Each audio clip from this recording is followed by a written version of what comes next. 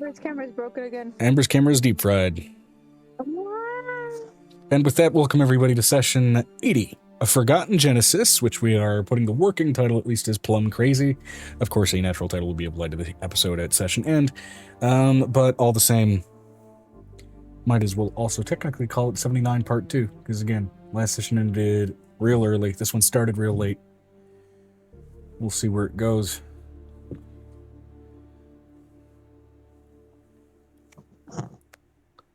And honestly, in terms of reminders, given how fucking whacked out the week was for me, and in terms of session recaps as well for last session, and honestly, let's be real, the session before, just kind of package them together, I'm going to need that just to remember where the hell I'm picking up from, because I know I dropped in the middle of something when I dropped off. You dropped in the middle of Angel talking to her siblings. Yes. So 2 weeks ago, we sent Violet and not Violet. We sent Blue and Venestra over to the islands to fight things. We go fight things. We got two fists. Avery's been watching them with a tub of popcorn like a sports game, because it is a sports game. And he opened his gift that we're gonna safely assume was from Atom, Mind Flayer child.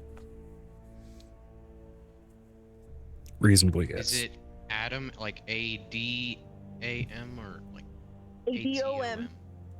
A-D-O-M. Okay. Adam. I will. It's Adam. It's just another way to say Adam.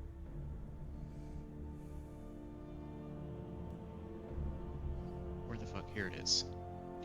That pretty much, that's all I got. I opened my gift. I've been watching them do the gladiator stuff. Yeah. One thing I will say in terms of with the Angels roleplay. Yeah, in terms of just about everybody tolerating my bullshit from last week, or I should say my overactive shit from last week,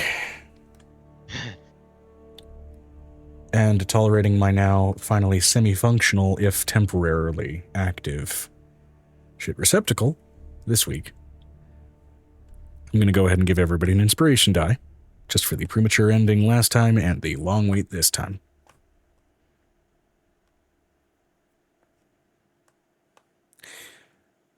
But be sure to note down,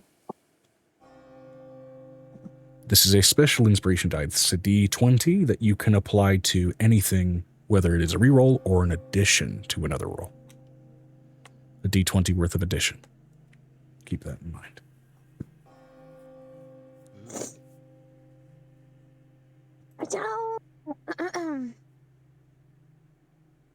Booty, booty, booty, booty, rocking everywhere, rocking everywhere. Oh, this stupid thing goes acting like an idiot. If you fail to fool, you could also roll that D20 as just extra gold and or platinum that you pull out of your pocket to throw at a stripper. Where'd they go? Why would I pay a stripper? Hey guys. Exotic dancers appreciate it when you make it hail. Hey guys, look what dice set I got. Legend of Adventure set. Very good. Awesome. Good for you.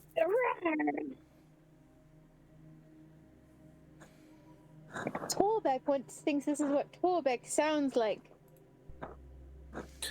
Although, of course, naturally speaking, for any in real life audience we do have, they much better appreciate it when you make it rain rather than hail. Making it hail on that stage does hurt. And that's not what they're there for. I can make it rain dice all day long, mother truckers. I was not referencing dice, Megan. And that is still making it hail. I think he was referencing coins. Make it rain dollar bills at the dances, not dollar coins. They're nifty, but they're also painful. Hey. And much easier to slip on. Oh.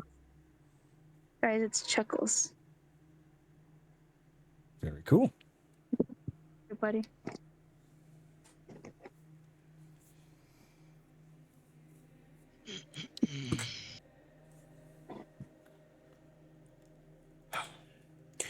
Now, do we that's recall what crazy. conversation that was in the middle of? Because it was going to go pretty quickly from that to rotating into what the hell was going on with Violet, and then finally back to the fighting pits with the rotation. Violet's an only child, so the whole thought process for her is that was there supposed to be more than just one of me? It's not a day in celebration of siblings. It's a day in celebration of peers. So it doesn't need to be I'm siblings. letting you know, Violet seeing them from across the room is probably going to have that thought process right now. I'm just letting you know, as she's having a child, there's a moment of like, maybe I should have asked that question. It's real awkward if you get Still on jury the duty on this 15th holiday. We're still on the 15th day of erudition, right? Correct. Vinestra said, "Are we doing recaps and RP questions?" Oh shit, RP questions. That's a thing. Hold on. Hey, I have one. You may recall I'm a little bit out of my mind given how the last couple of days have fucking gone. Let's see here. Oh, I can do an RP question. That is true, but I'm still gonna roll just in case I land on something that we haven't landed on before, or something that it's been a long time since we've landed on it, in case there's a new answer. Where the fuck is my other metal D10? There it is.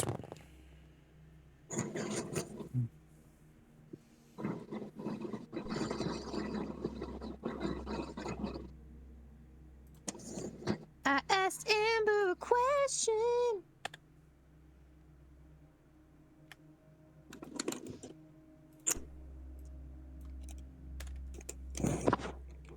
I showed Mom how I take notes, and she called me a nerd.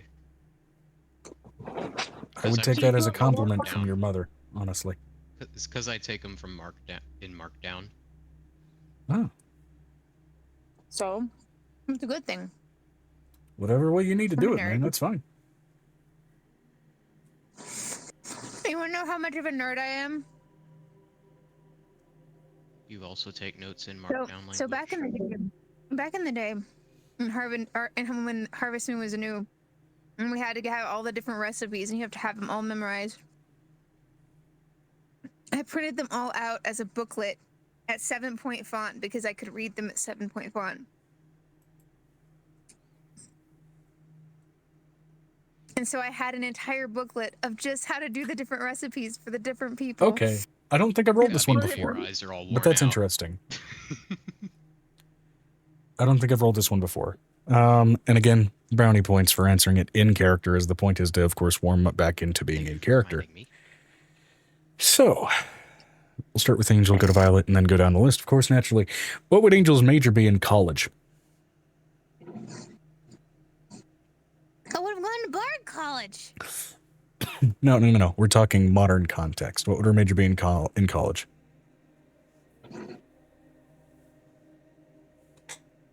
Musical theory, and somehow gone into dance and then stripping. I'm pretty sure there are dance classes in college. I don't know about stripping classes. That might have been how she funded her books. She got many That may have started in trouble. It's fine. It's fine. It's fine. We don't deal with it. We don't call it what it is. We just Coercion? yeah, like it did something. So let's see. And for Violet, of course.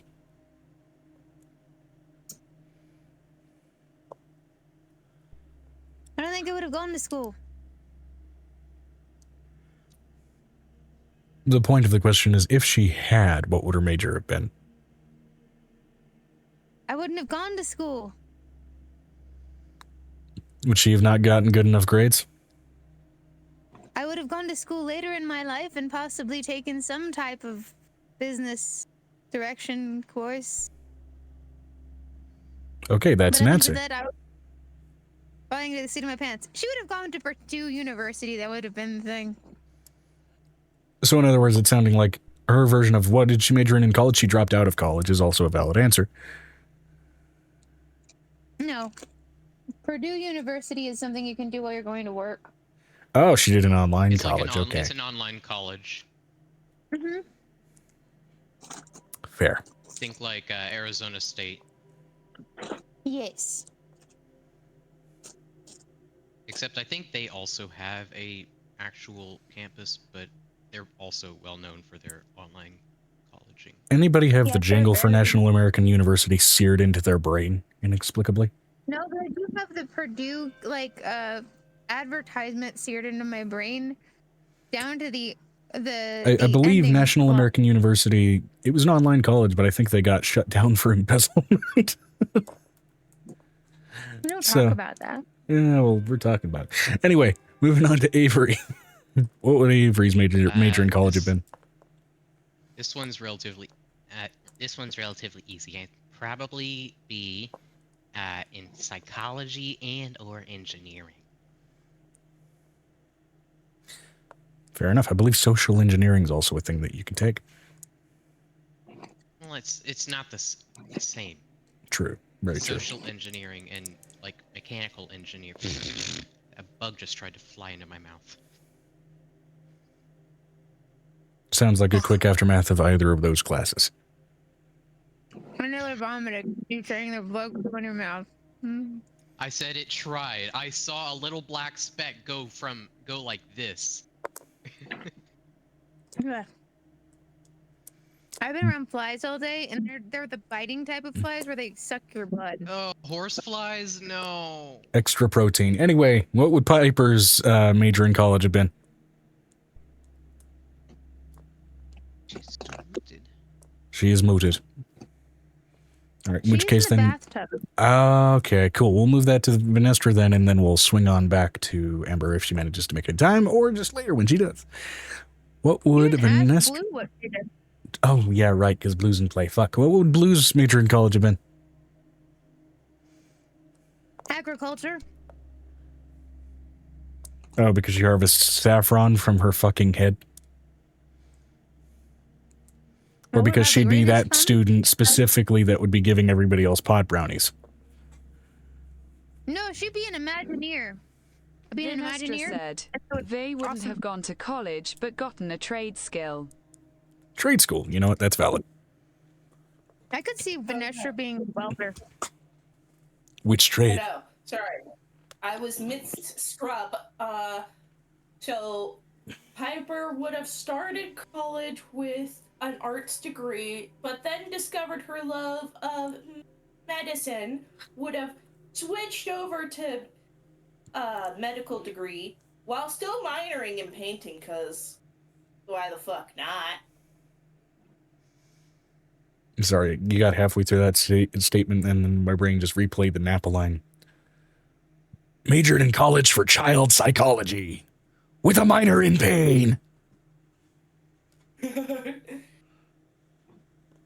And Bruce would have been, he would have been a theology major, but he only was able to make it in college because he was on a football scholarship. Fair. He'd be a linebacker, because, you know, them big, beefy boys. You're required to take a major to continue to play football. Can I study, God? Yes. Hey, I you know mean, what it reminds me?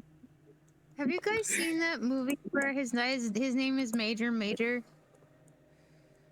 Yeah, I've seen that line. I've seen the clip on YouTube Shorts. Oh, that's so It It Vinestra cycles back said, into my "Any shorts every... metal working for Vay. Metalworking. Okay. Okay, cool. Cool. That's what I thought. I thought you would have been a welder. Mm-hmm. Yeah, my brother actually, that's how he got some of his starting college credits. It was metalworking. Yeah. He Yeah, learned makes how to sense. weld at the fucking age of Isn't fucking That's 15. commonly depicted with a welding mask. I believe so, actually.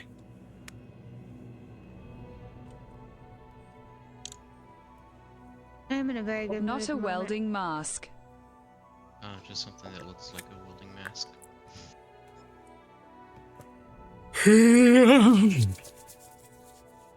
So are we starting? Or am Yes, I gonna get to go run back to my garage and basically work on clay? we're starting. Oh, damn it. We can just not have the session if you need to work on your clay that bad. No, we're good. Okay. I just finally made my mug shape, so I'm in a good mood right now. Gotcha. Okay. Cool. So, welcome everybody to session 80 of Forgotten Genesis. Again, working title is Plum Crazy. Because the plumbing's been crazy for 2 fucking days. Nice. But regardless, we were in the middle of some dialogue with Angel and her siblings. I believe Avery was present, and was it just Avery and Angel? Or was there somebody else present in that exchange? Blue is somewhere in the same room, but Blue is thinking. Blue's watching over three at of the them. fighting pits. Violet. Vinestra said, Violet's in the same room. Blue is in the arena. Yeah. Violet Violet's is in the watching same from room. across the Watch it. Okay. having mental thoughts about her childhood. Gotcha. She's gonna go ask her grandmother a question in a minute. Okay. She wants to make sure she was an only child. Because she never did that. She never asked that question. Hold on. My notes. There you go. Here. Done.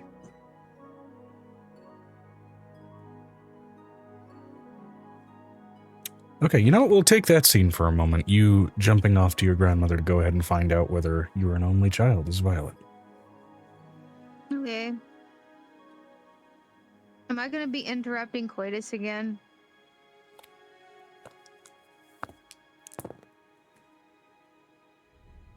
High or low? Damn it! Violet's dice are above me.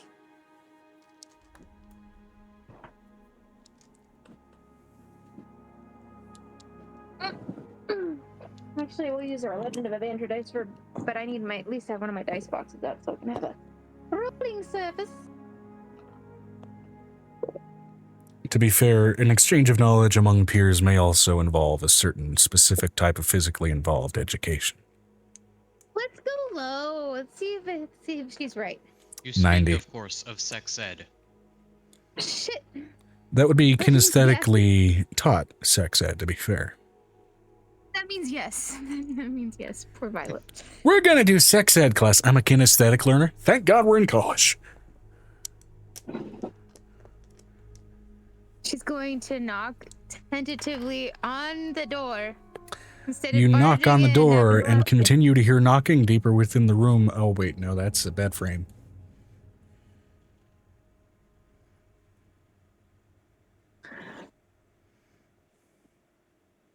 Why can't I catch Must be going them? crazy. I can't find any of the session art with Vanessa and a welding mask, so...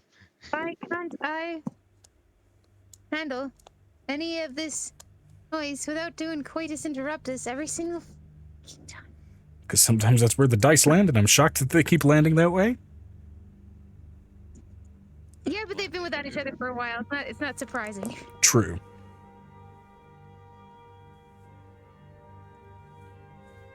Just rolled again to see if they stop, and yeah, they managed to hear your knock amidst their own knocking. A couple of flashes of magic that might as well be a piccolo clothes beam, and your grandmother does cautiously open the door. Hello, Violet. So I've never had the balls to ask this question. Was I the only one? Like their only child? Like my mother never had like another child or child out of wedlock or... No, but not for lack of trying. You were the only child.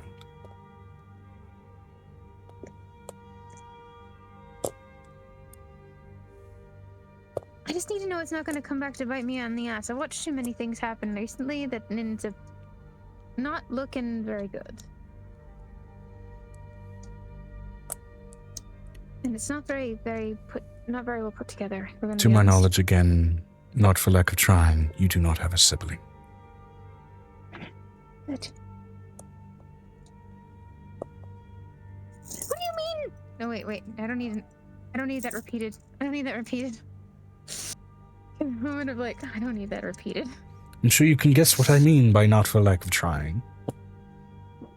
Took them quite a lot of work for you to happen.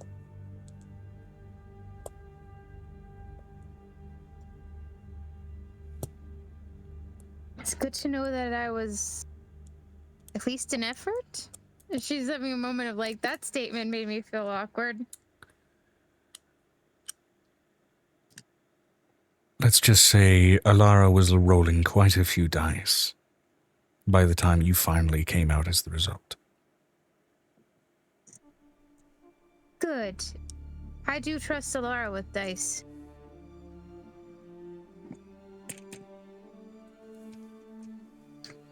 Gran, She does you mean my that only strictly as an grand- It's expression. my bag of dice, if you know what I'm saying. Are you my... Did I have any aunts or uncles? Or is it just other than my aunt and uncle that were on my mother's side? Or is it... Did my dad have any family at all?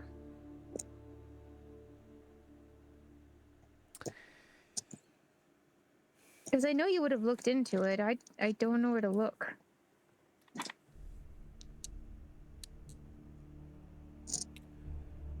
To my knowledge.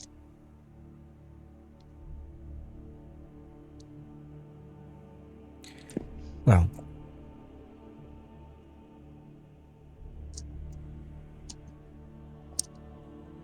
unless my husband was unfaithful, which, based on some recent vigor, I doubt he was unfaithful. Your father was also an only child.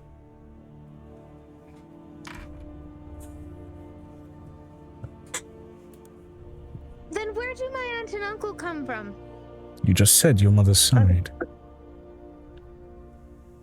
Okay, you're gonna have to define this, Joe. Is she my mom's mother, or is she my father's mother? Because Have I been you're mixing not that making the... Yes, multiple times. Hold on. Double check the notes.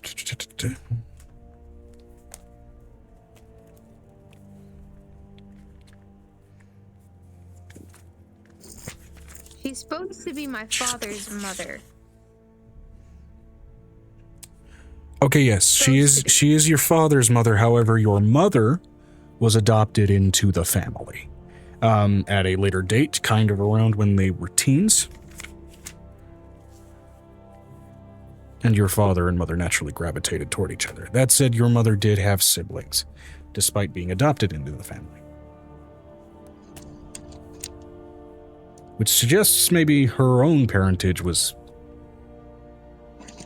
volatile?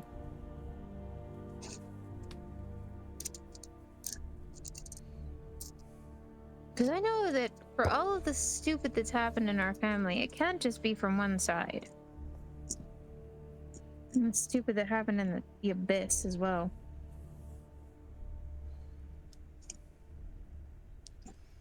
Sometimes it can. Gran, not like that. Not like that. Knowing Angel's family and watching it all go down and... I don't think It's Angel's family crazy. is a good place to position the baseline.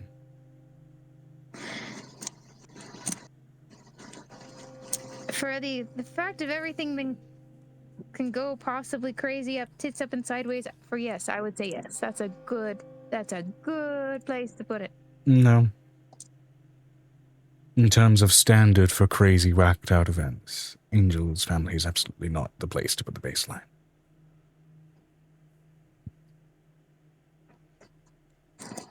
Our family was not known for crazy events.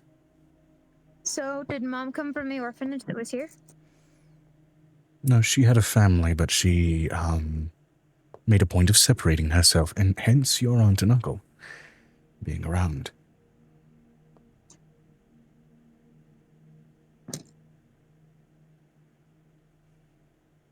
We went through all the legal paperwork of adopting her even in lieu of the existence of her family.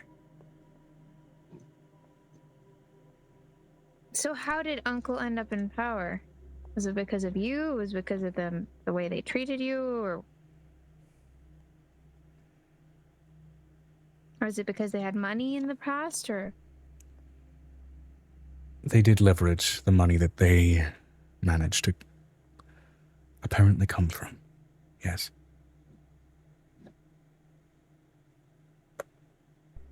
Financially, they leveraged a connection back to your mother and therefore by proxy to us. That's not great. Sometimes that's how it works with money. It can be used as a tool, it can be used as a weapon. It's not really the best thing I wanted to hear, but let's see.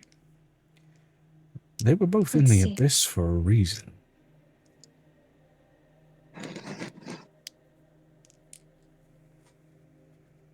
Well, I get that, Gran, but it's not the issue I'm having. I'm having issues with finding my place in this world and what my role is to be in it. That makes sense. What do you imagine that to be? I didn't have the option before. Angel gave me a lot of options.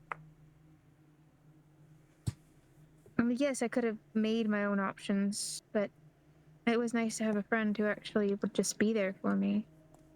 Before I found you, she looks over at her, just kind of excited but nervous because their relationship is tentative and she's nervous about it.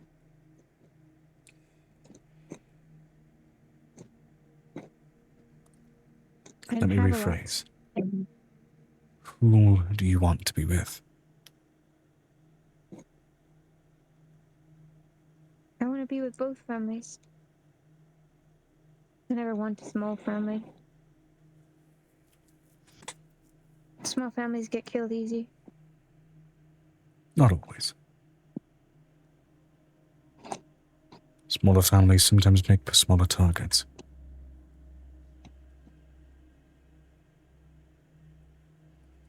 She swallows, and just thinking about ink, and that just it sets her on edge. She doesn't understand. She's setting Violet on edge right now. Violet's like, her eyes are like 3 times bigger. Did I misspeak about something? Smaller targets are easy to hit. Depends on the one that you have. But the more people, the more spread there is. All matters of perspective, I suppose. I think Ink would agree with me. You might. It's also easier to... Oh, is Avery in the room? Nah. Like, in the space? Okay, no. Never mind. Okay, he's still present for Angel's conversation with her siblings, and Violet made a point to separate herself. Got it. She had to ask this question because it was bugging her. And when a question bugs Violet, it sits in her head for like 6 months. She's that kind of a person. If you have a question about any extensions on your father's side, perhaps. I'm sure with that book you may find at least where some previous generations may lay. Or even on your mother's side. Anyone who might still be around. Like a brother or sister? Us, yes. Your grandfather had a brother. I had actually 3 sisters. So we're not a small family. No. Sometimes the size of the tree isn't due to how many extensions there are on one branch. Sometimes you need to go back to the trunk.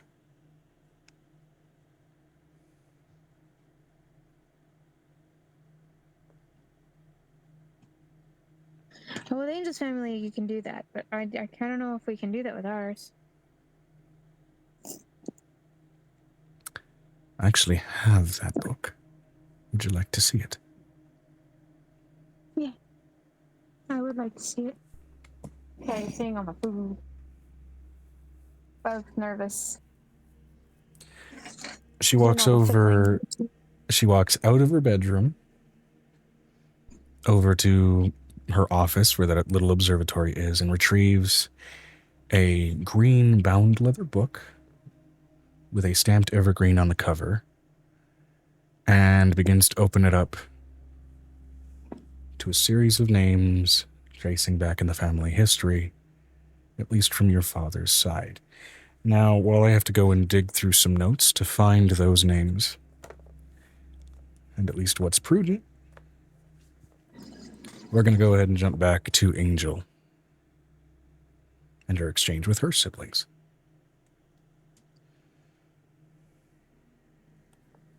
She looks up at her brothers, who basically have just told her that the reason that she is that she's probably so short is because that she's supposed to make things that are so big.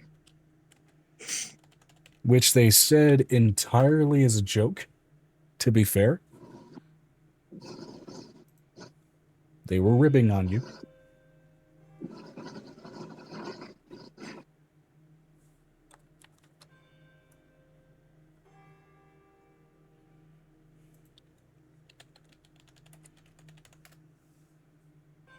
She looks over at her sibling. I'm going to remind you I have more than one parent.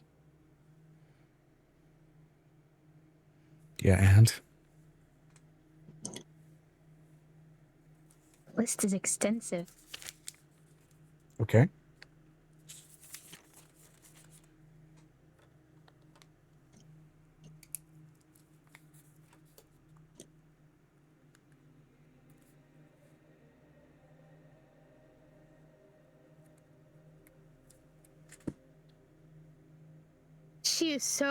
She's got her hand in her pocket she's playing with a vial of Pip in her pocket. I'm gonna be good. I'm gonna be good. I'm not gonna hit them with Pip. I'm not gonna hit them with Pip. I could totally do this. Patience is a virtue. That's the equivalent of showing up to a dodgeball fight with a shotgun, Megan. What are you... I know! But when you enjoy the small dome, sometimes the consequences are vast. They are both also small gnomes. Actually, all three of them.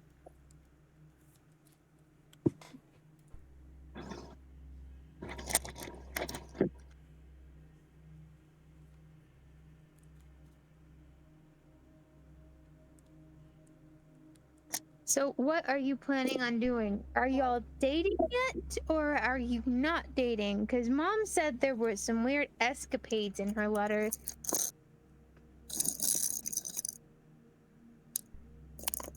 And Mom keeps me updated.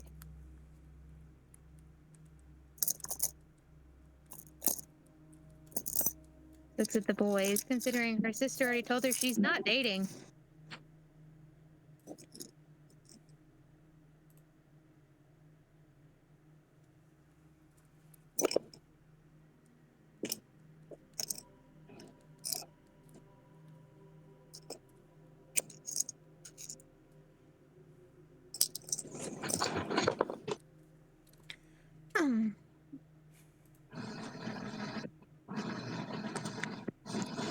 And again, at the moment, you don't see any connections that are stringing off from them. Yeah, but she's not doing that. She's asking it outright.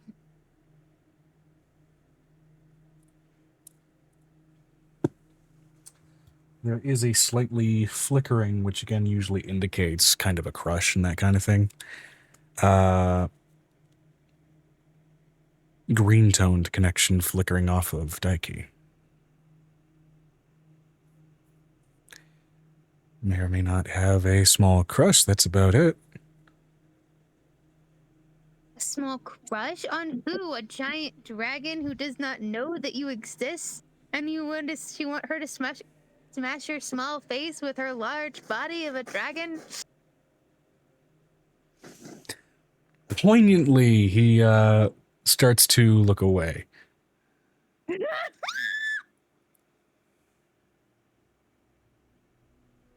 like, and I'm right? I don't know what you're talking about. I am totally right? What color? What color? Copper? Is she metal? Or is she a crystal? Precious stone.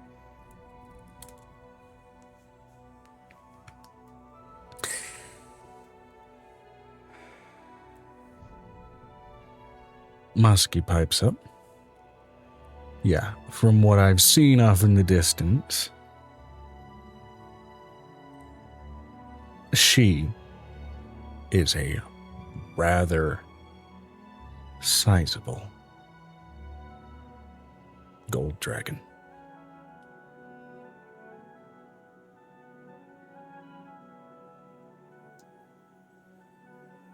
So you haven't gone up to her and just like, got the gumption to say you're beautiful and see what happens?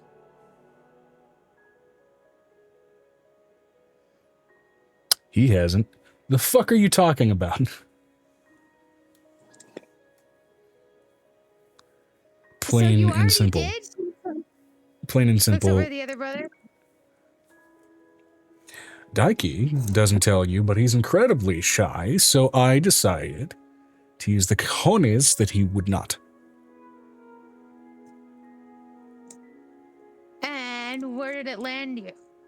I'm not being Mr. Steal Your Girl. There's something about being a wingman that is just so Oh, absolutely a self-serving and wingman, so- yeah. There is a reason that I happen to be having much easier hunts than Daiki, I'll put it that way.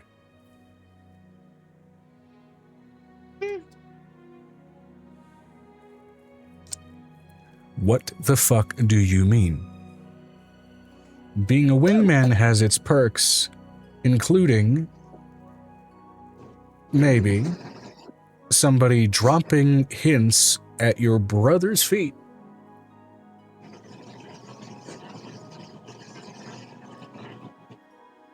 Actually, no, that begs the question, why is she dropping them at my feet? The point is to make hints at you, but still. I am so confused right now. anything that's bigger than you boys, you do realize it's going to be almost 300 to 400 years old. It's got 300 to 400 years on you.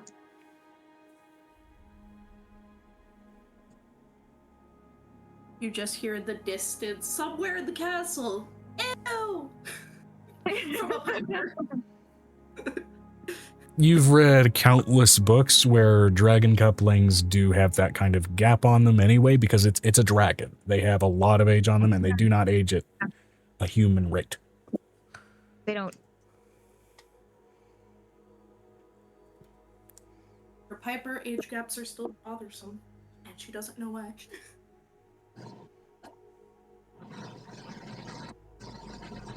I'm just gonna say this just for you here, you boys.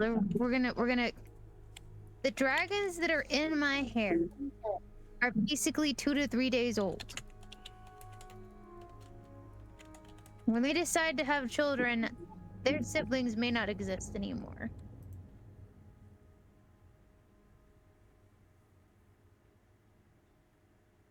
That's in case they go into the dragon realm and they expedite their lifespan. Okay. What is that warbling sound on Megan's end? I don't know. I don't have a sound. Is that better? Yes. Excuse me.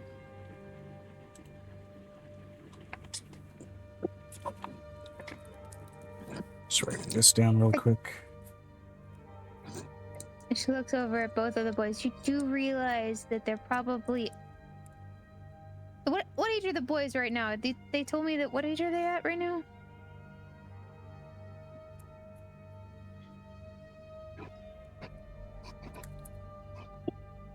Joe, what age are they at right now? I believe all three of them are still, I believe, technically slightly younger than you. I don't remember. Let me scroll down here just from where I did this, because I know I put age differentiation in there somewhere. Because if I remember mentioning, they did exit their time dilation bubble at different times. Even though they're triplets. I remember somebody was 16. Who? Yes. I don't know. I believe the 16...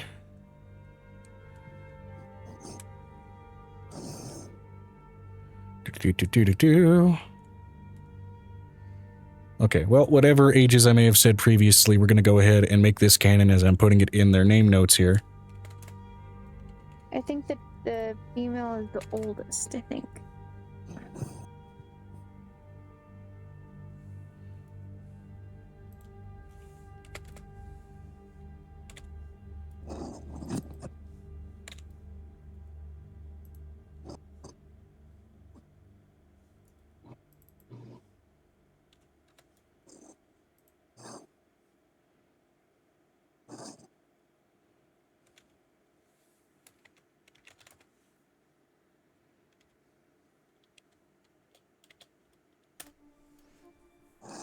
Okay, putting it in their character notes, even if it's possibly retconning, just because I keep losing my notes, and I probably have it written down somewhere, but I have it written down there. Akari, your sister, is 20, Daiki is 18, and Masaki is 16. Okay. They each ended up leaving their time dilation bubble despite being triplets in roughly 2-year gaps from each other. Or I should say, stayed out of the dilation bubble within a range of 2-year gaps. She looks at her siblings, just like narrowing her eyes. You realize there's gonna be like a huge age gap between you and that giant dragon, right? It's a dragon. It's less of a big deal with dragons. Mm-hmm. Did you even get her name yet, Daiki?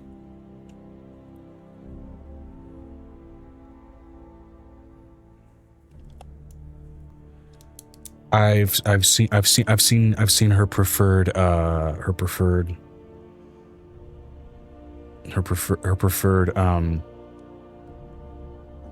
what? Her preferred polymorph form? Yeah, do you think her preferred polymorph form being a short, gnomish woman is an accident?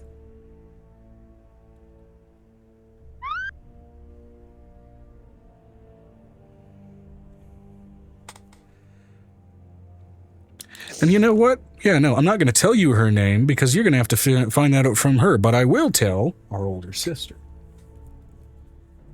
He leans into your ear. Her name is Lonzith, the Tender.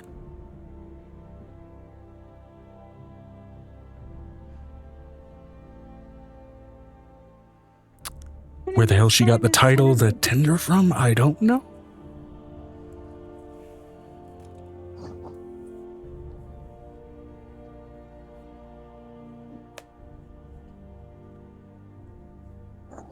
As far as I can tell, though, she is an adult gold dragon, so she's, yeah. She's hitting 300. Somewhere around there. Somewhere around there.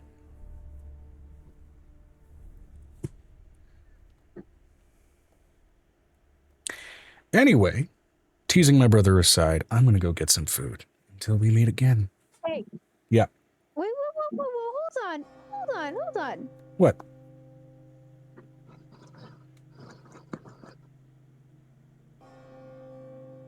I saw you making eyes at one of the adoptees. We're having this conversation if you're going to date in this household. Eyes out of curiosity, not that kind of curiosity, because they're your adoptees and therefore would be considered my niece or nephews. That feels weird to me. That's not where that's going. Trust me. I'm proud of you for saying that, but I'm also going to not say no because they're not necessarily directly my children. And here's where my shtick is. Okay. It's Draconoids, absolutely everything dragonlings, and things like that in armor are all great. I heard about this thing, however, called species variety in the material plane, so I wanted to wait until we visited to see if anybody know else that you're caught my gonna eyes. you are gonna have to stay in the dilation bubble at least until what's his head is dead, and then we're fine. True. Also, age-wise, I'm 16. It's gonna take a while before I make eyes at anybody. Instead, I'll just leave my fascinations within the pages of some books. I know you're saying this. She looks over at her sibling. But I'm gonna tell you something. I'm not gonna say no. I'm saying no as a personal standard. I'm just saying, considering that I married Nicodemus, I'm not going to. I get it, and Well, I've got fine no with- problem should anybody else decide to make that choice. I'm not gonna. That's the point I'm making. Okay. It'd feel weird to be like, hey, let me go ahead and date someone who technically by whatever material rings law is legally considered my niece or nephew or no. Yes, but I also have people that work underneath me here. It's not just that. Not anymore. I get it. It's Same. and I'm going to keep myself in a careful position. And you should. I am a hunter, and that involves being patient, and I've gotten I just very wanted to comfortable know- with being patient. I'm just letting you know, as far as it would be very hypocritical of me. And she looks at her brother, for me to be a pain in the ass.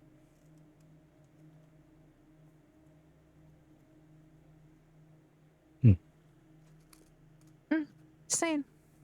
I get it. But I would say get to know them, considering that they are growing fast. They are not going to grow fast at all. Right. At least the adoptees. And as far as personal choices, this is not a judgment at all, and he does make a point to look at Avery. Changelings kind of freak me out. You know, it's not the first time I've heard it. It's You're fine. never the same, and I find that kind of weird. I'm mostly the same. I mean, you as in a royal you for Oh changelings. yeah, no. Is that racist? I'm No, letting you know, no. Popcorn's still in the background. And he's like, I take offense to that. If it makes you feel better, you could just think of us as the race we're presenting.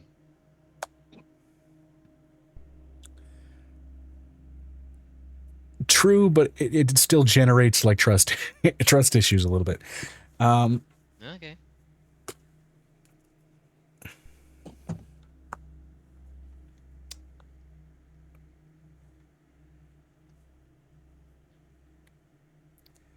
And again, I'm a little too young to be, entertaining any of that anyway. So, I knew I was in love with Nicodemus when I was 14. I didn't tell him until I was 16. okay, look, it's not the first time I've had it hinted at me that I'm hindering myself by making a point of waiting to even be looking for anybody. No, it's not. Okay, we have 2,000 years of lifespan. You have plenty of time. 200 for deep gnomes. Not our race. True, caveats notwithstanding, but still. No, it makes sense for our race. I get it. Yes, we get a fraction of what dragons get, but it is what it is.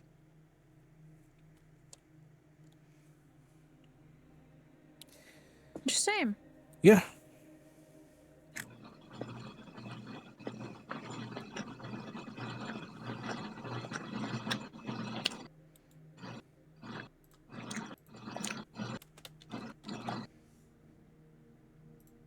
Amber looks shocked.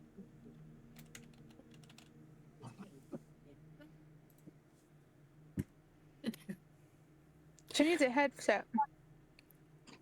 If I were to talk to any of your friends to give me a heads up on what's been going on with you that's not from you, who would I go to?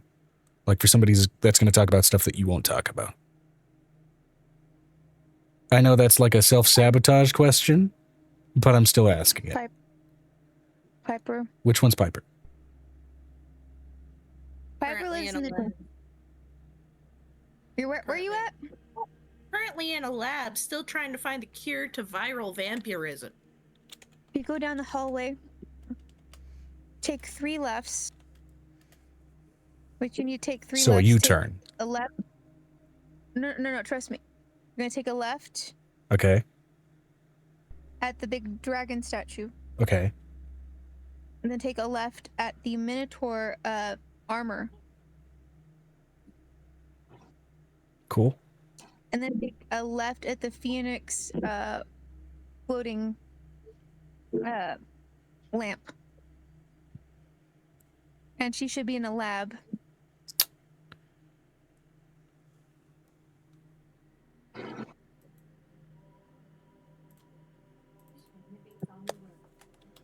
Should leave you on a set of stairs when you find that lantern.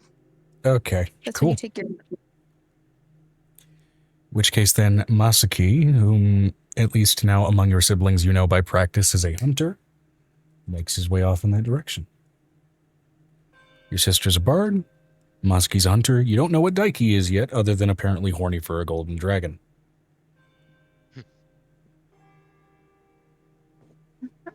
So what do you do? She points over at Daiki, like pokes his head. I get prosecuted by my siblings. I was about to say he's looking for that gold, but okay. And do you lack the riz? Do you lack the charisma to actually What the hell does Riz make mean? charisma? In this far-flung post-apocalyptic version of Earth, Riz as a slang term does not survive. I know. Thank you. Do you lack the suave to go and get your dragon lady, or Lack the suave, lack the swagger.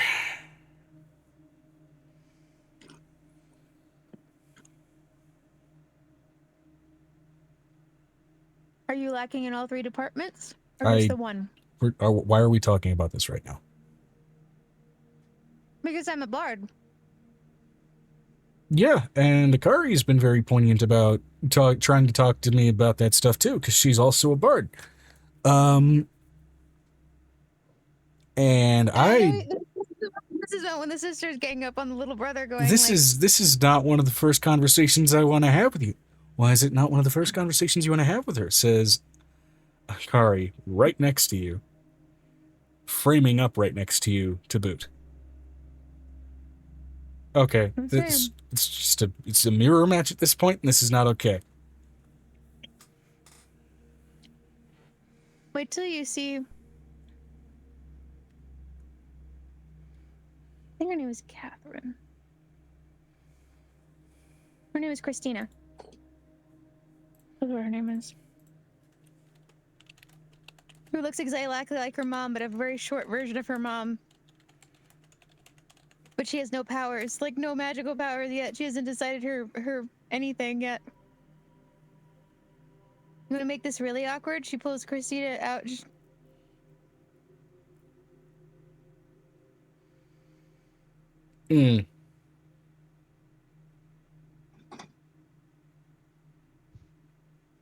Charisma times 3. Okay, yeah, no.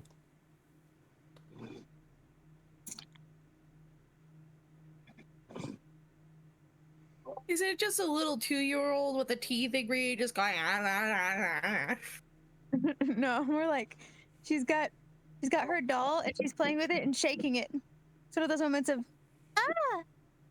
and it's one of those rattle dolls. It's not a regular doll. It's a rattle doll with the rattles in the middle. In a moment of plain, pure, flustered frustration, he makes that annoyed exhale out of his nose where you characteristically see smoke exit out of it, like you often do when you're in that state of nonplussed. and then he turns into a wood-toned dragonette and bolts off down the hallway. And this is where you find out your brother's a druid.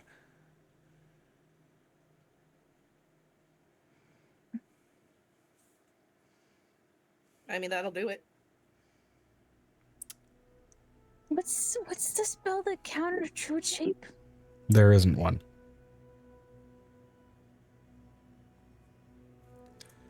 So okay. Cool. Yeah, no, so we will probably find him in like 3 hours, wherever the hell the, what's the coldest place in here? What's the what? The coldest place in here. She looks over at Charlotte. Hey, Charlotte. Hmm. Did you see that little dragonette? Mm-hmm. Can you go catch it for me? Hmm.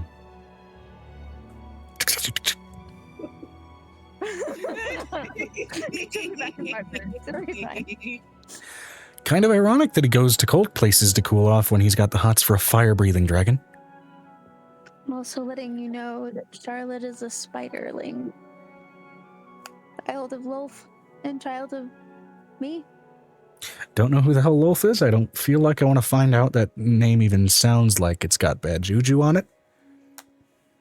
It kind of does. I mean, she's an evil spider queen. Okay, so I'm accurate in that statement. Evil spider god, technically, but we're not allowed to have any influence over Charlotte. Charlotte has her own personality, too. Gotcha. There's a bunch of, what are they called? Dwarves in the hall. Do they pay money for music? They pay money for lots of things. Mostly interested if they pay money for music.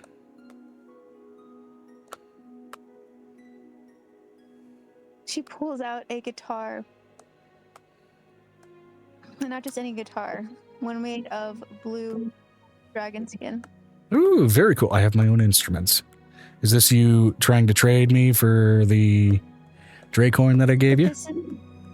Yes, but this is a 12 string dragon. Oh, Okay, 12 strings, I'll okay. make- It's what they would call an electric guitar. Back Is in it the day. electric because of the blue scales? I mean, by pure elemental imbibement, it's literally an electric guitar based on that. She whispers Thor's name into her necklace. And Thor pops out. Among the present. Hi, what's up? Do you want to show your auntie what an electric guitar is? And he immediately grabs the blue-scaled guitar from your grip and runs a riff with full deep-chorded distortion on it. Oh, okay, that's...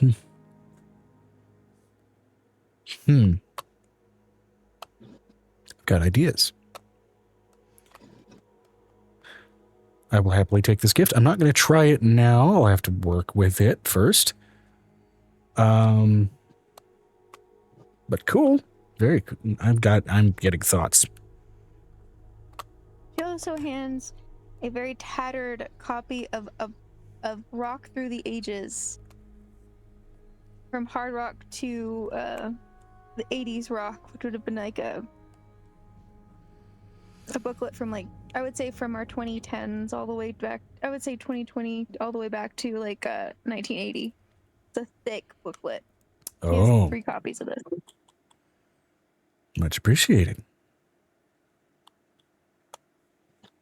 I would try, to start off, I would try, this one says, this is Sweet Child of Mine, then I would try one of the journey sections for you.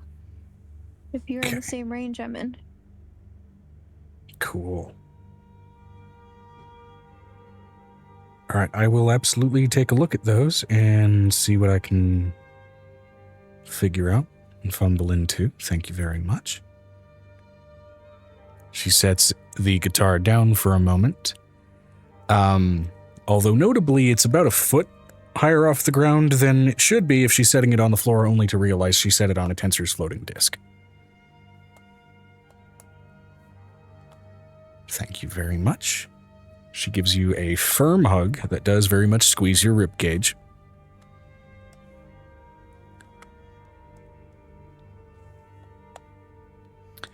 Happy day of erudition. Happy very edition. She takes her dragon booklet with her dragon horn and is like, we're going to learn how to play all of these things. Both of She you looks might as over well at have the Amy. same inner thought. Avery, Yeah. would you like to perform this evening? Sure. Oh, are you a bard too? Of a sort. No, not Of a, really. of a sort. Okay, I'm confused because there's vehement denial and then there's insistence. What's going on here? Where's the middle line? I don't play music. I can dance a little bit, Okay. and I'm really provocative with it. I'm gonna I roll guess a in quick, her eyes, that makes me a bard. I'm gonna roll a quick intelligence check for your sister to put 2 and 2 together and not come out with 5.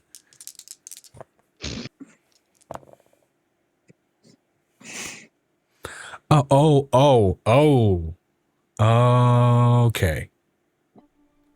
I don't think she knows what her sister's profession is. Right, yeah, so, no, She mentioned when you last talked to her, she, tries to work at least alongside an orchestra. Yeah, not a bard, but I'm sure you make plenty of coin with that. Is it just...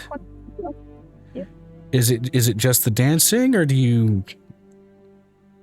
It's just for show. Okay. Only Cool. one person gets to touch. Right. Okay, good to know. You have some self-respect.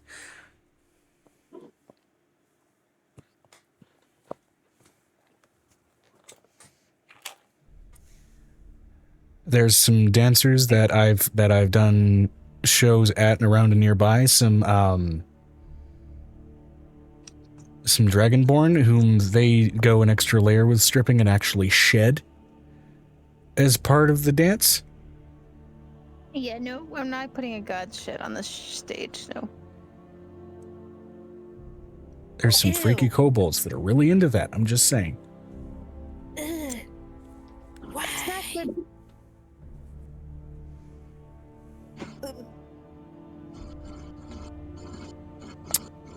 Yeah, I don't know. Looks over at Nicodemus. She looks over at Nicodemus and the whole like shiver thing on her shoulders, and she's like, Thankfully, as part of being a changeling, while I can mimic scales, I can't shed like that. yeah, but I could. She looks over at Nick and she's like, I don't wanna. No. Yeah, apparently it's a tenderness kink, if that makes sense. No, when we So, end up getting that, Love? she looks over. Isn't that just affection? No, not emotional tenderness. Like, the flesh is literally more tender when you just shed. Oh lord. Okay. So it's I've seen it's some like a kinky stuff, but sensitivity that's thing. new. It's like a sensitivity thing, from what I can tell. My camera can't even handle the level of disgust that's on my. The camera's like, Unfocused. It's so disgusting. Yeah, no, I don't get it. Like, to put it in even just personal terms, like, I can only think about, like, so they're really into doing it like right after someone has a really bad sunburn, is what it sounds like that would feel like, right? Am I wrong? I don't know. That's not what that looks over at Nick. That's not what that feels like. That's not what that feels like. It's just a guess, right? But like, But let's Vinistra said, "What Sister. about after shaving?" She leans over and whispers in her sister's ear. And as she leans up to listen, she whispers in there. She goes, nah, she leans down. "Think about it. Think about it like being freshly waxed, and every single part of your body is erogenous, and being on stage. Okay, now it makes a little more sense, but it's still kind of... Yeah, yeah.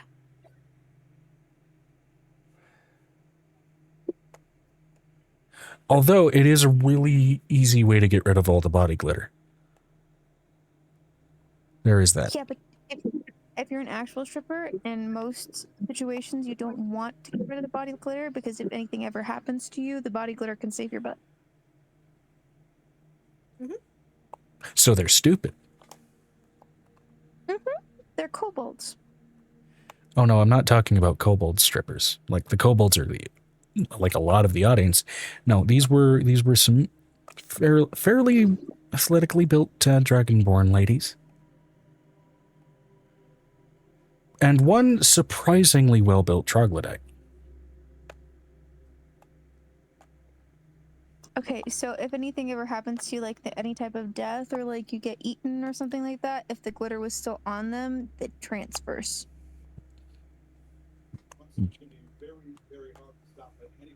Or in other words, make sure that I get kidnapped when I'm just flaking, shedding. You can actually, there's a body glitter that you can actually use in soaps. Oh. Cool. That's not really my working style, right? It's a little more... I'm talking if you ever have to run or if you have to do anything cloak or dagger. Right. Yeah, no, I can place some notes that'll literally make people shit themselves. Oh no, so can I. The brown note. I can sing a note. It's just using prestidigitation to make What someone about the soil white themselves note? rather than clean. That's not a spell. That's just practiced performance is what that is. And that's all a spell is. I'm just saying. I'm not speaking from experience, I'm speaking from observation, but that's, neither here nor there. If you need any tips, she looks over to sister. You can always ask. I've got a lot of friends who've offered tips even when I haven't wanted to hear it, so. No, I won't do that to you.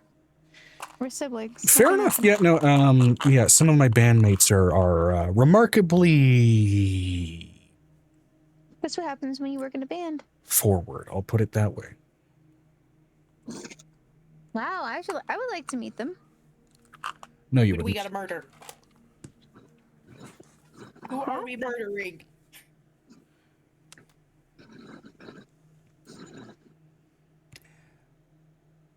I like most of them. Some of them I really don't.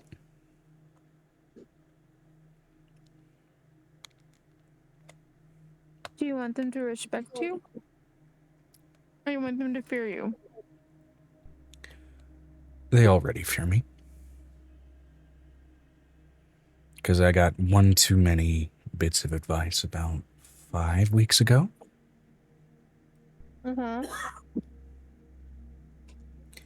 And while yes, I have a song that can make someone shit themselves, I also have one that can just cause every blood vessel that you have under your skin to suddenly and violently blow.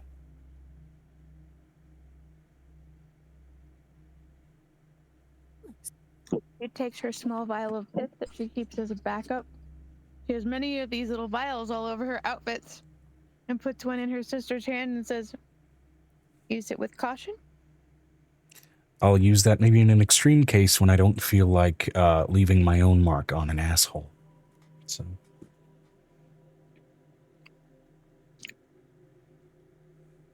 But my suggestion is to put some type of mushroom nearby or some type of medical instrument nearby to either possibly invoke Piper or Good to know. Question, because I do know part of what you were doing, right? Best way to dispose of creepy fan mail, because apparently even just as part of an orchestra, I still get it. So, as you have a brief flashback to a certain Duragar with fucked up teeth.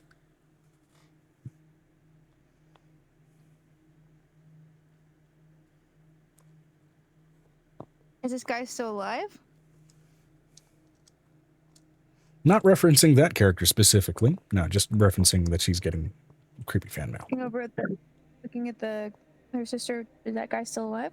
I don't know. It's anonymous. And I try to use, whatever tracking spells I can to track it back, and I can't. Which means he's at least magically, he or she or whatever the fuck they are magically inclined enough to obscure themselves, which means it's a little freaky.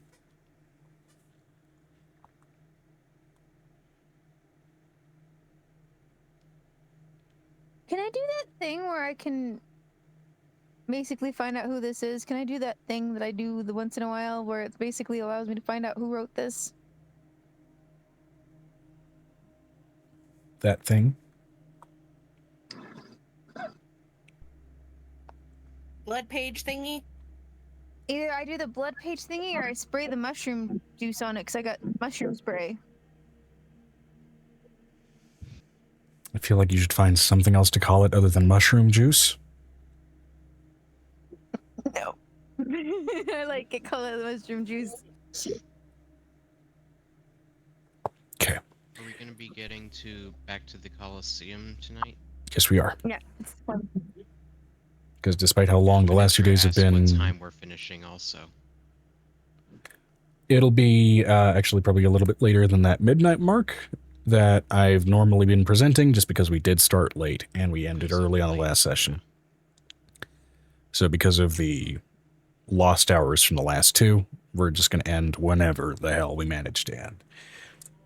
And hopefully on a good note. I might not be around for the end if it's going to be the case. That's okay, man. If you got to get sleep, just let us know. And that's completely okay. She looks over at Get some caffeine right now. Sure. she looks over at her sister and she looks up. She's like, I need you to hand me that note. Because if I could find out whoever the fuck this was, I could easily and happily turn them inside out. And in a way that they probably wouldn't be inclined toward. She takes her sister and Avery, who's sitting with her, to her upstairs parlor where she kind of does any type of business like this. And she says, I want you to sit in my big chair. Not in the other chair, in the big... In the big chair, okay. In the big chair. All right, We're going to do this together because we're siblings. We can do this together. Sure. What are we doing? She's going to spray the mushroom juice on to the note. Why does that stuff smell like sulfur? You have to breathe it in. But it smells like sulfur, fine. We can see who wrote it. Okay. So, technically, with what this is doing, this will involve a spell saving roll that he has to roll against the bounds of his own spell, basically. So. Yeah.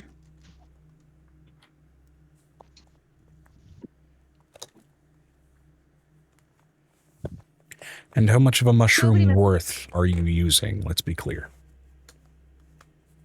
There are 3 mushrooms placed inside of this spray bottle. So it'd be however many sprays it's going to take me to actually get him to show up.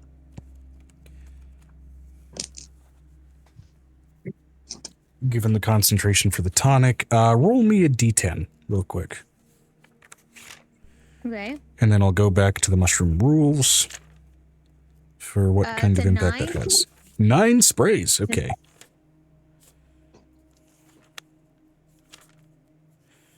All right. I'm a 5-year-old. I want this man to die. He's hurt my sibling. He must die.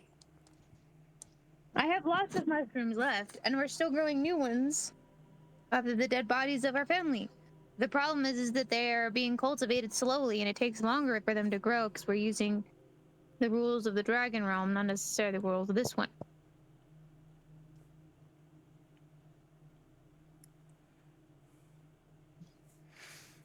Okay.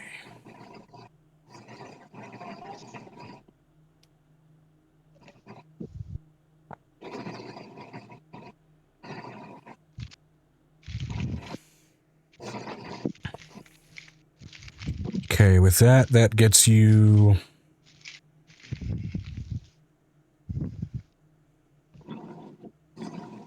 That gets you a 6 charge use on the mushrooms, which basically accounts for a week of backtracking.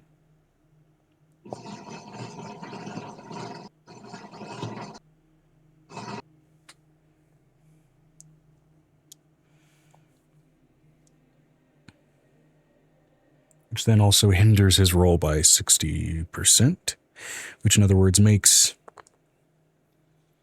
his DC to resist this 6 out of 10 harder, so just in other words about a 7-point jump. So.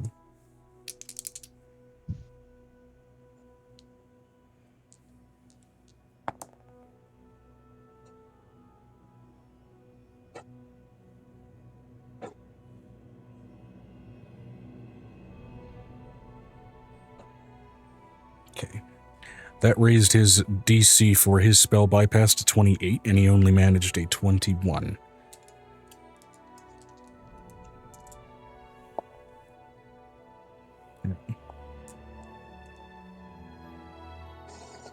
And I do say he. Real quick, let me just roll D6 here. He's gonna struggle bust this! I'm so glad. I wish Piper was up here with her scary face to do it.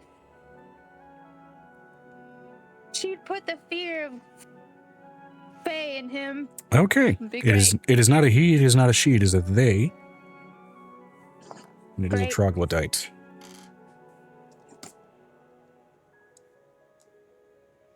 So, shuddering back with the spell work, which, using the time mushrooms in any regard, you can take up to 8 willing creatures with you through the vision.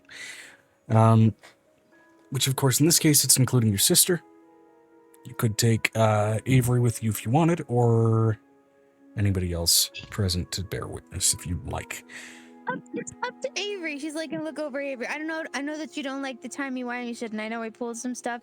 So if you don't want to come with us, you don't have to, but we're gonna basically take this weird guy and make him suffer. Yeah, you're using the spray, which means this is a vision pull, not a physical pull. So, but you'll at least be able to see who it is. I'm kind of bored. They're having an intermission on the gladiator battles, so I don't mind taking a break.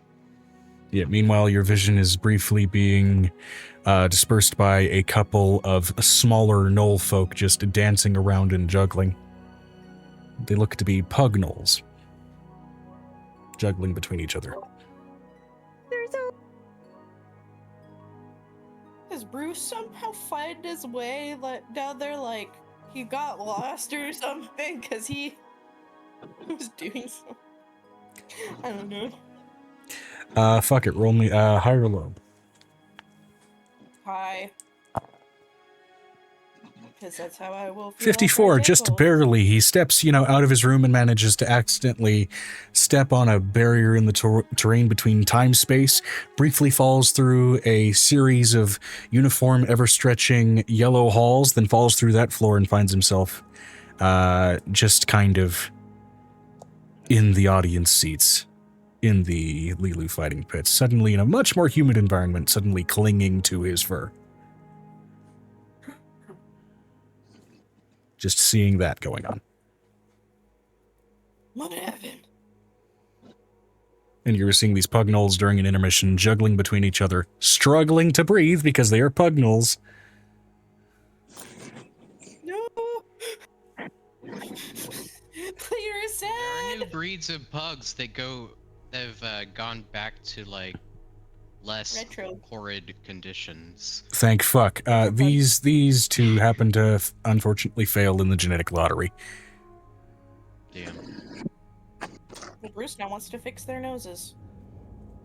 Even if it means breaking them first. Is he gonna crawl into the stadium? There is a way for him to just crawl into the stadium.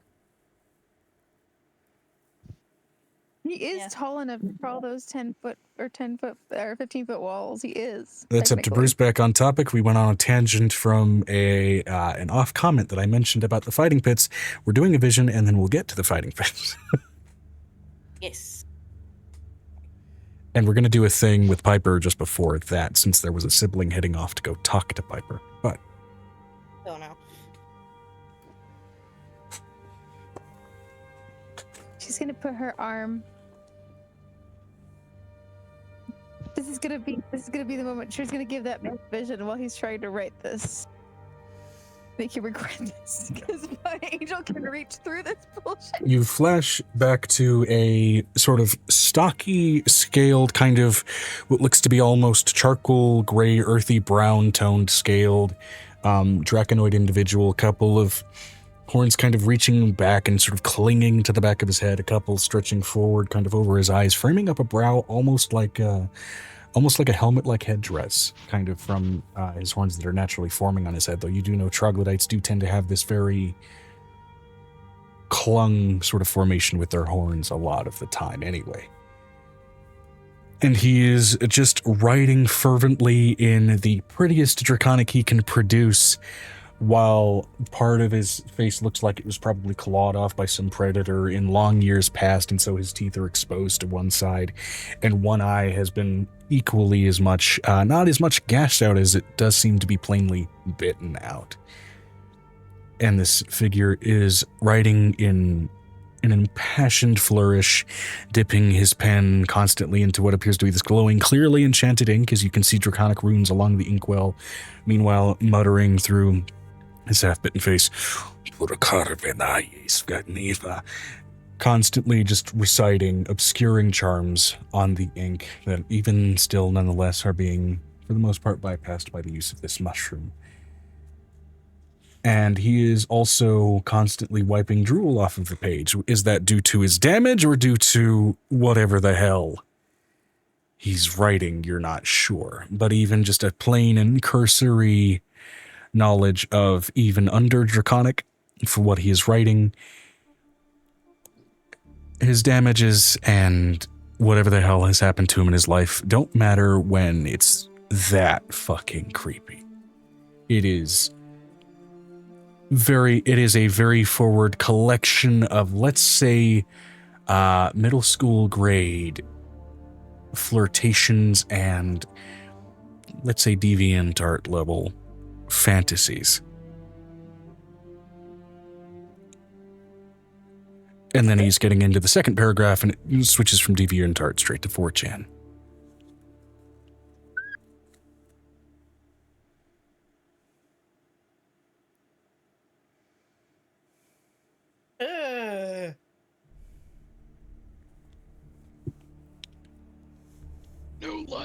No like. One of these things just doesn't belong here, and it's this guy. She looks over at her sister, and this is what she thinks, or because she has telepathy, she asks, do you want me to handle it now, or do you want it to come back and bite you in the ass? No, I know how he looks now, so I think I'll turn his ass inside out. Do you want me to handle it now, or handle it later? I like to be able to handle this kind of shit myself. Which she is saying that, but this man is exhibiting enough magical prowess to be able to, without an intervention like this, fully obscure his presence in the nature of this letter. So there is that sisterly acknowledgement of the amount of magical prowess that he's exhibiting might be out of her league, which therefore presents its own danger. Because even at your level and being a post-20 bard, you have some ability to gauge, even without necessarily witnessing it, the level of skill set someone presents, especially in your own magical discipline. And while she is very skilled and decently high level, she's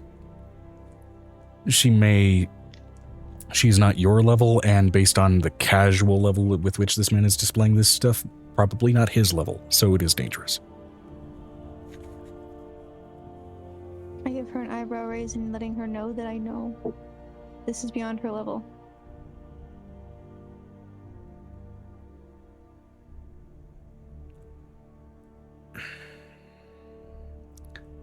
Nonverbal sibling communication, give me a persuasion check.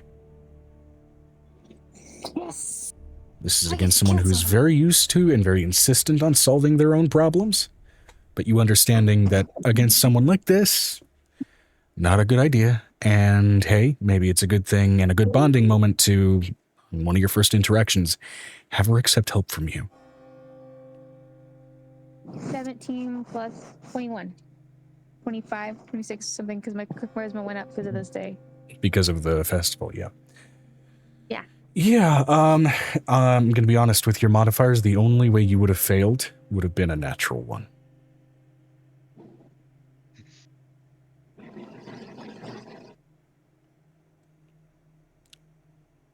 Yeah, fine. Am I supposed to be able to smell him? Because that's Yes. bad. Yes. It's that specific kind of funk that you get when meat starts to turn. I need you That to sort do me a of big favor. We're off, gonna... sour kind of aroma. She looks over Avery. Do not reach with us because I don't know what it'll do to you, but I know that we can do this. She looks over her. I'm going to teach you something that only we can do. She's Okay. going to reach and grab this arm. We're going to pull together. In 1, 2, 3. Vibe check. And he's going to land on him. Yes! 1, 2, 3. That's what I heard. 3. A natural 20 for the vibe check. Natural 20. You pull him through, and as he gets pulled through into the Mochizuki Keep, it is basically with every millimeter of him that is getting pulled through, you are watching as this creature essentially is getting Thanos snapped. As she disintegrates people who have bad intentions. And this man reeks of it. So it's just... If you ever feel in danger, you come to Grandma. Although, unfortunately, with how quickly that was pulled, I do need all 3 now to make Constitution saving throws, as you've basically been dusted with Tom Cruise War of the Worlds ashes from a creepy-ass undead dragon folk. As an 18 plus whatever my con save is, because I got a pretty good con save. She'll roll hers, and I'll need Avery you to roll one as well. She rolled a natural 19, What though. am I rolling? Constitution save. Okay. To avoid choking on Thanos dust. Oh, lovely. Constitution plus 11. Mr. Stark, I don't feel so good. Okay. Sorry, Pete, I just inhaled you. Ew. Ew, Joe, don't try to... That's 6 plus 17. 17. Okay, you're fine. 17. Yeah, you managed to, on instinct, like even just changeling style, you managed to just remove the fact that you have nostrils as you close your mouth. As you get dusted with it. And she manages to shield herself quickly enough as well. There is still that sort of sulfurous, sour aroma to this individual that very much screams whatever this figure was mid-rot and at the very least possibly very recently undead.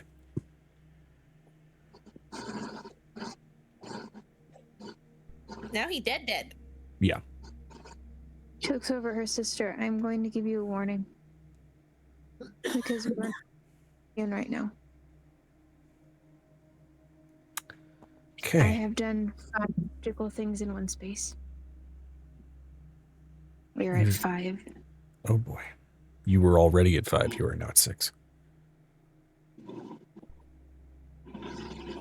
She snaps her fingers No, and we're at 7. prestidigitates the ashes off of her face.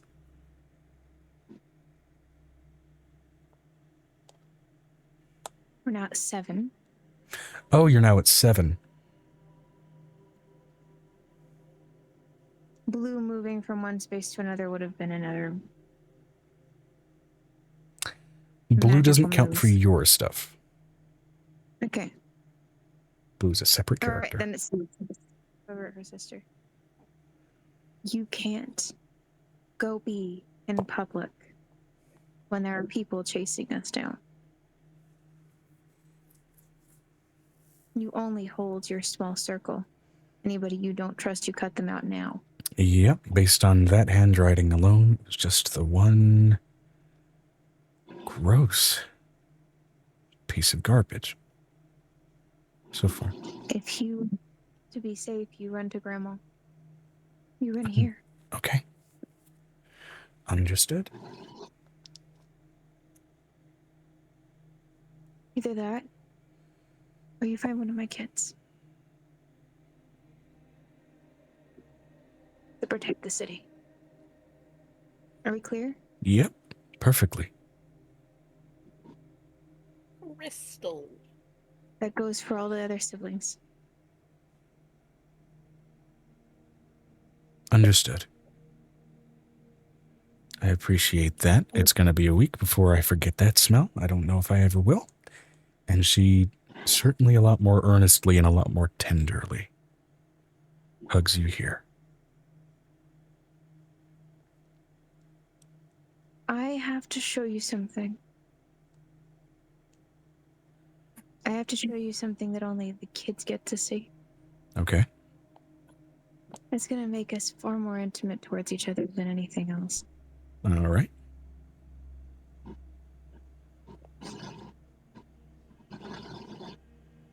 You're gonna share my memories. Is that a one-way street or a two-way street or? It can be a two-way street if you want to share.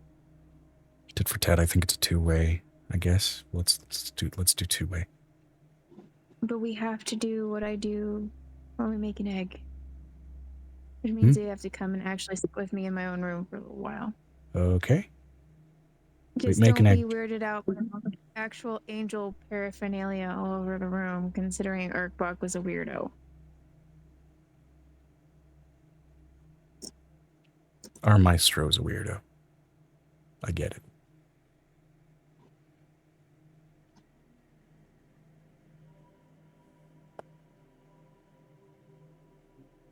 If he'll die for you, She will. Any of us. She makes custom posters for any of us, although usually in performative sets and instrumental sets. Avery, Yeah. you can go do whatever you want to do. I'm gonna go share memories with my sister. Okay. Nice meeting you, Avery. Oh, hold on. You mentioned that, that kind of dancing was your skill set. Mm-hmm. Mm-hmm. Okay. As a changeling, can you create a tail? Yeah. A very elegant long cat tail that goes just about mid-neck on me grows out. That's a weird place to put that. Okay. No, like it grows up to mid-neck Oh. from the typical like extension of the spine. Okay, my brain immediately went, you're growing it out of your neck. Just No, I'm not Mewtwo. Yeah. Okay, cool. So, then... Screw it. Yeah, this one's yours. She hands you another small brown paper box. Open the box. Inside of it is a, an Ormurian Dragonborn belly dancer's outfit. Specifically designed for a feminine figure all the way down to a Dragonborn's tail. But you're a changeling, and it, doesn't really matter. You can fill that out pretty easily. Wired. Or how do you spell Ormurian? Ormurian. O-R-U-M. Ormurian. U-R-I-A-N. Okay. And even just looking at it, even the slightest movement and the thin, somewhat translucent fabric does seem to kind of shift colors with the lighting. Her parents aren't in the building, are they, Joe? Just their siblings. They're not in the building at the moment. They're in Ormer, yes. At the moment. She sent them to Ormer. Yeah. And they're protected. Okay, good.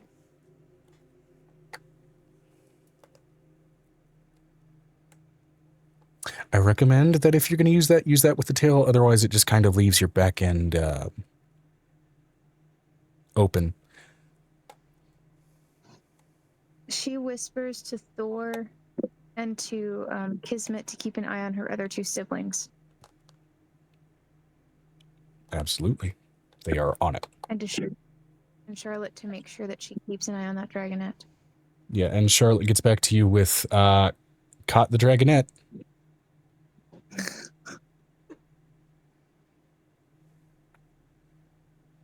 Struggling to get out of my webs. Bring him back to Mom.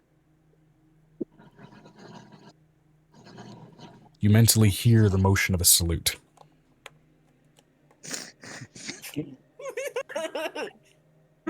Charlotte. Okay, let's go over to Piper so we can get to the other sibling that she has. Yep. And Piper, I'm letting you know this would be 6. You'd be able to hear Angel speaking in her mind. That's 6.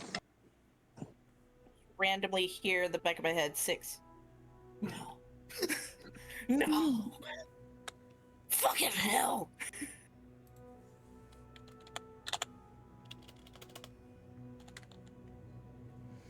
Yep. Alrighty. And then finally approaching you, one person that at this point again you know to be one of Angel's siblings looks disturbingly like Angel, except masculine, with a masculine build, muscles, and everything else. Hi, you're... Bless you. Go scrub. She literally is like, get away from my experiment space. I don't need cross-contamination. Go scrub. Fair, I'm used to rooms like this, though usually it involves a lot more leather and a lot more use of animal fats and skinning and stuff. Scrubbing, I'm sorry, what do you mean by that? Like, do you just need me to, do I need to wash? Just points to the room, the scrub room that's outside the door. He walked right past the scrub room. Cool, yeah, I'm assuming that he snaps his fingers and prestidigitates. Right, I'm gonna go do that real quick. Whatever that is. And you're, what are all these? You don't want to accidentally get viral vampirism.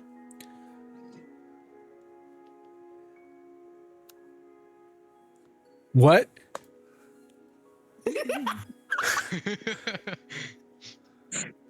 working on the cure for viral vampirism. I've made a vaccine, meaning I can keep people from getting becoming them. I could cure the viral vampires.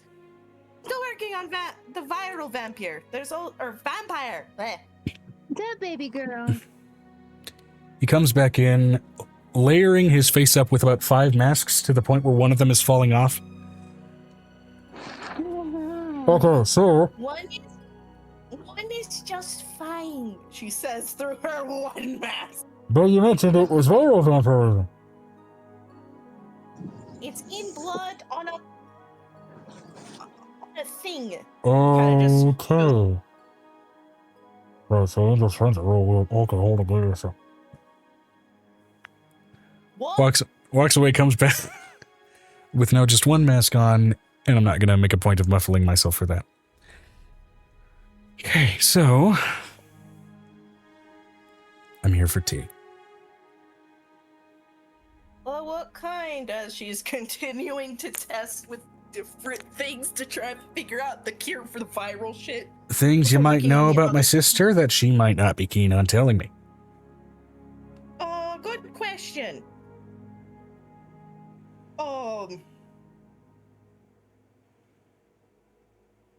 Is that supposed to be a lung?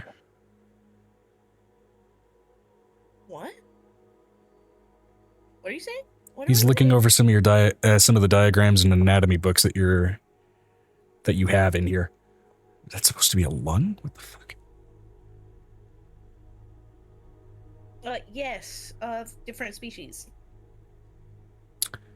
Right. Okay. I've cooked lung before, but not out of most humanoids. Considering the variety styles of angels' children, and I'm essentially their pediatrician, I kind of have to have What diagrams of everything. what would lung feel like the mouth feel? I feel like it'd be grossly spongy. Kinda. Also depends on how you prepare it. But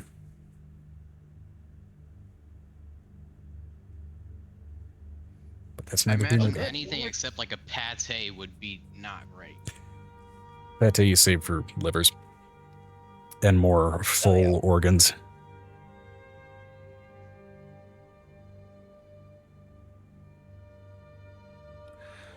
Well, can I roll a history check? Because player is...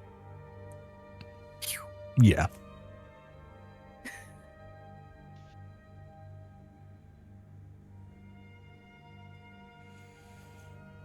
Okay. 17 plus. Hold on, let me go find the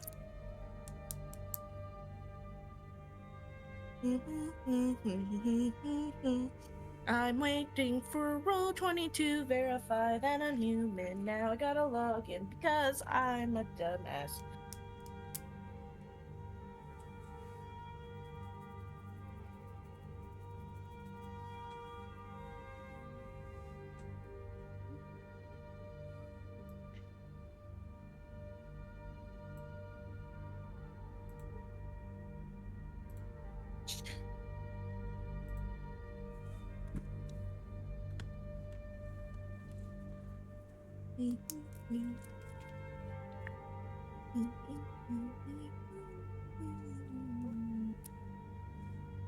Okay, so that is 17 plus 5. Sage, alright. And that includes your intelligence buff from the holiday? How much was the intelligence buff? If you have a 17 or lower, it's a +2. If you have an 18 or higher, it's a +4.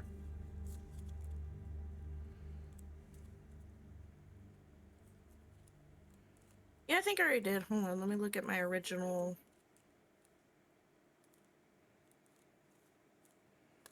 The same rules apply to charisma, by the way, on this particular stage of holiday. Charisma and wisdom already, yeah, no. Yep. Like that I already knew. I just need to see what my original stats were. Okay, so yeah.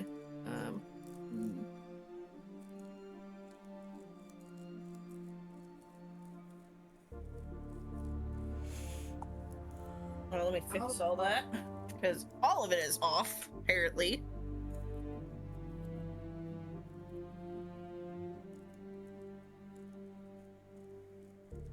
+2 or +4 to the attribute, it makes for a respective +1 or +2 to any rolls with those attributes.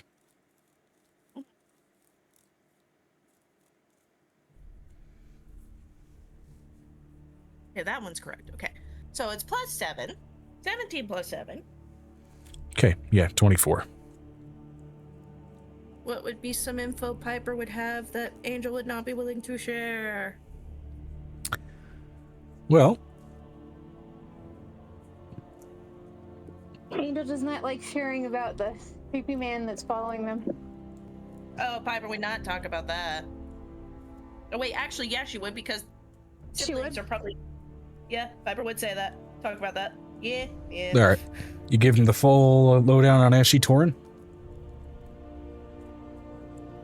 Yeah, because now he's a target, essentially. Might as well. Oh. Now he understands why he was kept in Ormer. That's how she's gonna end it. And that is why you were kept in Ormer. Oh. I was more looking for fun info. That's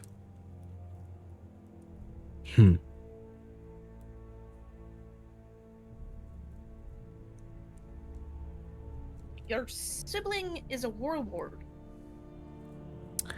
right. I understand that.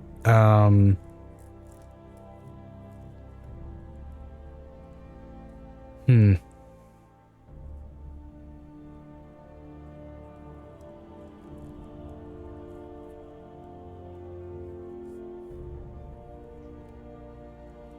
I'm sorry. I've just kind of I'm at a loss for words when I was previously a little bit energized. Sorry,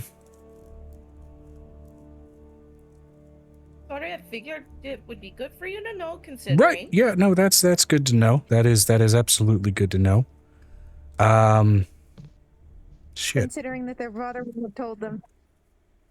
Mm-hmm. And now he realizes what kind of person his dad actually is. I mean, if you want to know something fun that she probably doesn't talk about, sometimes if her and Nicodemus get into the right sort of mood, they shatter all the silence crystals in the castle. Oh. Just a screamer. Oh yeah, and she's very loud. Very loud. Unfortunate for my ears. Because, you know, she's gotten bigger ears since becoming a flesh archfey. Gotcha. Well, that explains why Kish kind of pulled me away from a lot of caves. Yep. Right. Okay. Well, cool. Nice meeting you. You could tell her that you're I would also explain that you're technically her sister, Piper, considering you're an adopted sister. Yeah, I'm also going to mention that. Probably hasn't mentioned it, not because she thinks it needs to be a secret, more from, you know, it's such common knowledge for her and us. It's just, I am your technically twice adopted sibling. Twice adopted? So my mother adopted Angel, and your mother adopted me. Okay. Gotcha. All right, cool.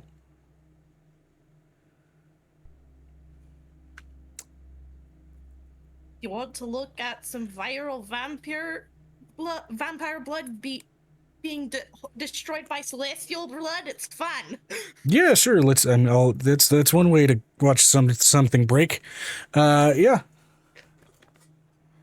I'm gonna show him the little demonstration. Just a little bit of celestial blood, probably kismets. Oh, okay. Put a little bit of drop of blood on the viral. Okay, cool. And through him saying "okay, cool," you also hear kind of in a secondary tone in his voice, "Okay, cool," rumbling through somewhere else in his chest. What was that? That's Kish. Who the fuck is Kish? Right. So I hunt, right? And so in Ormer, you don't really have many options for kind of expanding that discipline into magic. So I made a friend of a lovely silver drake by the name of Kishuran. Oh, so it's like a... Nice to meet you.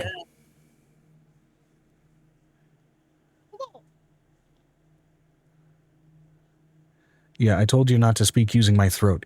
I lose my voice for a week. Well, she told you to scrub, and I don't think she has any drake attire in here. You make a point. Players laughing. Character actually does. Navarre likes to sometimes supervise Piper's more explosive experiments. Okay. Sorry, I was meaning to introduce Kish to Sue first, but we were a little caught up.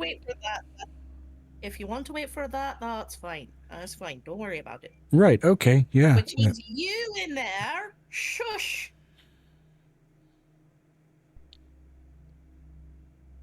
fair.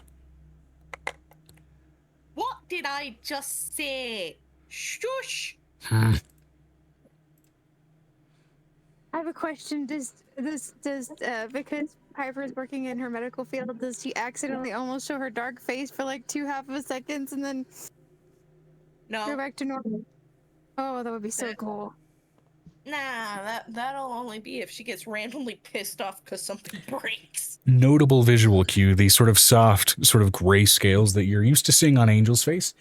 Every time that Kish speaks, they briefly shift to silver. Like Poor Nick. boy's freezing. Poor boy's freezing. Player thinking, poor boy's freezing. Yeah. Character knows, it's fine.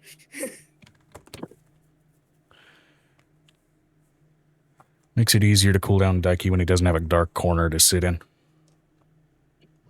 So why does Daiki need to cool down? Question mark? When he gets panicky, he likes to say that he feels hot. I think just cold areas comfort him, which is funny considering that he has the hots for a fire-breathing dragon. That is kind of funny. Not gonna lie. You know, they like to say opposites attract. I don't think that's how they meant it. You know what I mean? But No, don't think that's what they mean either.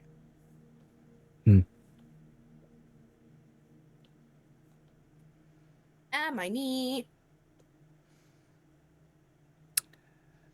yeah, I just saw you bang your knee up against that flask. No, that was player saying, ow, my knee. Yeah, that's fair. So, okay, I'm gonna go ahead and try and push down some internal panic. I'm gonna go find my dumbass brother and see what the hell's going on with him, and see if I can drag his ass back to my sister, not knowing full well that Charlotte's already doing that exact thing. Wait, huh?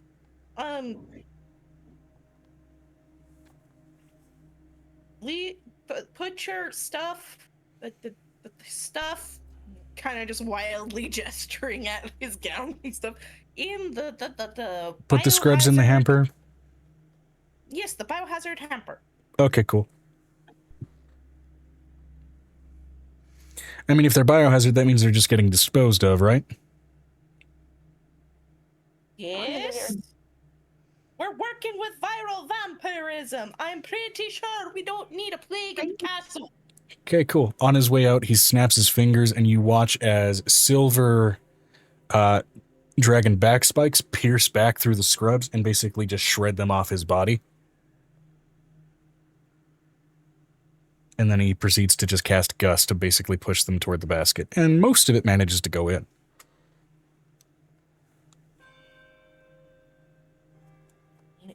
Just kind of under her breath, clean it later.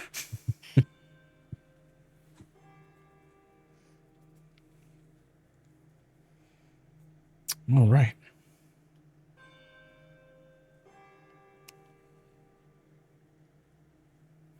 Sorry, guys. I let the dog out, and then I had to go to the restroom. It's all good. For the moment, we're going to go ahead and actually take that as a scene switch over to Blue and Venestra over in Lulu. Round whatever in the arena fight. I don't know what round we're on.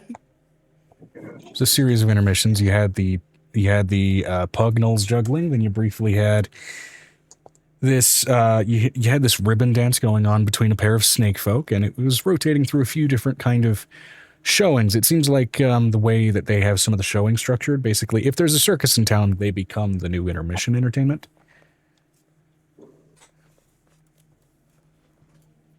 Nice. So easy contract, I suppose. Blue walks in, and Blue is currently what kind of person is she fighting? Blue specifically wanted to go after, huh? Yeah, she wanted to go after someone. Yes, she wanted to go after a particularly ostentatious bard who Blue's notes are, let's see here.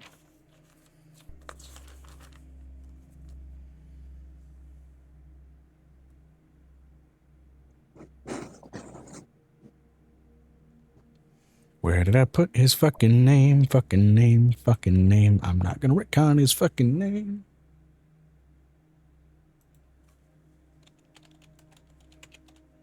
Because that suck. Sorry, I had to finish the song.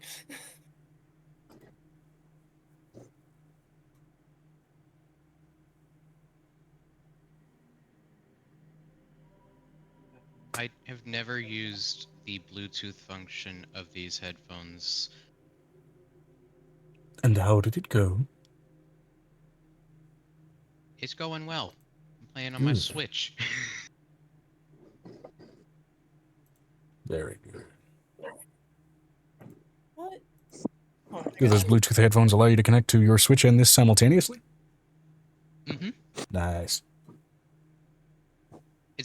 It comes with a USB-C receiver, which is what I use for my computer, but it also has Bluetooth. I'm guessing so that that's the how you're able receiver to is double like dip. some local Wi-Fi type of thing. Gotcha. Okay, cool. Neat.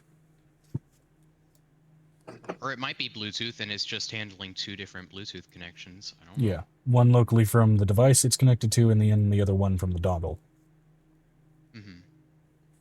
Dongle. Yeah, dongle. I'm a 5-year-old. Sometimes. There's a little latency, but given that it's Nintendo and I'm used to a little bit of latency in Nintendo games, it's fine. All right. So, Blue, as you make your way onto the field. Frequenter of our fighting halls. And longtime absentee, we welcome back Blue Saffron.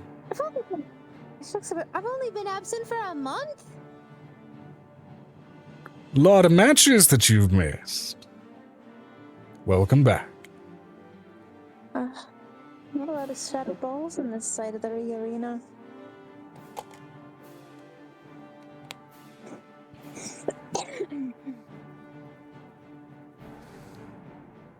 And longtime frequenter of our lovely establishment here at the Red Ship. Entertainer and adventurer alike. We have, by his own fighter's name, the Satin Ribbon.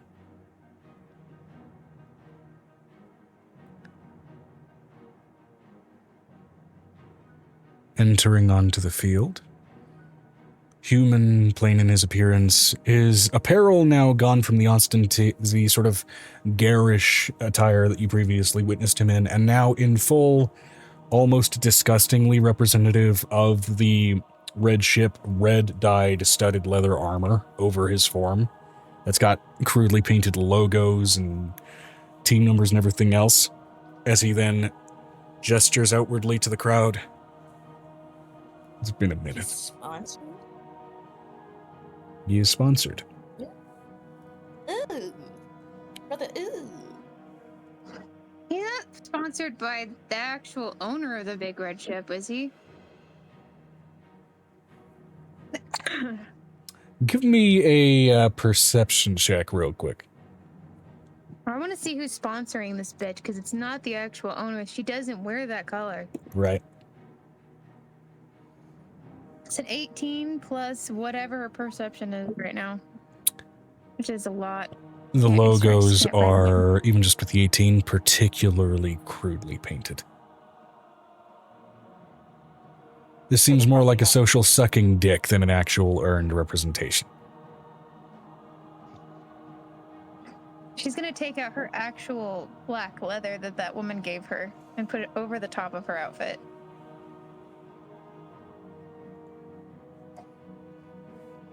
And it seems like we have a couple of representing team players. One well and truly earning it. The other maybe hoping for a reward at the end of this match. We'll see how it goes. Earned reputation versus earned reputation. Not Bruce the background just giggling like a mad dog because he's seen Blue fight.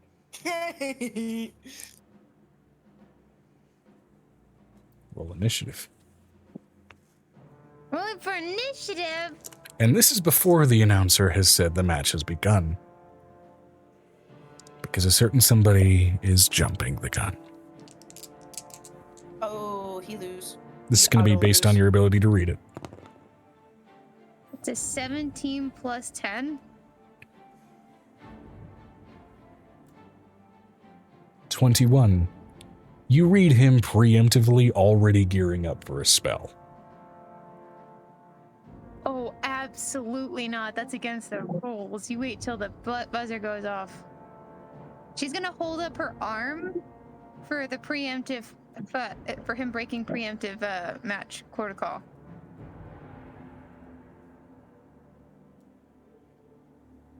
All right. You hold it up, and immediately, every lit fire in the arena suddenly turns stark red.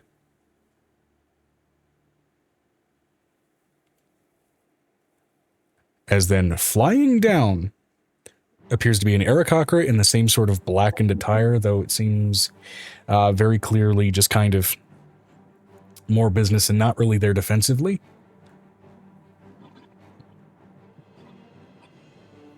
A false start is being called. You are being issued one warning. A second will not come.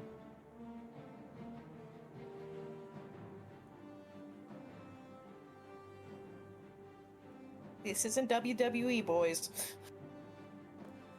This means there's gonna be at least a thunderstorm above their heads at this point, considering there are people would watch this if you break protocol. As a consequence of this match, an environmental handicap is being introduced. Blue has an ability to fly, and so therefore will be less impacted by this. You do not. I'm going to roll a d12 to see what kind of change happens in the arena. Or in other words, what biome overrides the existing sands.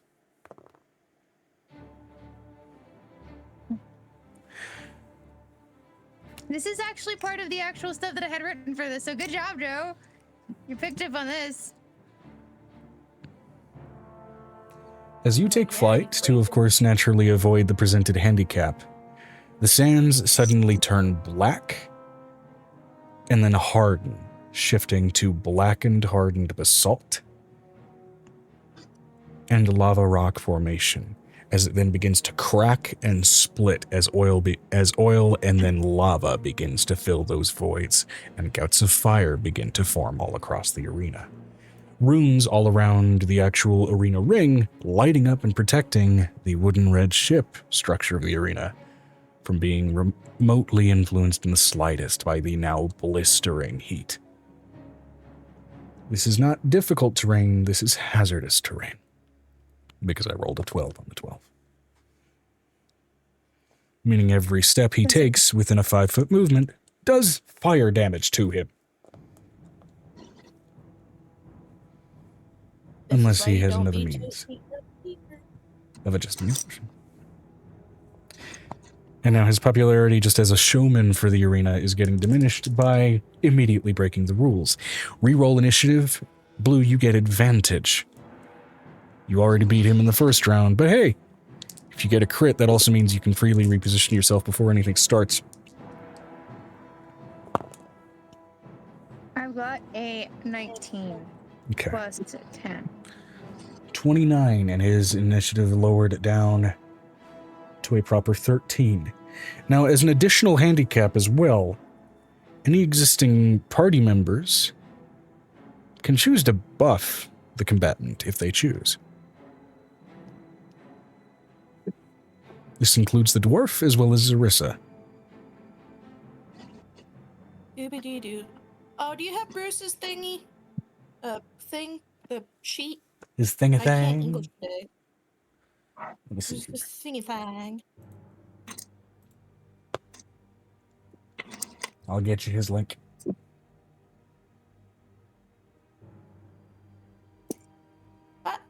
Found it. This also means that random audience members can buff you. This just switched from a normal competition to a punishment round for an idiot. Well, I don't know if there's anything really Bruce can do.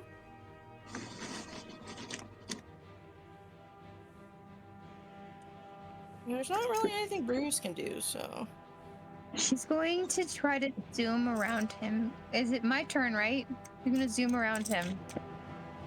Yeah, let me get She's gonna throw- Bruce's... Where the fuck is Bruce's sheet? I found it already. There it is. Okay. I got no spells to like boost, so. Real quick, I'm also going to roll a percentile to see if a random audience member decides to further buff you.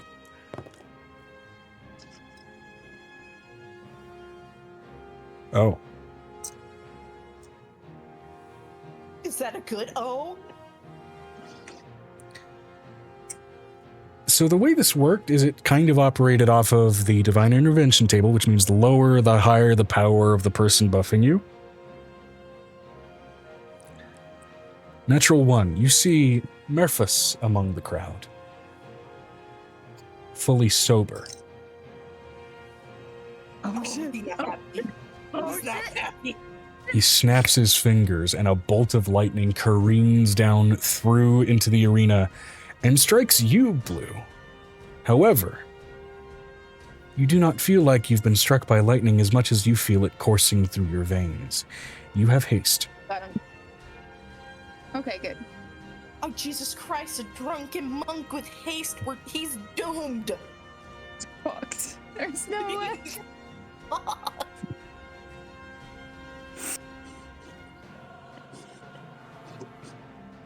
Well, I'm sure we can all get around to go ahead and do your turn while he's in the middle of trying to give a fucking monologue.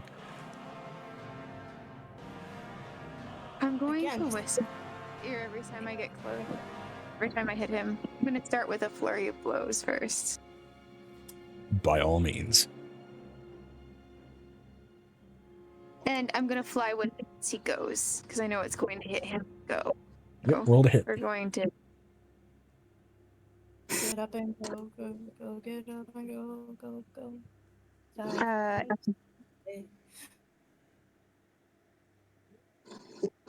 Is it 25 to hit? That hits. She's going to hit him for. If I see if I can pull my sheet up. Hold on, we're gonna pull the sheet up. Get my camera from it so I can pull my sheet up. Hi, camera. The camera can go in a second.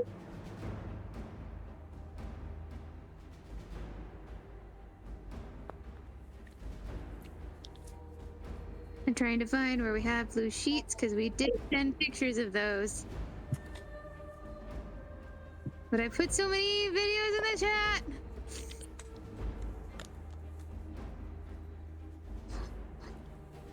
Well, that. Hey, Sounds what like a was you the problem. episode where Hey, Rick, what was the episode that we went to? It was. What was that? Do you have the notes for? I believe you were able to also pull up your sheet on your iPad without much issue. Just my iPad. Which is where I stopped What? sending you screenshots and then I believe actually deleted them. Damn it! Joe, my phone iPad is dead. Oh shit.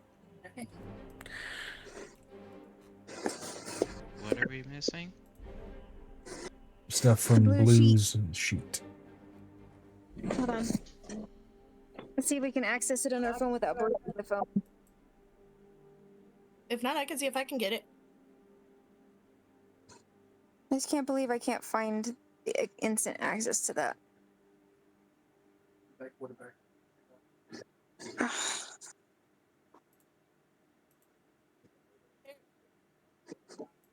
Got it. Got the link. Do you need it? Probably. Okay, I send directly to you.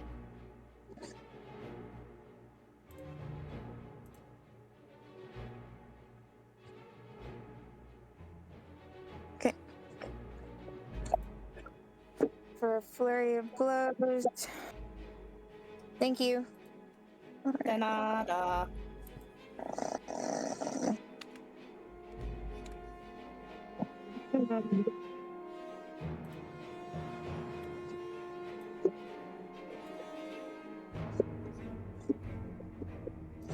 Oh, it's a plus 14 to hit, so 15 plus 14 is a 29 DM.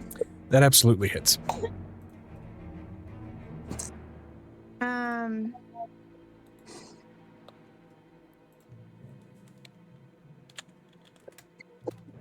I had the numbers wrong there. That was weird. So 1d12 plus 7. D12 plus 7.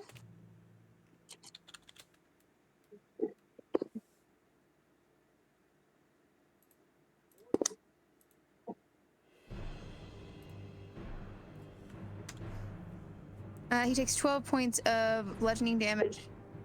Alrighty.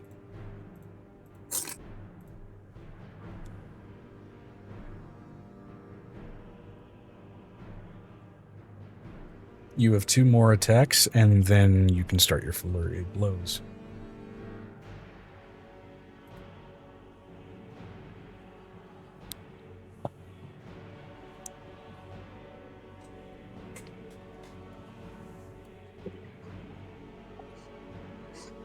What's the other one?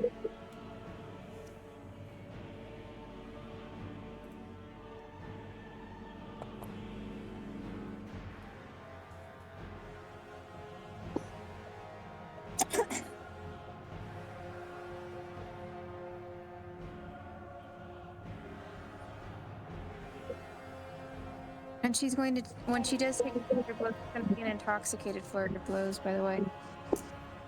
Our Alrighty. next hit is. Whoa, whoa, whoa, whoa, whoa, whoa. Don't. Dang it, guy. He rolled all the way into the blue.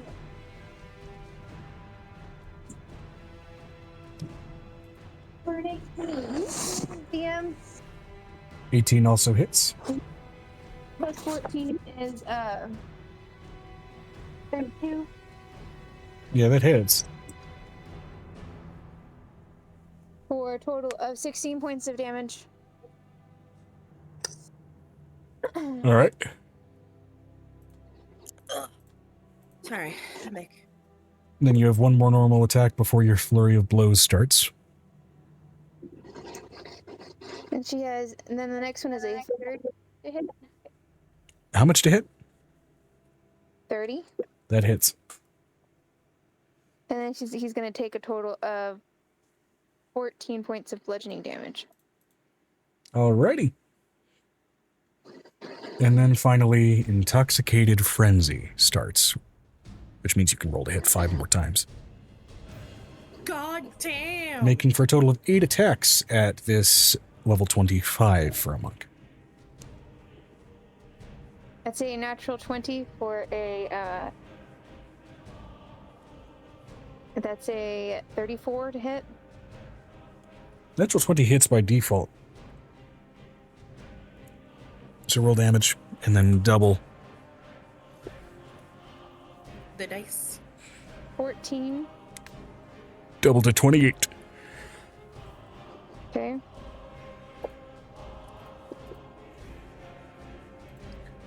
$19 plus 14, which is a total of That hits. 5 and 33. I can do math. I can math. Yep, We that can do hits. this. For a total of 19 bludgeon damage.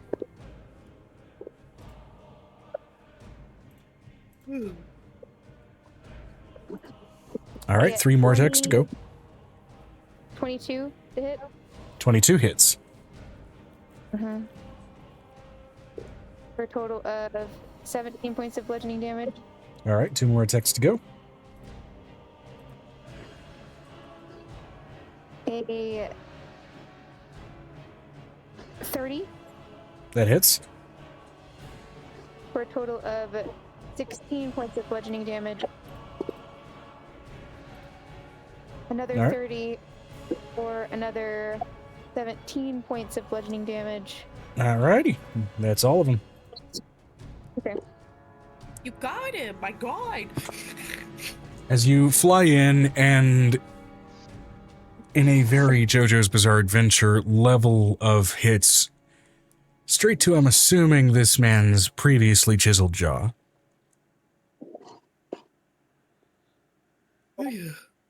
He looks at you, goes to open his mouth to speak, only for all of his fucking teeth to fall out, because you took care of most of his health in one turn. How many attacks did Intoxicated Frenzy give is what Vanessa's asking. So for an epic level monk, she had 3 by default, if I'm getting this correct. And then she had an additional 5 for doing Intoxicated Frenzy with the Flurry of Blows, which she was able to do as her bonus action. Unless that got improved. So let me double check. Let me double check. Right now. I'm here to be honest with you, so I'm going to double check. Considering she's also becoming an archfey, but a different type of archfey. One of those ones that goes in between places and doesn't stay in one place.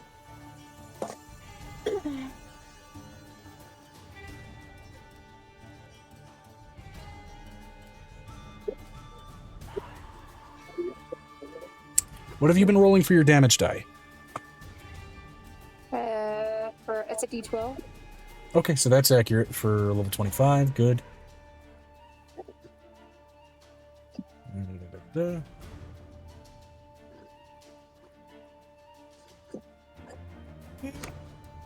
Does my unarmed strike go up?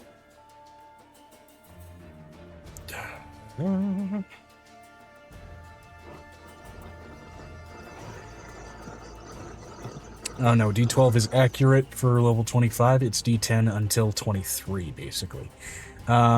Although once you hit level 29, it'll go up to 2D8, which means your minimum is 2 and your max is 16.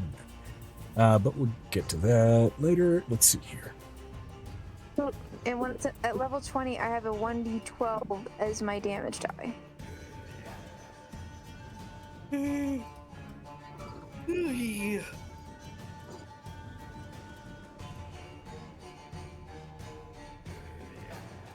Okay, weird. Let me go ahead and double check. We have the Drunken Master for any buffs there. Okay. Oh, shit. So you get one more Drunken Master strike. It goes up to a total of 6 of those. Rather than 5, so roll to attack one more time.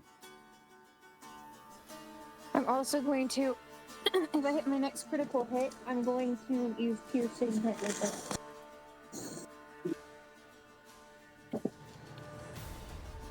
And that is that's a 19. Plus your stuff, that hits. Hold on. Plus 19, he's got 19 blood damage. How much damage? 19 points of bludgeoning damage. Okay, so before he even had a chance to do anything, how do you want to do this? As you fly up to him after the arena gets lit on fire and just beat the fuck out of him. After the buzzer actually goes off. Yep. Considering they have to put him in that, they have to give him the, what is it, the something of the dying? Spirit of the Dying. Fighting. Yeah, which will just prevent him from needing to roll death saves once he goes unconscious.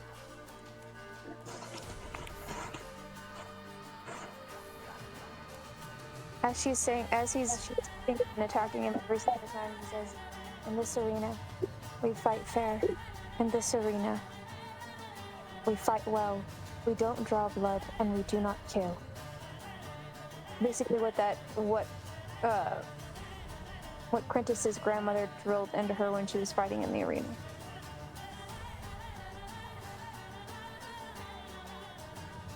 And he crumples into a heap.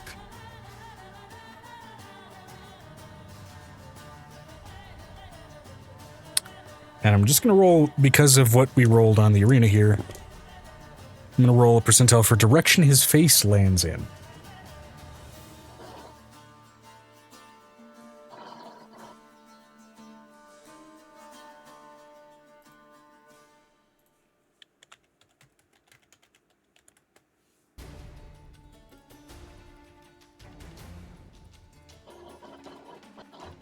Oh, okay. He lands face first in lava, taking another 18d10 fire damage. Technically, because it's a non-kill ring, wouldn't he get pulled out of it before he died?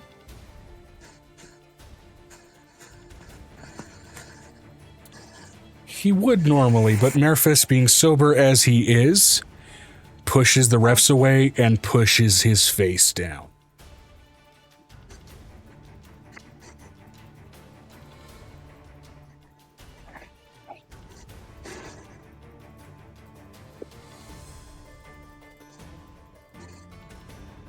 Not gonna argue on that one. For 298 additional damage. And as the refs pull him up, Mortal Kombat fatality style, with nothing but a skull pouring lava out of his face left, Merphis then snaps his fingers and resurrects the man. Jesus. You got him. We get it! We get it! He's a jerk! Those moments of, we get it! He's a jerk! Notably, based off of the other smells emanating off of him, he definitely shit himself before he died. Oh my god. Probably somewhere in the third or fourth strike to his face. And just like she was taught to, she walks up to him and she puts her hand out to shake. Good? Just shaky hand as he briefly saw the other side of the veil and had a god not even smite him, just spite him. And he takes that hand. And she's going to push her hand down, considering she's now drunk a little bit. She's going to squeeze. Do not showboat again. Understood. But first. Yeah, if I can. Which notably, one thing that did not get fully healed in his resurrection, even though he did lose his teeth from all of your punches, and they are back, they are still blackened from the lava that they were dipped in.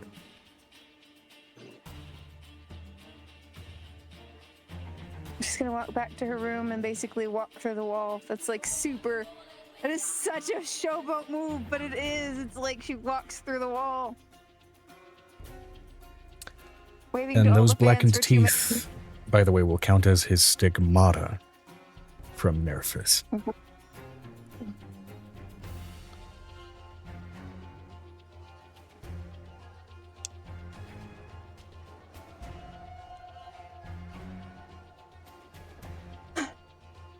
As you enter back into the viewing room with the rest of your party.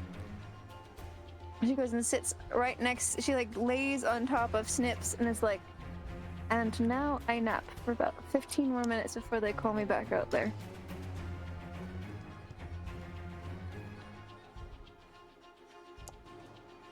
I think you got him. And the arena resettles back into gentle Vinestra yellow said, sands. "So Blue care to have a sparring match sometime." Sure. Anytime you want. The dwarf makes his way back in. We could arrange for you two to just have a match, you know. No, because I'll have to kill someone, and that's not fun for me. What? Bruce is like, I did not understand the fucking word you said. I'm like, what? Why would you need to kill someone? I wouldn't need to kill someone. The problem is because we're both strong enough to basically kill each other. I would prefer for us to not actually have to fight each other. Right off, anyways. And not the first time. I would prefer first sparring with you and getting to know you first. I knew that man and watched him Pretty fight. sure you wouldn't kill me. Not with what's on, you know. All them runes keep you alive.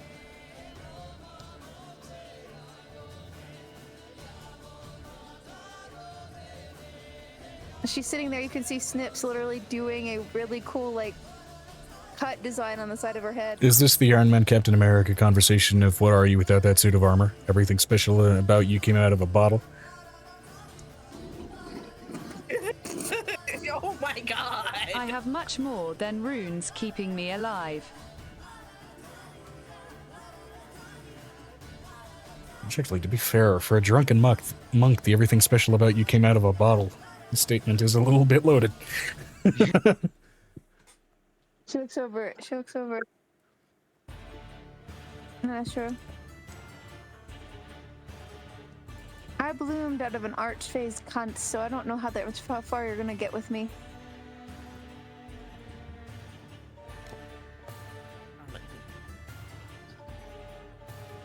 Most people are born from their blue. Don't say it, don't say it, don't say it, don't say it, don't say it. Yeah, but my mother's name was Rose. Someone is eating, don't say it. Do you want me to deafen? Sure. Yeast blooms. Anyway.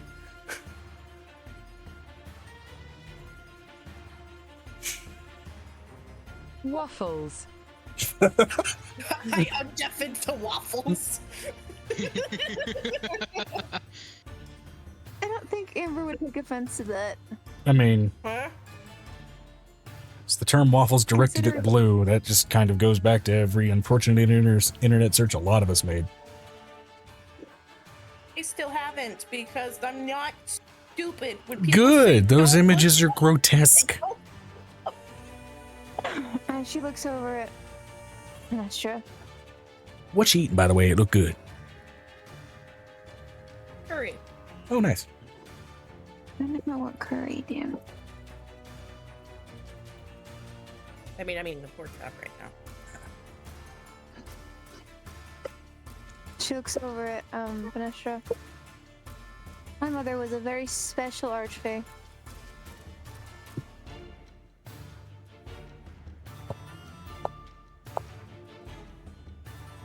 Me dad's a muggle. Mom's a witch. It's a bit of a shock when he found out. Right, so real quick, where the fuck did this dog person come from? I have no idea. Vinestra said, everyone's parents are special.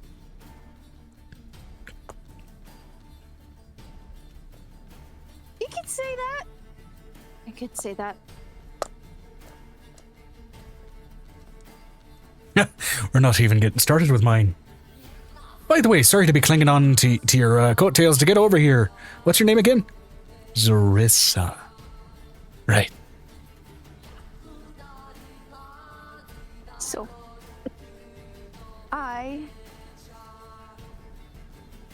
she looks over at Snips, like who's basically doing this really cool, like, side burn haircut right now on her head to change up her hair. Because every time she does it, he changes up her hair every time she has a different setup. I don't know how I can explain where we've been. Okay. After the next intermission, they are doing group matches. Do you want to do those?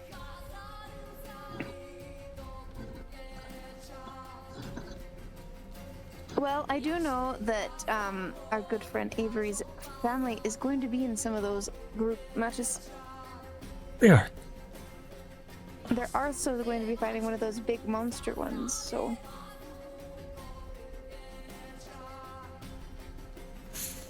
Wait. Yeah. Yep.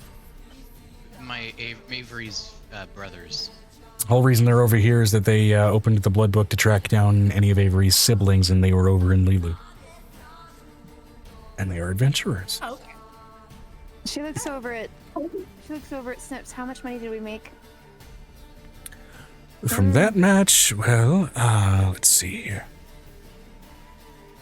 Pulls out an alembic to make sure that he's got the math right. I'm accounting for the snacks that I bought to, cut away from the profit. He's got the British voice. Snips has a British voice. And she is an Irish. I'm accounting for the snacks that I bought to account for the cutaways from the profit. Mm-hmm. Well, for the punishment match, you also basically, Right, so you got what would have been his admission winnings and just for fighting in the first place. You got that share as part of his penalty. Which means in total for that match that accounts for 237 platinum, 18 gold, and 5 silver. 18 gold and 5 silver accounts for my concession purchases.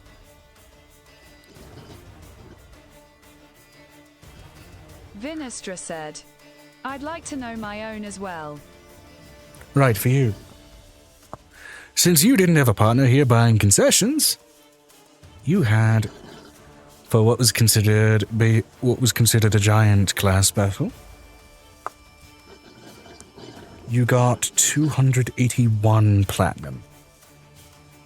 An extra 11 from your initial 270 from apparently a sponsor that took a liking, and at least threw some extra money for the entertainment of the exchange. Did Merrifish send over some of his premium weed? Yes. Normally you would get a coin sponsor, but Mathis intervened directly, so this is yours. And he hands you a bag that just absolutely reeks of an open field. Oh, this is going to be so much fun later this evening. She basically like wraps her whole entire body around the back. Just catnipping it all the way. A little bit. She's like, With how big the bag is, I'm gonna need you to roll a con save, you fairy-sized person. You 5-inch tall person. 19 plus 12. 31. You just barely managed to not get a contact high from unrefined straight-up godweed.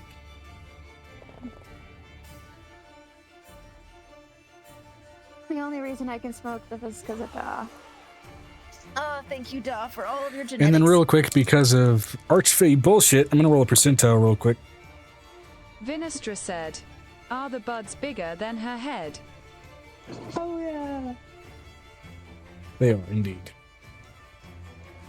And in regards to archfey bullshit, you feel something moving in the bag.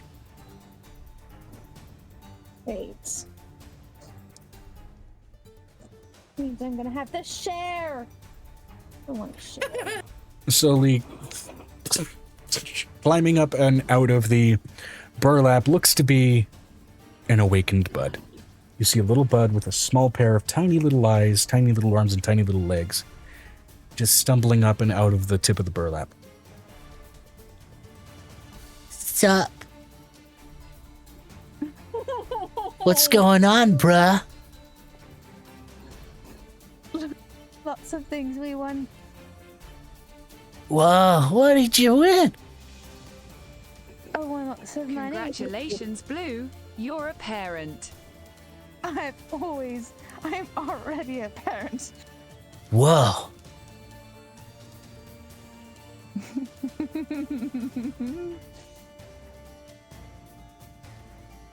I mean, technically you birthed the reincarnation of your mother, so, I mean... That was a fun day. Kind of a weird grandfather paradox thing going on there. It's fine. Or would it be a grandmother paradox in that case? I don't know. No. Whoa.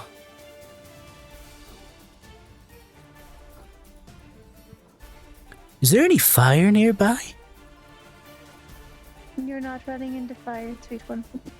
My purpose is to burn. I know. exist to burn. Maybe you exist. Oh,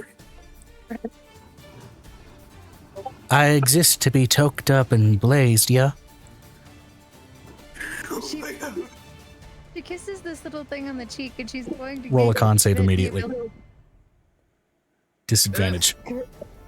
You've made contact with a bud.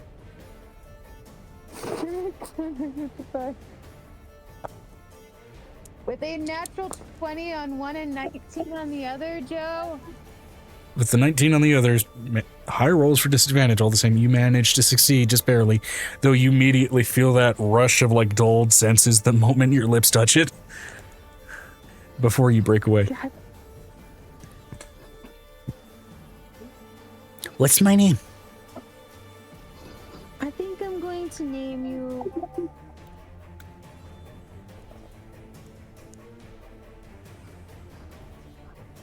Underbuff. Underbuff. Wicked. Oh my god, it's so cute.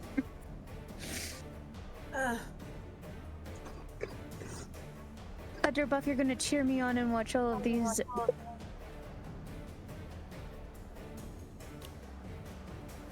Sweet.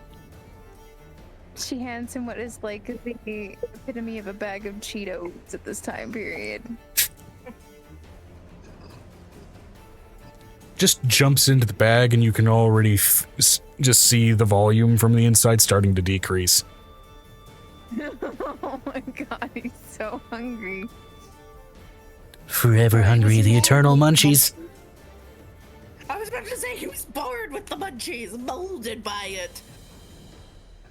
He hops out of the bag and you can see, like, as minuscule as the whites of those eyes are on this awakened little bud, you can see they are absolutely bloodshot.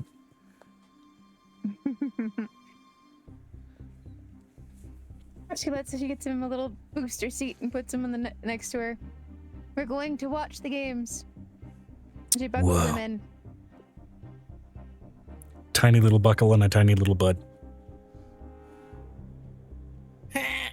This is the equivalent of your little Lego minifig has come to life. I know. With like claymation style limbs. As an archfey, she's been basically taking care of all of Angel's children, no matter what size they are. So she has everything in her. As far as like Blue bodily hair. shape, you know, like the fucking renditions of the planter the planter peanut, that guy. It's that, but a pot bud.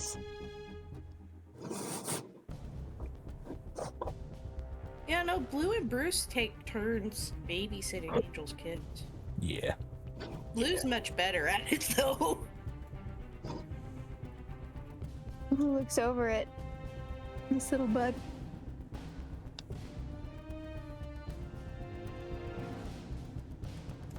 You go to flick the nose and you shove his whole body. Would you like something else to eat? Yes. What you got? She looks over it. I could like eat a whole like dragon. No, you couldn't eat a whole dragon. You think you could? I feel like I totally could. Turns its tiny little body toward Venestra. I could like eat something your size. Oh my god.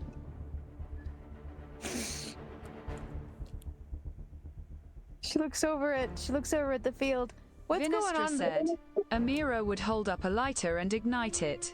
Yes, get me closer. No. We're not stoking up right now. The fire's right there. Yeah, I could do it. She looks over to me. Absolutely not. How big is this thing? The silent equivalent of "I will cut you, bitch." Just How big is this thing? it is like about the size of a gumball. Okay, so Bruce is just going to quickly, with his claws, just tink, tink away from the flame. Because he's like, I like this little thing. And it's immediately running right back. It can't run. It's in a high chair. Oh, right. Down. Fire. A need to blaze. Vinestra said, so Blue, care to fight together or against each other in an upcoming match? I don't want to fight against you. Just for the day. I want to have a day where I don't fight against my friends. I don't mind if we fight together. Oh god, I need to make a stat block for a little awakened pot bud. She looks over at Anestra. I think that we should basically invite Avery's family to the bar and see what happens. It only has a singular hit point and has fire vulnerability. One hit, it's dead. Anyway, I'm gonna go to bed because I feel sick. I took the nighttime medication and I'm starting to feel the loopy loop. Good night, All everybody. good. Do what you gotta do. That's why Night, the Amber. cold train. Night. Good night. As all of a sudden Bruce T poses. Oh, basically, she's going to Very summon well. them. Blue let's. Let's summon these people into the box. She looks over and she's like, "Can you?" She looks over. She basically knocks on the wall. It basically has one of those little butler people on the side of the wall. It's basically okay. I'm also going to Yes. remind you, Joe. All of the experiments that would have been in this situation are things that basically run this thing. Yeah. So basically, she knocks on the wall. I'd like to have the Averys join us in this box, or the Starlings join us in this box, if you would please. Want the Starlings to join you in here. Yes. Walking They don't in have and their own addressing you servant. is, as far as the sort of butler-like outfit, it is completely disproportionate, only for you to realize this is a halfling on stilts. But has full normal pant legs to account for the stilts, and then a halfling-sized overcoat. I'm going to let him believe that he's just believed. Sir, could you kindly, as she looks up at him, Yeah. bring the Starlings to the box? please? Certainly, I can do that. They don't have a match for another 2 rounds, from what I can see. Actually, that's a misprint. They don't have one for another 12. They got a bad luck of the draw on their competitions. So they're going to be in one of the bigger fights. Appropriate that the Starlings will actually be fighting when the stars are out. Interesting. But if you wouldn't mind bringing them to the box, because I think Vanestra's going to be going back up, or Sarissa is. Certainly. Can- Can you bring some fire, dude? No. Don't listen to him. Is that a... In case you... God, don't listen to him.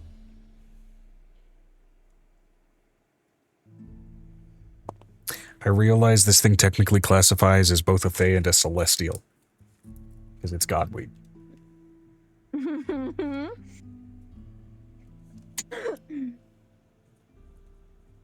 Vinestra said, Amira is going to create an illusionary animated flame creature to give the bud a hug. Yes! Fucking finally! Oh my It's everything I imagined. So where's the smoke?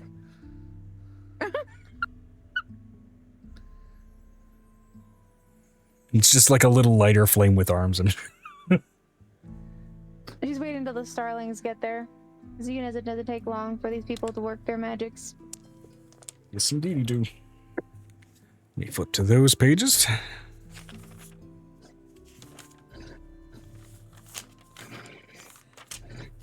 Oh, and Past the crossed out Sarissa, sections. you bring us lunch from my coin stash, if you don't mind. And you can take from my coin stash on this one. It'll be a bit heavy for me, so I'll just send someone else over. All right. Take your time. Absolutely. Oh, that's Ramsey. That's...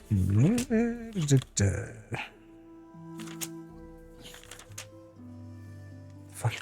Vinestra said, do people get healed up after their matches? Oh, yes, they do. Oh, a complete like wing that leads over to the local one of the local big hotels around here.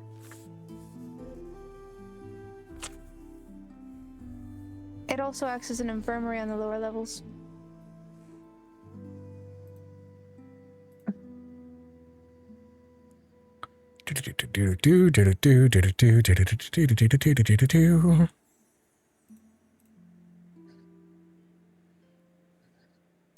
Yeah, no, that's the exact energy that thing has, Finestra. ASDF, why won't you let me die? No, not while we're in this box. It's the muffin. Just with the Surfer Bro accent. All right, let's see here.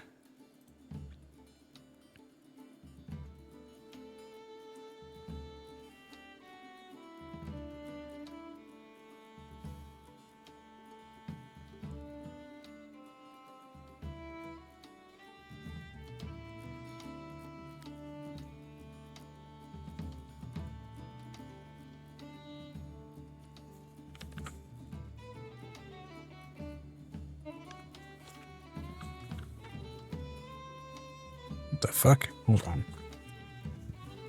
Am I Avery looking in Step the is wrong book? online. You guys Sent him an talk amongst entire- each other for a moment. Joe, Yes. Joe, you sent Avery his notes digitally. Yes, I did. Did I do So that you through can have DMs or through Note tab? Might have done that through DMs.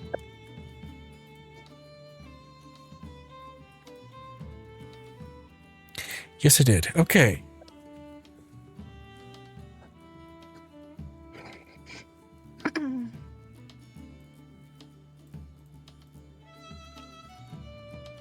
For ease of access, because I will absolutely lose track of everything that's listed in my DMs, I'm going to post that in your Discord, in your Notes tab.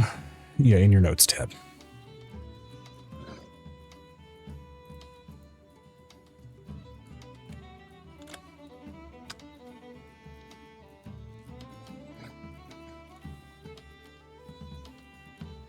Okay. And then I do have some caveat notes that are still in here, all the same. There they are. Okay. Eventually, the three are led in. First off, while still sharing a lot of Avery's features, and at this point, notably the sort of camera view that you were given, Avery, turns inward toward the chamber since there are no matches ongoing and your siblings are present. The eldest, with sort of a lanky, lithe build and dyed purple hair and green eyes. Sauntering her way in, she does have a bit of a resting bitch face that she is plainly wearing. Second eldest of the group, walking in with blonde hair and green eyes, though naturally carrying a fairly athletic build. This one particularly a more masculine build. And then the third, though more feminine build and figure, another human individual, blonde hair and green eyes, bit of a lithe dancer build with sort of an analytical look, plainly painted on her face.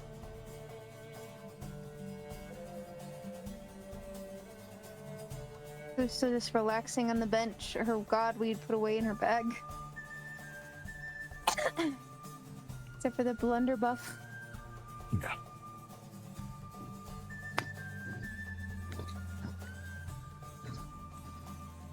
Welcome, come and join us in the box.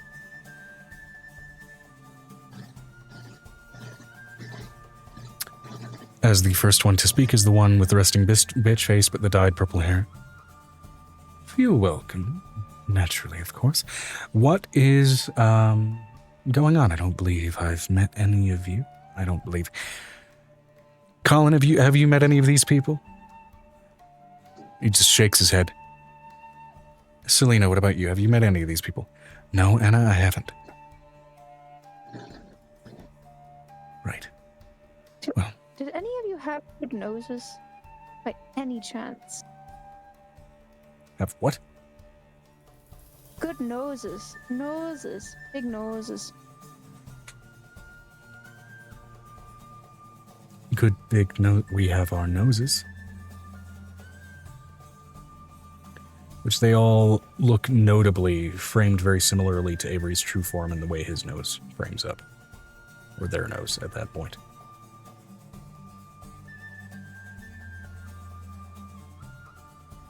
Hold up, I have to roll to see if she's too drunk to care.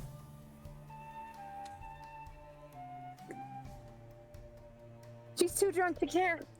Of which the one that I believe Avery mentioned he did not end off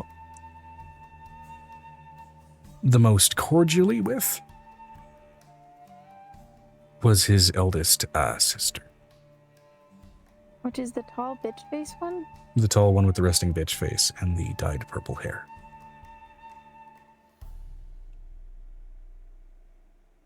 So, I'm blue. Anna. Nice to meet you. This is Snips. Snips. Nice to meet you. This is Venestra. This is Arissa. I forgot what the short man's name is. My brain is drunk.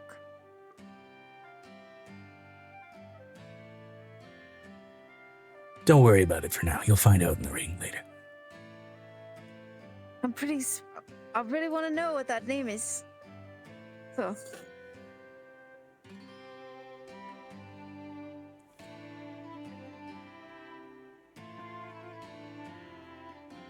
Come take a seat. The room grows to fit us as long as we're in here. Usually it's much smaller, but because of the people in here, it's a little bit bigger this time. Fair enough.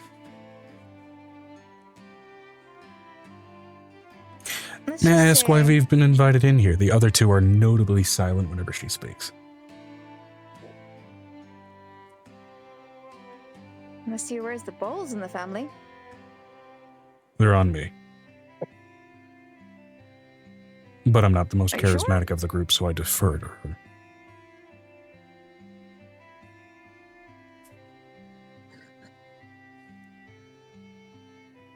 There's a certain seems like there's characteristic dryness almost to his voice that is absent every time you've heard Avery speak. Wow, that's interesting. Lots of layers. Do you like layers?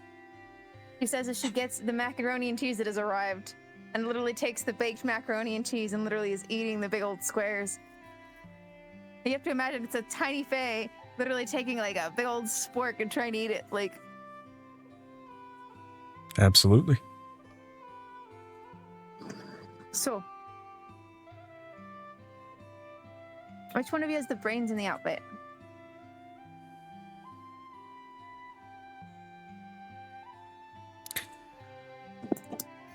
That would most likely be, well,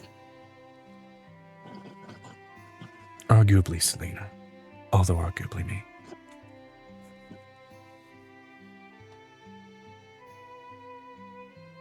So Selena, she leans forward. Why would a unfamiliar person who's got the eye of the god that usually runs this place invite you to sit in their box?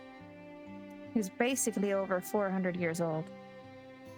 Taking a specific 3 or 4 interest in us in a family group that's been here. First time really gathering and fighting here, so maybe it's that kind of thing. I don't know that we've gained much in the way of notoriety as of yet, but that might be a factor. Good bet. Smart. She looks over at Venestra.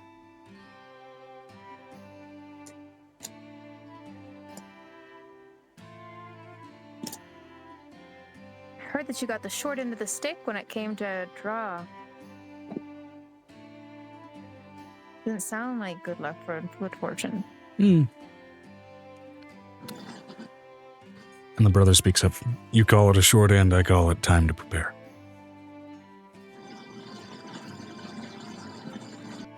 I call it death. Later matches are usually a lot more brutal.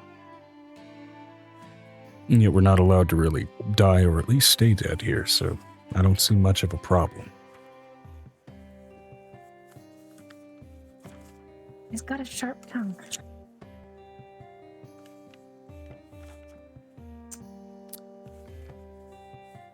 A tongue that's gotten him into trouble quite a bit, says the one again with purple hair.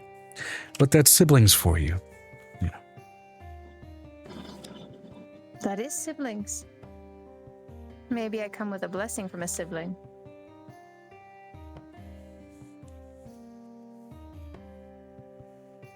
Maybe.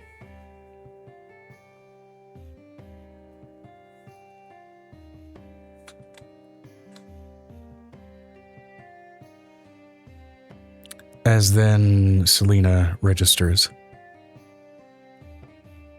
What do you mean? She's almost painfully soft-spoken, despite that sort of quizzical reading look.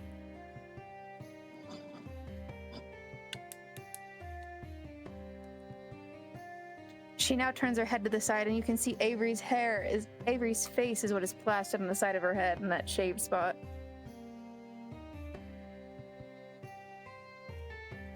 Oh. And immediately, with that, Anna, her face turns to just a slightly sterner look of resting bitch face. Oh, come now. How is Avery I'm doing? offering you. I could care less. Nah, how's my brother doing? He's healing. Well.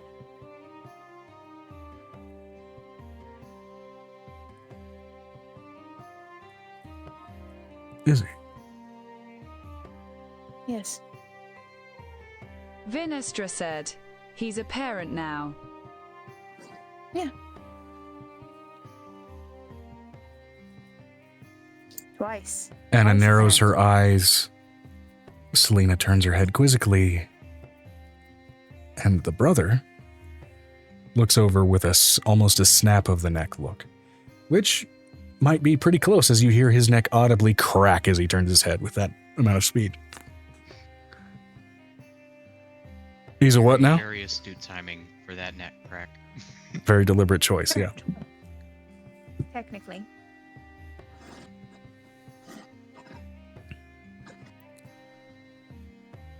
He's a dead now.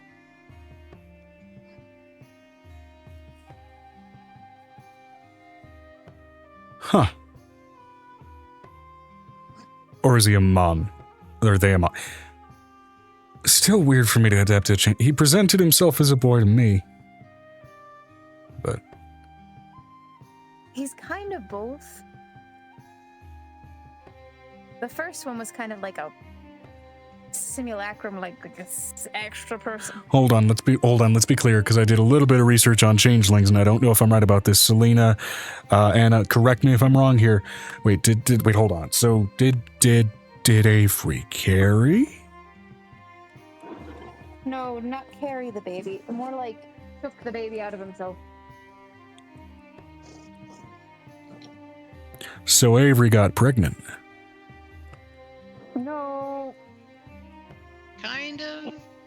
I was kind of pregnant for like a few seconds, wasn't I?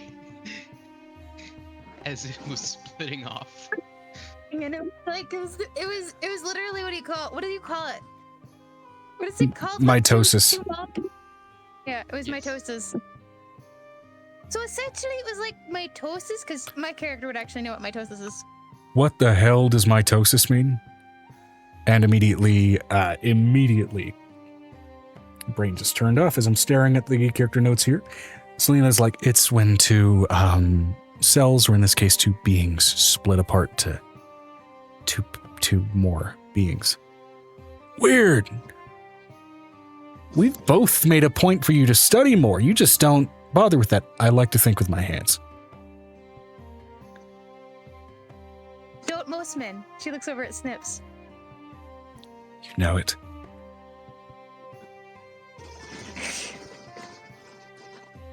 Or do I like to think with my hands?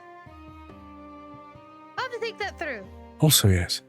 Yeah, I saw what you were doing. You beat the hell. I like to fight that way too. Fists first, you know. This first. Yeah. Drinks. Drinks first.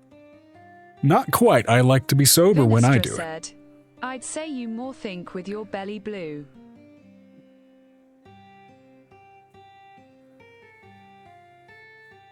With my belly? She looks down at her belly.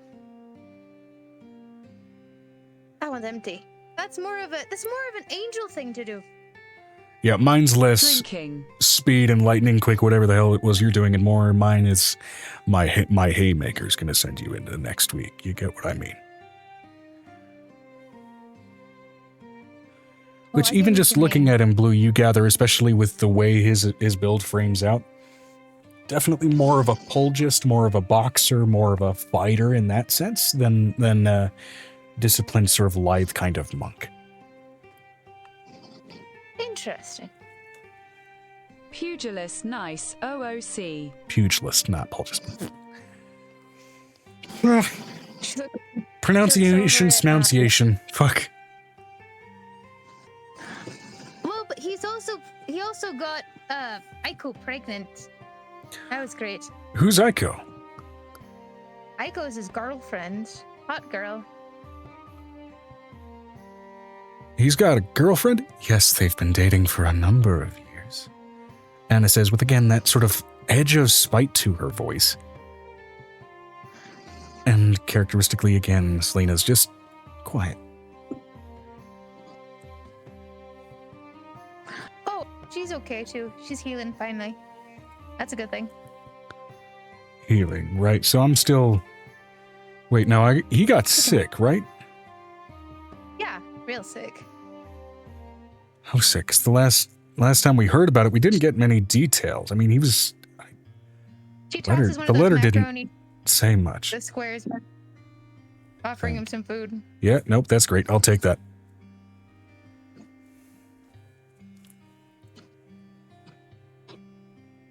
No, he's all right.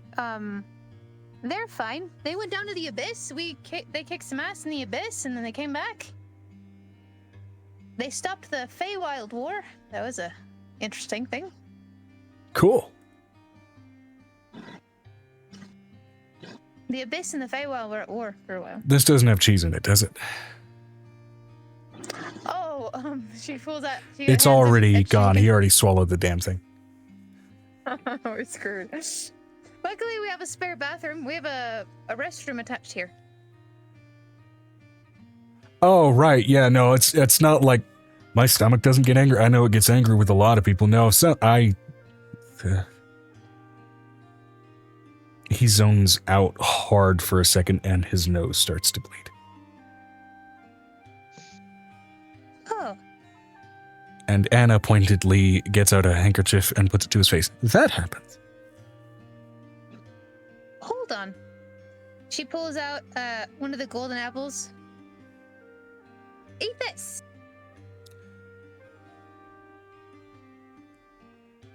No, I think I'm fine. Just If a you good- want it's to a- be healed, eat. it's a good thing we have a later match, right? She looks over at Selena. This is from the city of the gods called Merkest. Now, if you want to basically feel better, eat the apple. Well, keep it in mind. Anna's got a thing for him actually that we use, and she pulls out a small, what looks to be almost a dark purple vial, hands it to him. He pops the cork off and that? immediately downs it. What is that? Roll me a nature or arcana check, whether you're thinking about potion knowledge or natural substance knowledge. Natural 20. Which roll? Hold on. I gotta see which one's higher. Vinestra said, Amira would chime in from her perch on Vey, or let Piper look at him. She'd probably be fascinated. Her Arcana and her and all of them are +3, so it's the 23. Okay, I'm gonna be 23. honest. All right. So given that both present players technically get crits on those knowledge checks in that case, at least from the surface, you've seen reactive antidote potions that look similar to that. They can come in various colors. but usually they come in that same kind of file, and they do have that same sort of ambient, chalky smell that come off of them. Just from the surface knowledge, you're able to glean that that's kind of what that is. Sort of an antidote. Okay. I'm going to say this nicely as an archfey. From my position. Though I will say, notably, from both of those natural 20s, of all of the antidotes you've seen, that is a darker purple than you're used to seeing. Even just in your world that you're from, Amira and Nestor.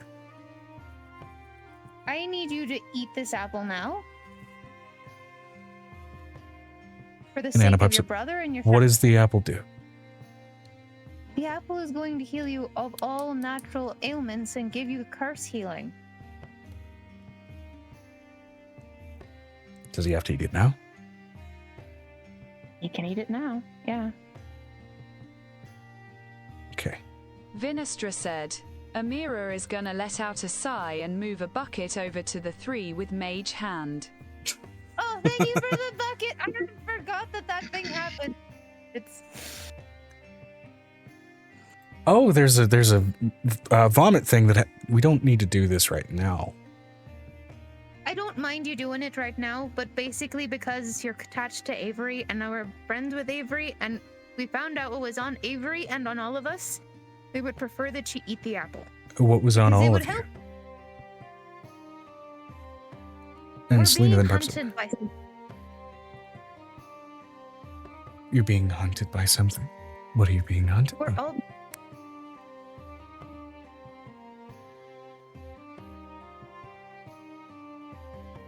We're all being hunted.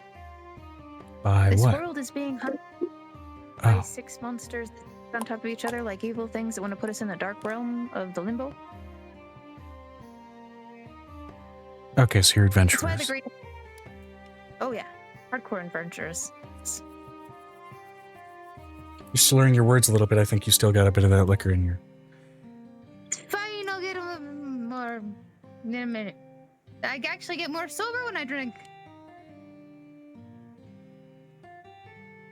Anatomically and chemically, that makes 0 sense.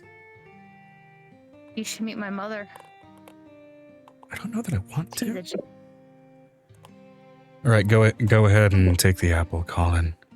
I will, thank you. Man, I'm lightheaded. Well, okay, so I don't normally eat, like, fruits and vegetables. Just eat the damn apple. Apple a day keeps the cleric away, right? She hands one to each one of the girls. I would prefer that you all use the bucket, because there's a reason we have the buckets. They each eat for Selena Vinestra and... said, sooner you get it down, the sooner we can get to discussing having a bout. Yeah, bout. Fight. Yeah. About that. Selena and Anna eat, and their reactions happen immediately.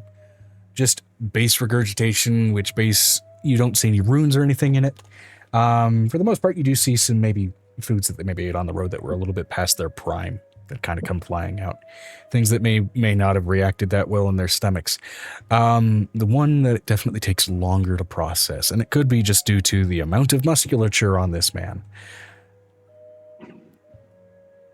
It takes a lot longer for the brother to finally loose into the bucket, which I believe I did reveal his name was Colin.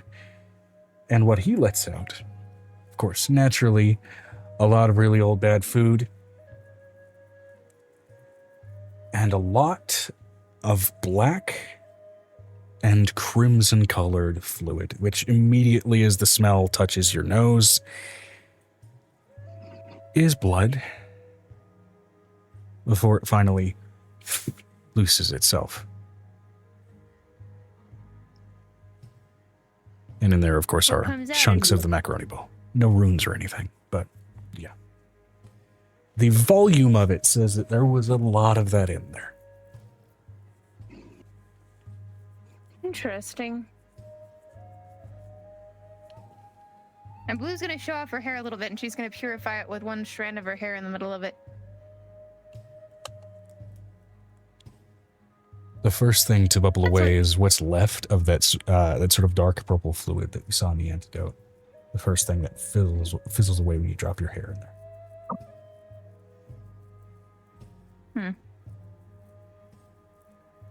And then the blood clears out, and you're just left with the normal refuse. Right. Things purified. Should purify down into water eventually. Just let that one piece of hair go all on way to the bottom. Should be fine to drink. That's weird, and I feel less lightheaded. Yeah. Less lightheaded. Less lightheaded indeed. You want to tell me what that was? I don't know. I eat, what's not nailed down, so. Could have eaten some bad So- food. There's a reason why Anna has an animosity towards Avery.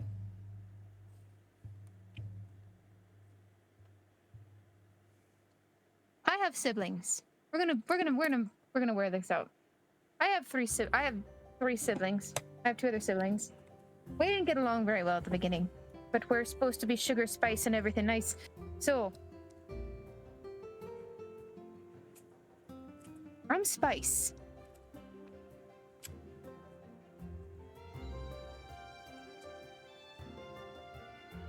In which case, I'm spice. Gathered. I'm probably sugar. I would argue that I'm not exactly everything nice. We'll go with that. Well, my brothers were, not my brothers, but my cousins were snip snails and puppy dog's tails. So my other aunt had. It's a very Yeah. fey naming convention. And that's coming from Selena, of course. I'm trying to make sure that there's a distinction between the voices here. I hope I'm managing it. You are. Good. So, do you want to tell me what the animosity is towards Avery? Common sibling jealousy. Why? He was given a lot of attention, given what he is.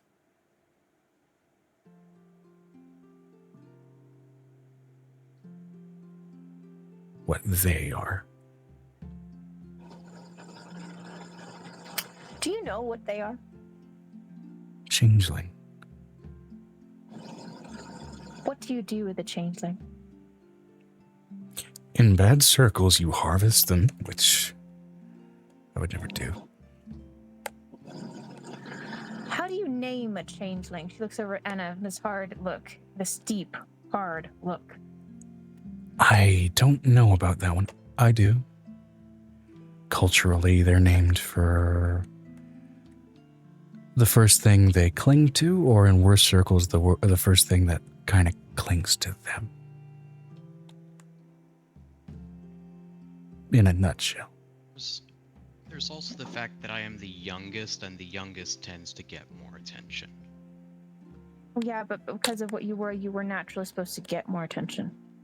Yeah, You had to be but put- I'm just saying that the reasons are twofold. And Anna is the You know, eldest, like, so got there a might be lot of some attention. abandoned sibling sensation in there as well. Yes, but she's going to put this in perspective. Considering she's the middle child, and she's usually forgotten. Yeah, Selena and Colin are the two middle children and seem to have struck out in very differing ways. So, I'm going to put this in perspective for you. Because guess what? I'm like the two of them. I'm the middle child. I didn't get a lot of attention, which is one of the reasons I ended up in the abyss for a while. beaten up Benefit of things. two middle children, we give each other a lot of attention. I don't understand. She looks over at Anna. What happens to a changeling when it's left alone?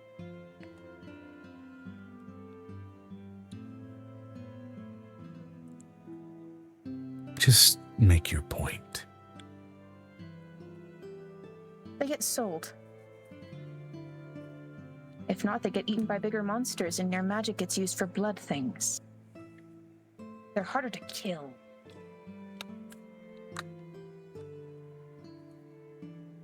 Your brother was protected because if he made one mistake, your family would be a target.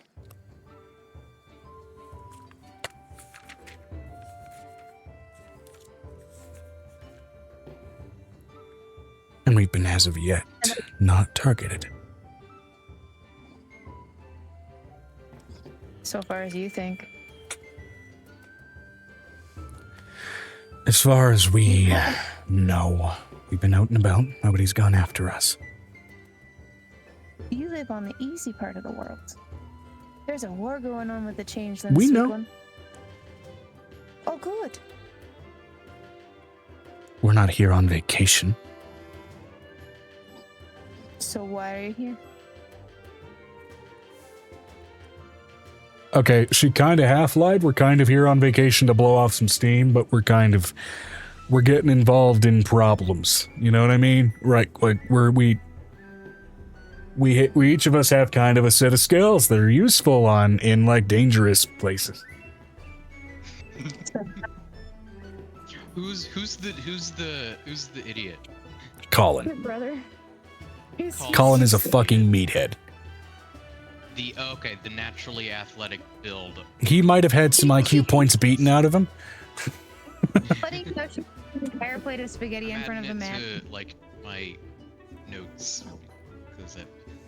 I rolled each of their stats and he got the short end of the intelligence stick. Got a lot of good wisdom. She puts an entire spaghetti in front of Colin to make up for the lost food, and something a little bit meatier in front of Selena. All due respect, is this... I mean, I would prefer just bare noodles, mild on the stomach after vomit, you know what I mean? Are you going to be fighting later or not? Yeah. Carb loading is fine, just like the sauces might interact poorly after I just puked. You need protein. Sickly pulls out a protein shake from her bar of many things. Proteins for building, carbs are for performance. I don't want to hear it. Just after you've done that, you need something that's actually going to stick. Okay. I fought a lot more than you.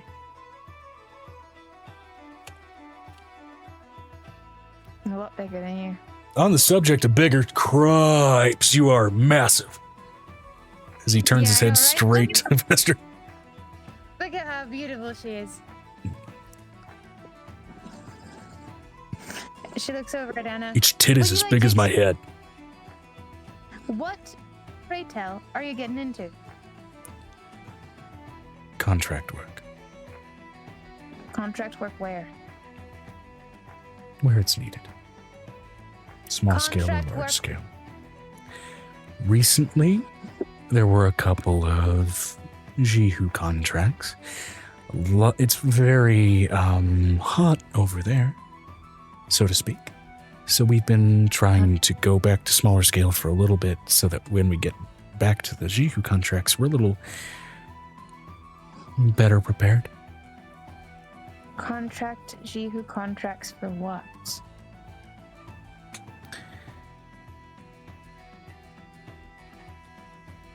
Guarding encampments, resources,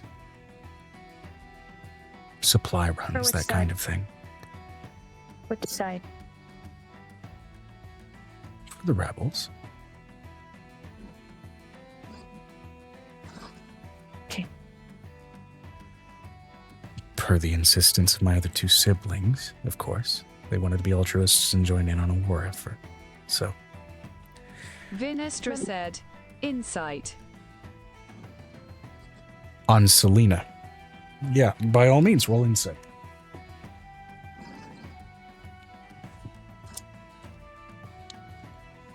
And of course, I will naturally roll persuasion or deception for her, depending on which she is doing.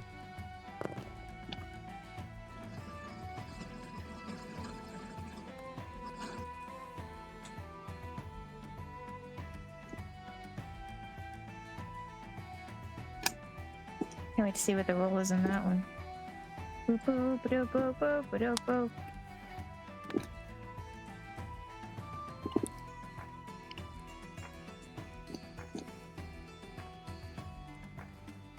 $34.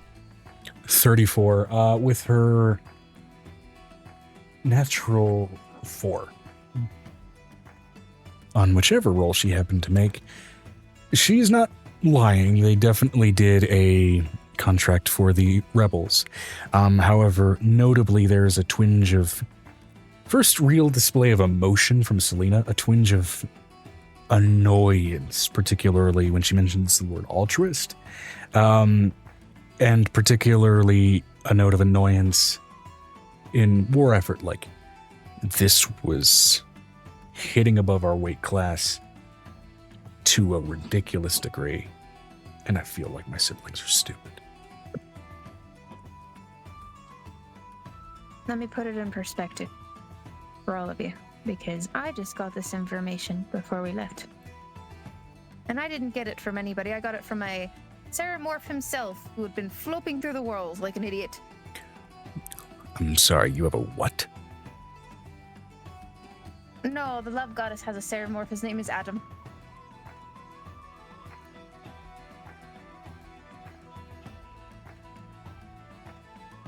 He likes to annoy your brother. on a regular Vinistra basis. said, the one who likes to watch Avery. Who's Sarah and why does she morph? A Ceramorph is like a man with tentacles on his face. So like an octopus triton? No, like an illithid. What? Illithid as a faction is not common knowledge here. Mind Flayer Felix would be, though. Let's talk about Mind Flayer. Maybe like a Mind Flayer? Oh, yeah, no, yeah. That was like one of her first jobs. Yeah, one of them tried to eat my... Actually, yeah, one of them tried to eat my head. One of your first jobs? Yeah. Where? Oh, man, that was an Underdark job, wasn't it? Right? Yeah, Southern Underdark, there were a couple of fringe mind flayers that were trying to make a little colony in an encampment. We were sent to clear them out. Colin fought off some intellect devourers because, of course, they're attracted to smarter individuals, so they, of course, gunned straight for Anna and myself. And ignored him, but the mind flayer went straight for him because he couldn't fucking see it coming, so we took care of the mind flayer. So let me guess, you went above your weight class when you were going to Jihu? Barely, but we managed it, and yeah, we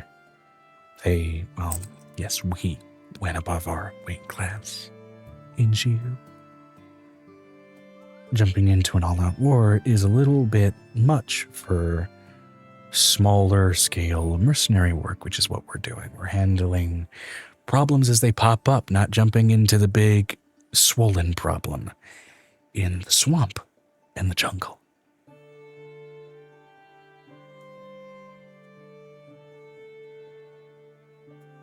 So, do you want to get better? Is that what you're saying?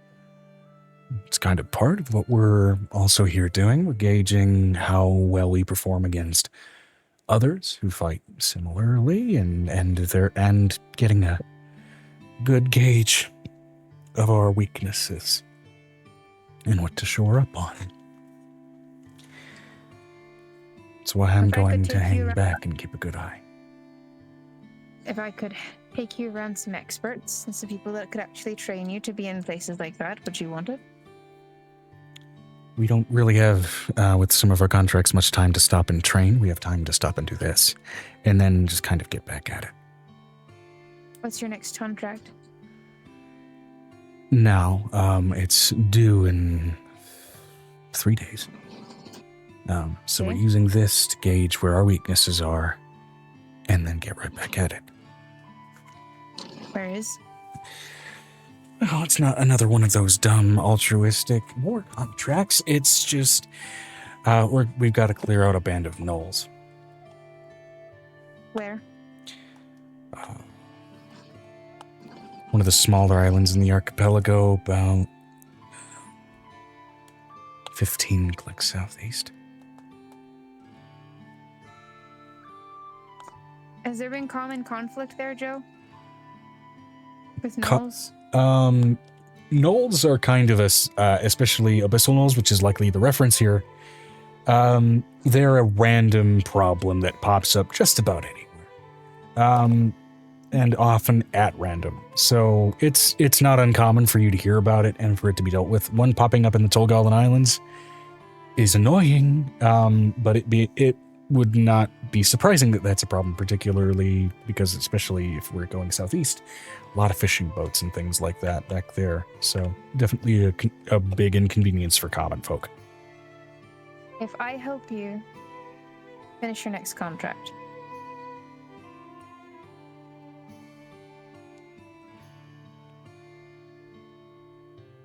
will you help me? Feel confident we should be able to finish it ourselves? Though I appreciate the offer. What do you need help with? I mean, we could get our contract done by ourselves. Anna, I'm trying to be polite here. Did you wake up with your panties in a bundle? What the hell? Go ahead and let her be upset. Let her be upset. Anyway, I we're would fairly like to confident we can continue. handle a few gnolls. Takes a picture out of popcorn that Popcorn drew. Picture of popcorn that she keeps. She keeps a picture of each one of the kids inside of a little locket that goes to the side. I would like to introduce you to Popcorn. She puts her little locket forward. Oh. Popcorn is a changeling.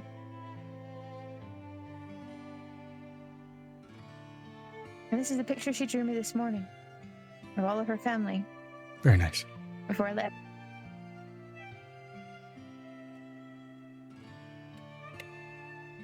I didn't find a family until I found this group that I found. But I don't really want to leave it. I like it. She looks over at Snips. We had this discussion. I like fighting. I like fighting here. Yes, she does. She does like fighting. It's also why we don't really argue much as a couple.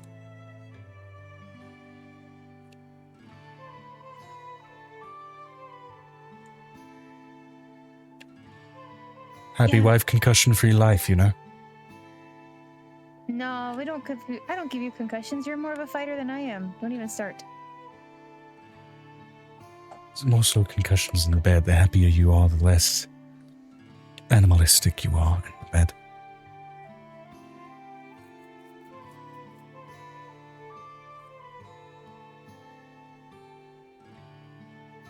You mean the less you have to use your hair to basically put me to the wall. I get it. I understand. Right. Yeah, I get it. What's everybody's passive perception, by the way, as that brief digression in the conversation is? And that would include Avery, since you are observing this. A passive perception.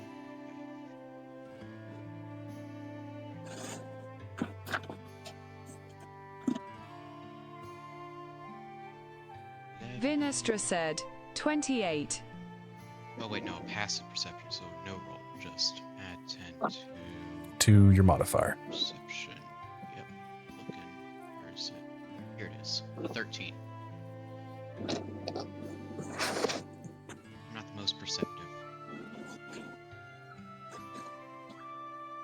Okay, 1328, and how much for blue?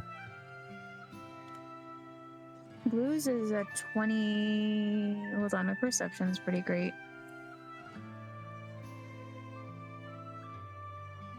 Mine is 16 right now for her. What on my sheet? What's missing? What's missing is the The wisdom buff Plus six from that we the festival. No, from the dragon. I have the +1/6 from the dragon in that one. We each got a +6 from the dragon that was attached to Violet. Right.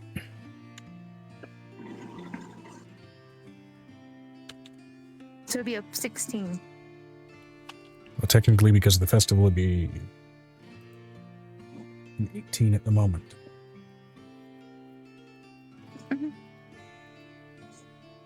She looks over at these two. Okay. So, Blue, while you are briefly distracted with your conversation with Snips, you do manage to catch, and so do you, Venestra, catch Selena pulling a dart out of one of her pockets, flinging it toward the scrying orb that, Avery, you are using to observe this whole situation. You had a much lower DC since you're the one looking through it, and that dart pops the scrying orb off of the wall, and she catches it and tries to quickly sequester it in her robes, just as something to take. Pardon? Avery at his computer. That is the closest look at your youngest sister's chest that you've ever gotten. I thought I was the youngest. Right, Yes. she is the next youngest, just up from you, which is to say, you are the youngest overall. She's the next one up. That was a As gift she from very my clearly friend. was about to sequester it in her in-betweens, so to speak. That was a gift from my Vinestra friend. said, "It's not nice to take what is not yours." Look, it didn't match the design of What any is the range of my telepathy? From You the haven't orb. tried to project it through a scrying orb, but you could certainly try. I want to try to say to the sister, in my own voice, that she would recognize. Stealing's bad. And immediately just flings and drops the ball. Avery is watching us, Also, loud as she has been. Can't believe I'm saying this as your brother, but nice tits. Ew. Ew. Ew. Avery's watching us.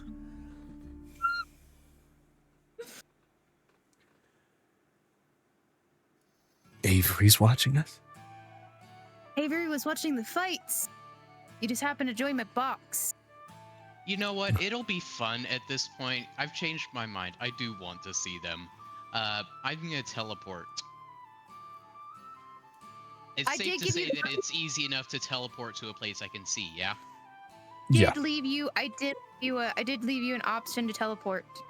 I So believe you you can have use that access to a teleportation circle Oh. that you can use in lieu of a spell. Oh damn, so I don't even have to use the spell slot. That's Yep. nice. Cool. And right as you Because that's an teleport in, expensive your spell. brother picks up the orb that your sister pulled away. Wait, Avery's here? Avery, are you in? How did you get in something that small? What do you need? He is way dumber than you remember. You're wondering if that mind flayer got a bit of a snack of his brain cage. Actually, before I teleport, I think I asked Aiko if she wants to go too. Yes, I want to meet your family. Alright. And away we go. Oh, I assume that the teleportation circle works the same as the spell and that I can take someone with me. Hey, Joe. Yep. Which one of the kids is closest to Avery right now? Which one do you think? Is it Adam? It's probably Adam.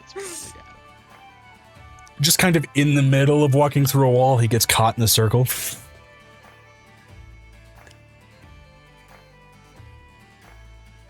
Right, so this is not where I thought I was going to walk through. Hi. Adam, we don't walk through walls here. It's the rule. It's a rule, that's mean. Hi, how you doing? How's everybody? Whoa. In case you want to catch these hands, remember what happened last time. Whoa. Wait a minute. You're in the orb, but I heard the voice from behind me. Wait. Okay, no, I get it. Hold on. You're talking in my head just like you talked in Selena's head, right? No, he's standing right in front of you. Actually, you'd be standing right behind him. Oh. Yeah. She looks over at Adam. Sit down. And it's like the teacher in the classroom. Okay. Sit down. Or you're gonna catch these hands. We're not playing this game. He sits down. Wait, he's okay. Hold on. So should I just put it back on the floor? Like, No, hand me the orb. I'm trying to think too hard. He hands you the orb. Yeah, your brother is way dumber than you remember him being. He had more faculties than this. I think we can fix the brain thing. Oh shit, Avery! He charges over, bear hugs you in the way that absolutely picks you up, and I need you to roll a con save against your ribs getting squeezed too hard. Aiko, sit down and eat something. You're pregnant. Don't not Before I do that, I think Actually, this would be a needs to strength make a save. If I remember correctly, what was that feat? Vinestra said, "Does Avery's ribs make a squeaky toy noise?" Where's the fucking? Where is it? Is the thing is like Depends on if he fails. when I get hurt and it goes, He is- I can't find it. It's the one that basically gives him like 10 foot of space or something like that. It pushes people off of you. Oh yeah. But I can't find it.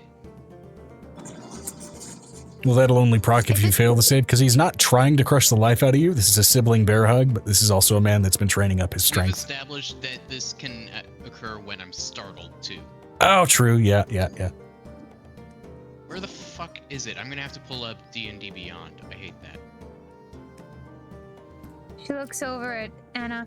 I'm letting you know, this is the point where looking over at Anna, and this the scrutinistic older sibling situation where she looks down at she's very tiny, Is it in giving the this Avery notes? woman this. Just double checking if the ability is in the Avery notes. She's gonna glare at this woman. I don't think it is. It's gonna be in D&D Beyond. Ah, It is okay. Gift of the Gem Dragon.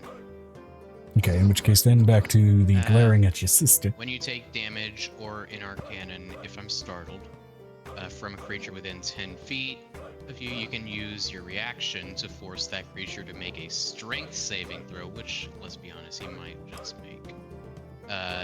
DC equals 14 plus the ability modifier of the score increased. Wait, what? It's like strength would be like a strength save, or He rolled a On failure, 5. the creature takes 2d8 force damage and is pushed up to 10 feet away from you. He rolled a 5. On a success, it takes half as much damage and isn't pushed. I'm gonna use my lucky for the crazy boy. Okay, 13 with his modifiers. He beats it. Message. 13 plus his modifiers, I should say. 13 plus his modifiers, he beats it. Okay. It would be 15 plus the ability modifier of the score. Now that wording still confuses me. I believe it What was score charisma. is being increased by this feat? Charisma. Oh, It's 15 plus your charisma modifier. okay. 14 plus my charisma modifier then. Which, going back to D&D Beyond, you said he beats it, but I want to like confirm the numbers. Oh yeah, he might not in this case. 14 plus charisma modifier, which is 6. That's 20. Okay. Yeah, no, okay, so actually, yeah, he just beats it. Is that with the luck? Is that with the luck that? That's with the luck I gave and the him luck. reroll that he got with the 13, so he just beats it.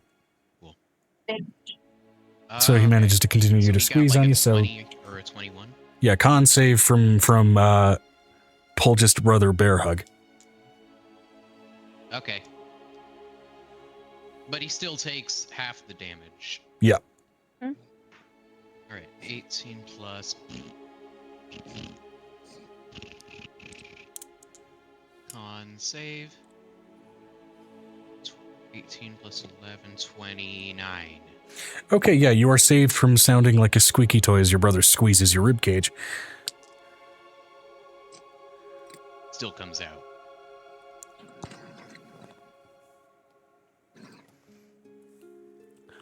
God, my it's been a and they have minute. their baby. And they have their baby. He has the secondary baby on his back at this moment. And how much damage does he take? Oh, from that. Roll a d8. Roll a d8. Yeah, a single D8. It would be 2D8 if he failed. So it's a d8. So roll a d8. Or actually, no, I think it's you still roll 2D8 2d8 and then have just it rounded take up. half of what that would be. Yep. Roll it.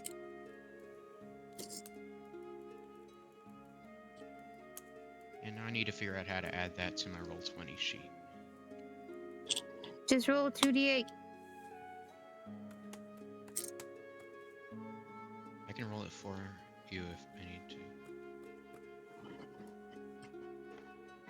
7 and 1, 8. So he takes 4 force damage if you go by my rolls. Okay. 4 force damage. And you watch it ripple across his muscles. All right. Didn't expect that. What the fuck was that, dude? That's an automatic defense system that I just developed. All right. It was a gift from. Wasn't it a gift from Violet? It's called Gift of the Gem Dragons. It was from helping Violet. Vinestra said. Amira pipes up. It's Avery's gag reflex. Gag reflex. It basically, you know how when you're startled, you scream? I do that. Okay, cool. Didn't know. Hey, it could have been worse. You could have flown 10 feet that direction. I think there's a wall there that would have hurt. It's fine. We've got more space. I would have had means to counter it if he did. I'm letting you know. This is Blue gets to be the middle person, and she looks over at Adam and she gives him a look. She's like, "We defend him." Yeah. We defend Avery. It's like Issue is the Adam voice and the, in this case, Anna voice are going to be a little bit similar in the cadence. no, it's okay. She looks over at Adam and she knows that Adam will protect Avery no matter what it is. And how brightly pink is Adam, by the way, considering what he is? First, because they've seen a mind flare.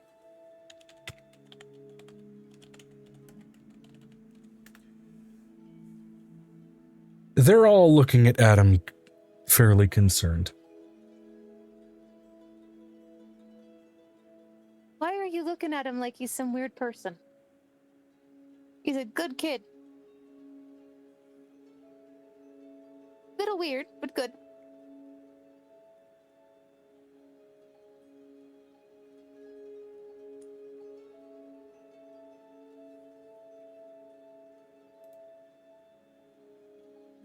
Joe? Yeah. She looks over at Selena and she looks over at Anna.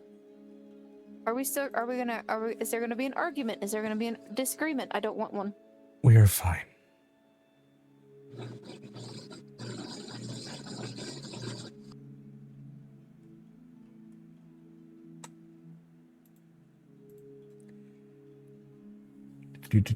Let's see here.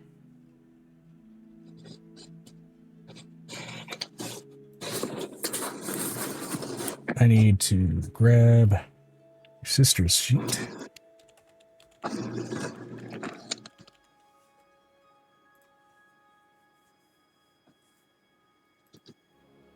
Oh, here it is. Wisdom score to a maximum by 1.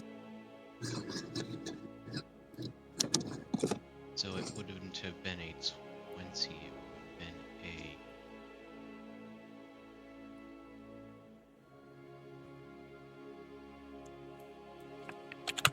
some whatever 14. It would have only been 17. Ah, Matters. fair enough.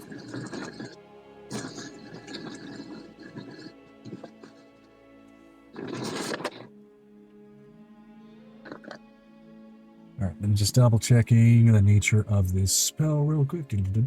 Okay, yeah. Anna looks at you, Avery, that same characteristic annoyed look on her face. Make me a dexterity saving throw. Against reverse gravity.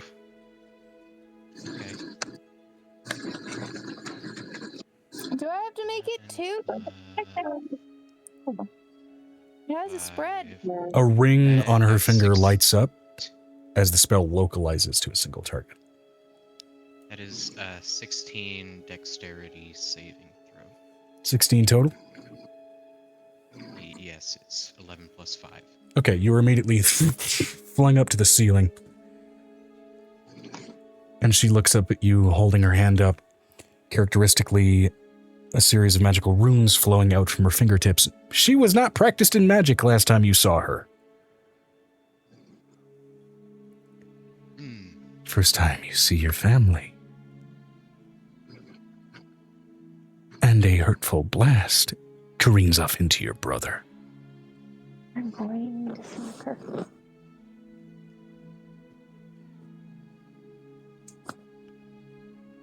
I'm going to use Dominate Person. It'll be what kind of saving throw for her? Vinestra said, V is going to stand up and move to in front of the sibling. Lower him. Intimidation check. Dominate Person is... He's so tall. Oh, way. Thank you. Blue's like, I'm so small, they're not taking me seriously.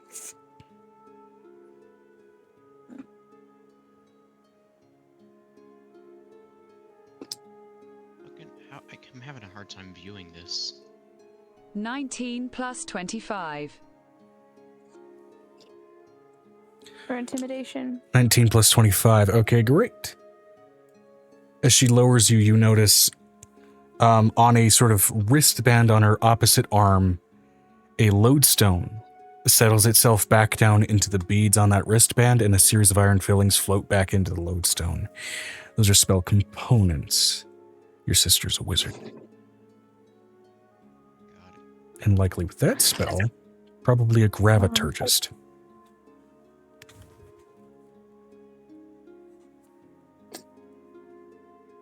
And she lowers you down You gently. know what So might be actually more effective than Dominate Person is Calm Emotions. likely more effective. Whichever one she needs to roll a saving throw against. Let's see which one she got to do.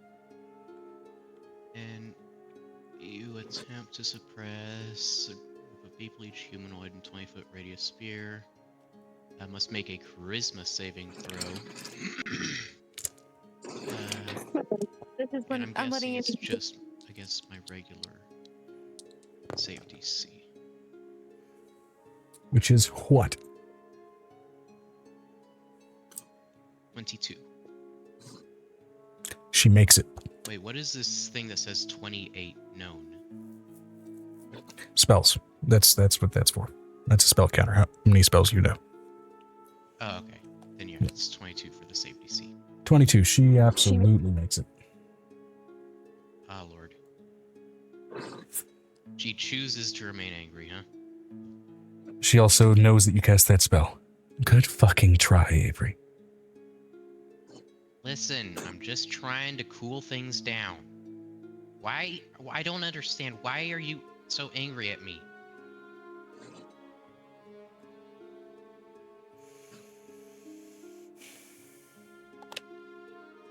You really fucking want to know why? And as she is about to light up another spell, with still hesitation from Vinestra in front of her, she gets cold cocked in the face by Colin and drops like a sack of potatoes.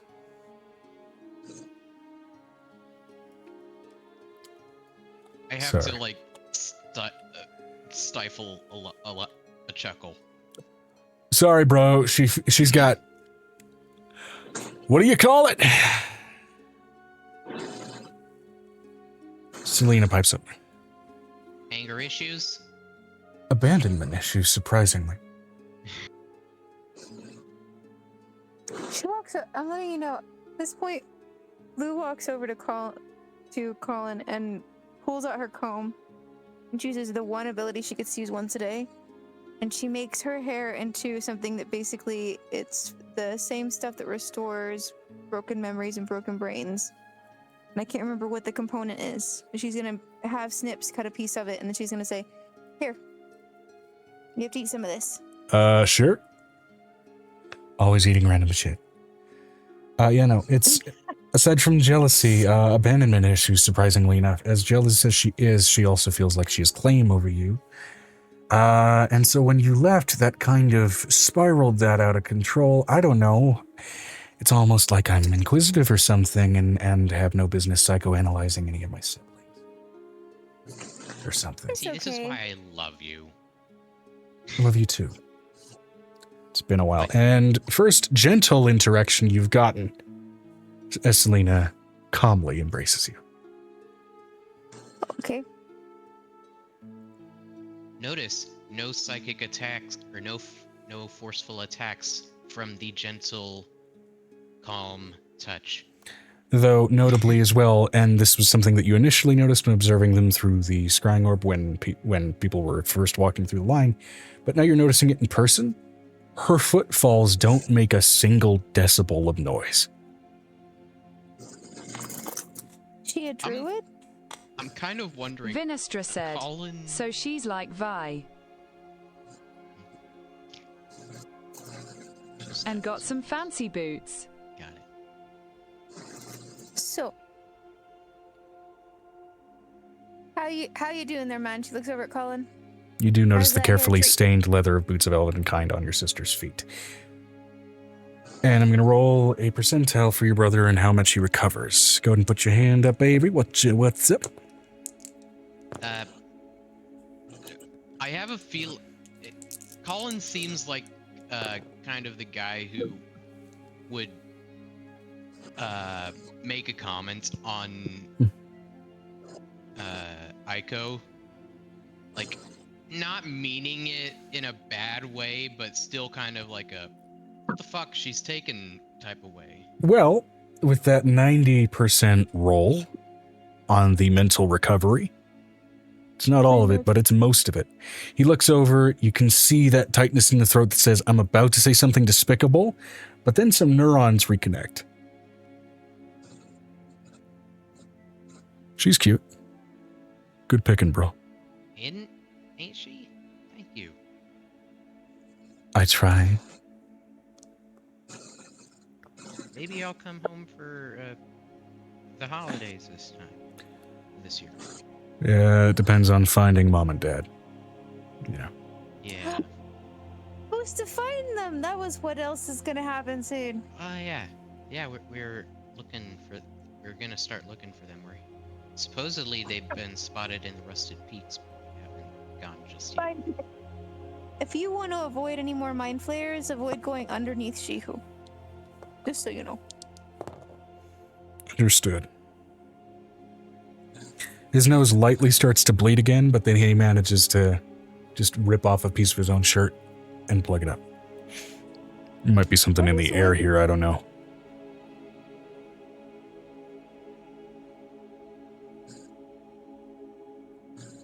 Can you sit still for me? I mean, I already ate that Avery. apple thing. I'm sure that was fine. Avery, can you help me pull the worm out of him? The worm? What? He's bleeding. His nose. Or at least just check it out. Or anything that's ceramorphic. I've said something about mind flayers twice, and his nose bleeds every time I do it. Yeah, I suppose you can try. Can you do that really loud thing that you can do with people's brains, where it makes it like kind of a minefield a little bit, Oh, and see if it.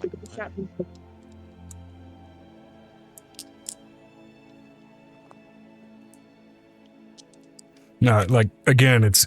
I'm sure it's fine. I don't know if there's like pollen or something in the air. That's not enough, friend.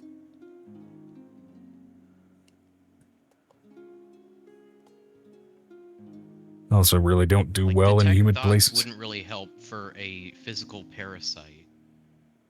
Unless I could detect the thoughts of the parasite. That's a possibility. So, to be clear, this would be the parasite making the save against detect thoughts, not Colin. If there is a parasite to make the save, of course. Yes. I'm going to mentally search your I would say brain, but there's not. I'm kidding. Mentally search your brain. You just may feel a little shuffling sensation, but I'm not trying to read your thoughts. I'm trying to see if there's anything else in there. Okay, that's fine. So I'll use detect thoughts, and that means that the worm would actually, for just surface thoughts, I would be able to hear. Any interruption from something like that. And you don't detect a secondary voice. Right now, as far as surface thoughts, it's a whole lot of cascading. Oh shit, I remember this, I remember this, I remember this, I remember that. It's, mental recovery is kind of that relaxed realization of, oh my god, I can finally remember this thing. And a lot of it's like, oh, that was that ingredient in that fucking bread. Okay. I mean, you can do what you want to do, but I don't hear any parasites in there. Parasites? Blue's gonna tie up the nostril that keeps bleeding up. She's small enough to do that. I mean, I didn't search strictly his brain. It was like, if I was a detect thoughts, I would have gotten it if it was in his head anywhere. Well, we've had. Oh, let me put it to you this way: we've had parasites hidden in nostrils and ears and eyes and little weird spots throughout this entire campaign. So, who's gonna take one little ability that she can use? Shrink down to go ahead and fly up his nose. And as you fly up, the only thing you really notice is a blown blood vessel. Like blown badly enough that it has opened up in the nasal cavity. Does it look like something's digging there, or does it just look like it exploded? Just looks like it kind of tore open from stress. So Blue is gonna take here. She's gonna go make god weed muffins. I'm trying not to breathe through my nose here. She coils out and she looks over at Snips. Make blunderbuff into godweed muffins. Yes, am I finally gonna blaze? You're finally gonna blaze. Yes. This is gonna suck. I don't want to hurt him. But every time I lay on this weed, that's gonna happen. To be perfectly clear, the random fey bullshit go was a percentile roll that I only do every so often when Blue is around. But I have a question. Can I just keep him and then put him and let him be my friend forever, Joe? Can we convince him to have a mental capacity? I don't want to lose the small fey weed boy. he is a weed bud. There's not much in the way of mental capacity just by the nature of what he is. Can she make him her underling? Can that be her first underling, is the little weed boy? You want the weed bud to be your archfey warlock? One of my first ones. Like, dude, Stoner blast. Vinestra said. Question though. Yeah.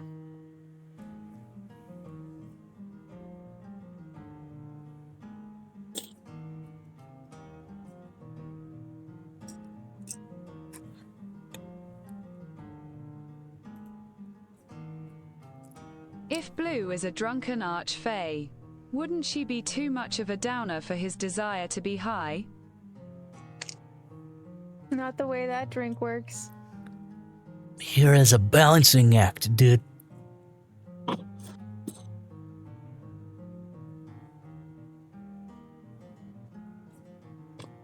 could literally produce the same substance with my hair, but I don't like to do it because it makes me. That takes getting high off of your own supply into a whole different context. Yes. And she looks over at Snips. Take that godweed and make sure you wear gloves when you're doing this. Make muffins or brownies. Brownies sound really good right now. Since we're going to be here till nighttime and whoever's gonna fight next doesn't need to eat one, but we can eat one. Sounds like a plan.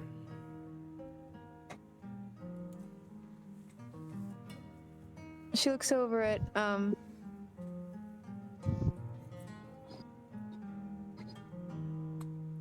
Is it just the eye? It's not allergies. It's Allergies just don't his nose. cause He's like that. I don't know what it is, but it happens on occasion.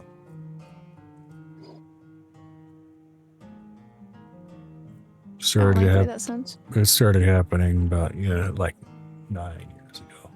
But 9 years ago when Ugh. specifically? Early spring 9 years ago.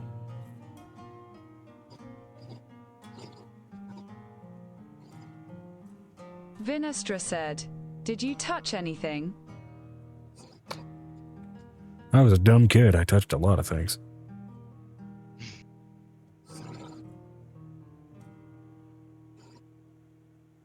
And I would not be able to reliably tell you what I touched.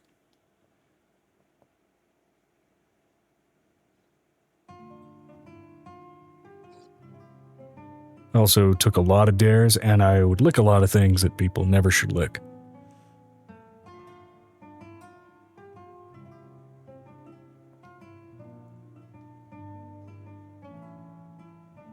I grew to learn that was a stupid idea through practice.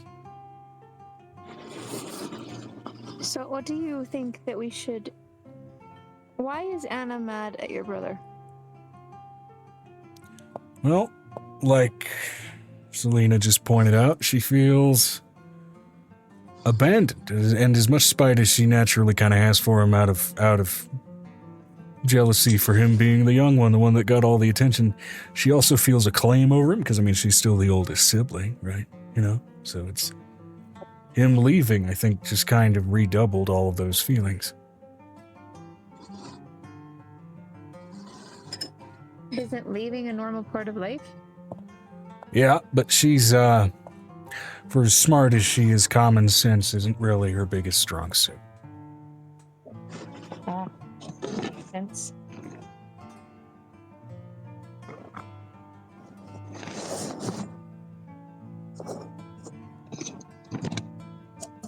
And she's already kind of steadily coming back to consciousness. Colin, you fucking dick. You punched me. You threw our brother on the ceiling. Okay. This is the point where Blue gets up in her face and she's like right on top of her nose. Do it again. I will do to you what I did to that little man inside of that ring. I'm still drunk. I have 17 more hits in me. You smell like you're drunk. If I give you one drop of my booze, you'll be drunk for 7 days. I'm a featherweight. Just don't. Then don't. Vinestra Threaten? said, "Might I suggest we take the frustrations to the ring and fight it out?" I would prefer for Avery not to get in the ring because the next fights are not going to be his spiel. And while he's a lot stronger than probably the rest of his family, I prefer him to not die today. Do you want to get in the ring, Avery?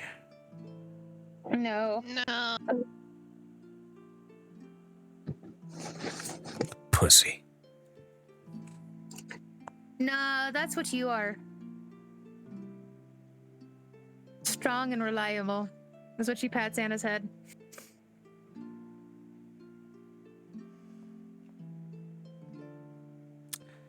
Yeah, that and she Nah. had some For recent as much breakups. hatred as you harbor for me, I'm sure I want you to know, I've never felt a single ounce of hatred toward you. Alright, she needs to make a con save. You can get a contact on Kai from Blue. Natural 19. It's not high enough. What is the modifier she needs to meet or beat? For her con, it's a 22. Yeah, natural base level 19 that I plus have. her con modifiers. So, Oh, okay. I cried. You can tell.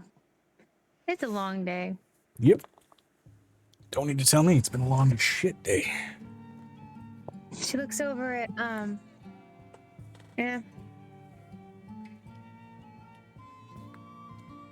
You need a boyfriend. So that way you have somebody to own that's not your family. Yeah, that's the thing. That might be contributing to the rest of her anger. And she snaps what looks like smelling salts right under Anna's nose, and she just conks back out again, doing quite the opposite of what normally Venestra something like that said. would do. Amira perks up at the boyfriend comment. She recently had a breakup.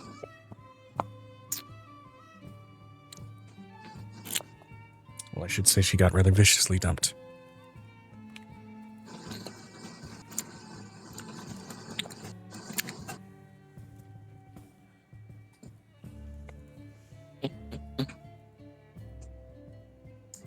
She looks over at Sips. Where do we put that pink water? Add that to her portion. She looks over at Anna. Of the brownies. And she is just out. Her brownie needs to have the pink water in it. Whatever the pink water is. Yeah, no, she got, that.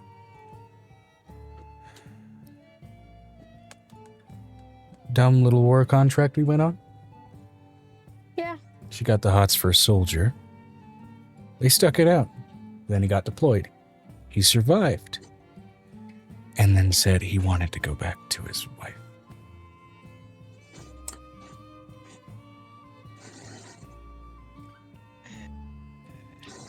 Yeah.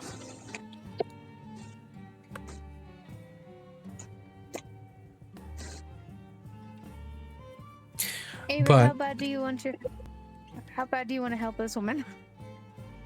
I'm letting you have the option. What can I do to help? I mean, I have a bag full of godweed. We're making godweed brownies. We put Angel's holy water in there. She's gonna end up saying Angel. I do second, though, my brother's opinion. Nice job, Avery. Nice picking. She is cute. Mm-hmm. He's also classy. I try.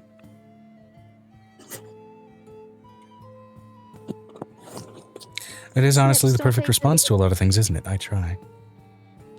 Snips, don't take any offense, but if she was single, I would totally date Aiko, at least for a couple of dates.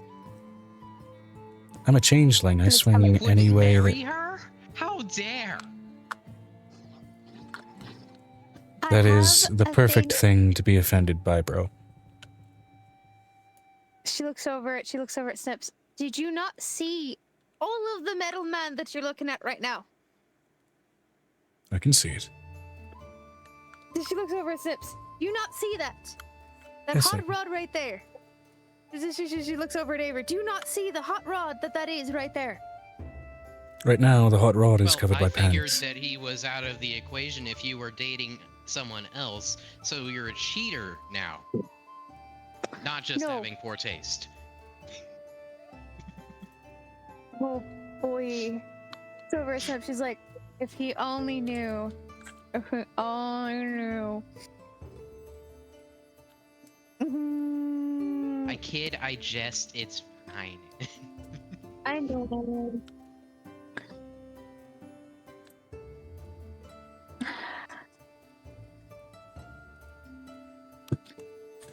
Looks over at Snips. Are those brownies almost done? Or are they gonna have to take time to bake? They're going to take a while. If we don't Dang want to it. get baked while baking, it's going to take a while. I don't want to get baked while baking. We And did that also, if we last don't time want and- them to go bad, it's going to take a while. We don't want them to go bad, but we also don't want them to basically end up getting us high like they did last time, and then we ended Right. up having 3 children. And how do you make sure you don't get baked while baking and make sure that whatever you're baking doesn't go bad very fast? You bake it low and you bake it slow.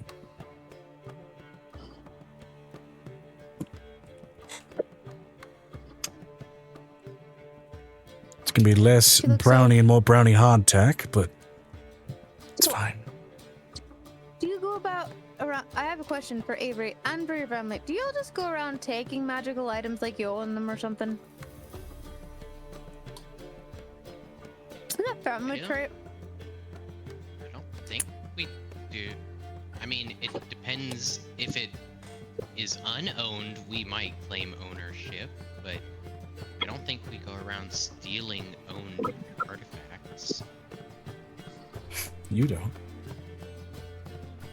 That's what I thought. And they don't.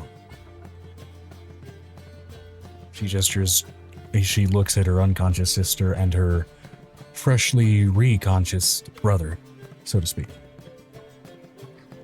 Yes, but you do.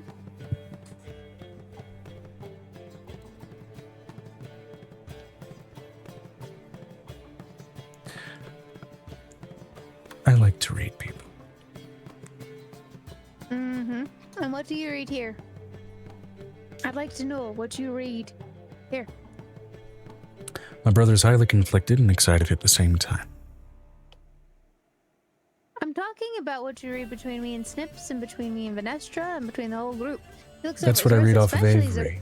Zarissa, skill set I quite like and I quite identify with. Between you and Snips, sexual tension abound, if a little unreadied.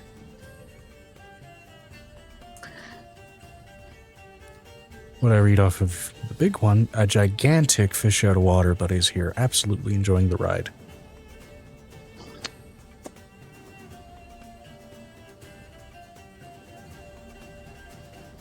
So, I also had a question. Yes.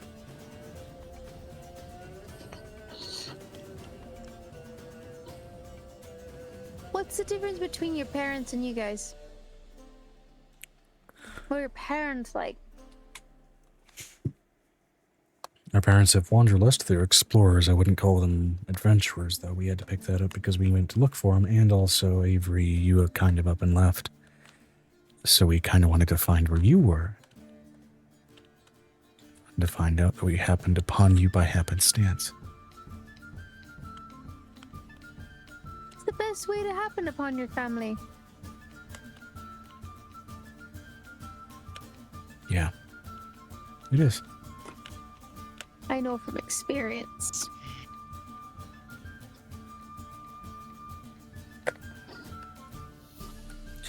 Your sister Selena's always been Vanestra soft-spoken, said, so it's only Amira natural would if we smile, seem to having pick up this finished stuff. setting up shop for B-Cup merchandise. Because What the hell are you doing?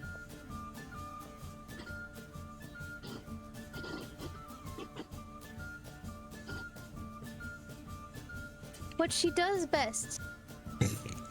Avery having a battle in his head, still has the image from the stowing of the scrying eye in his head. He's like, idiot, she's your sister. A sales proposition. So it's all internal, so you just see him like punches himself out of nowhere. Bro, if you want someone to do that, I can do it for you a lot harder. No, I'm good. No, I can do it. Like, look, it's kind of what I've been training myself to do. Hey, bro, remember, Yeah. that sensation you felt when you ran up and hugged me? Yes. That would happen again, and I would not feel bad if you punched me and that happened. Oh, you wouldn't feel bad if I punched you. He Okay. prefers his girlfriend to do that for him. Oh, she fists you. Okay. That's not what that means, but...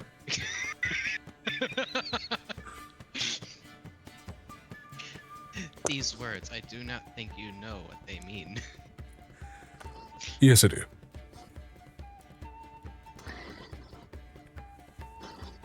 So are all of you single? Moving on. Well, Anna's newly single. Selena's totally single. And I'm on and off the market.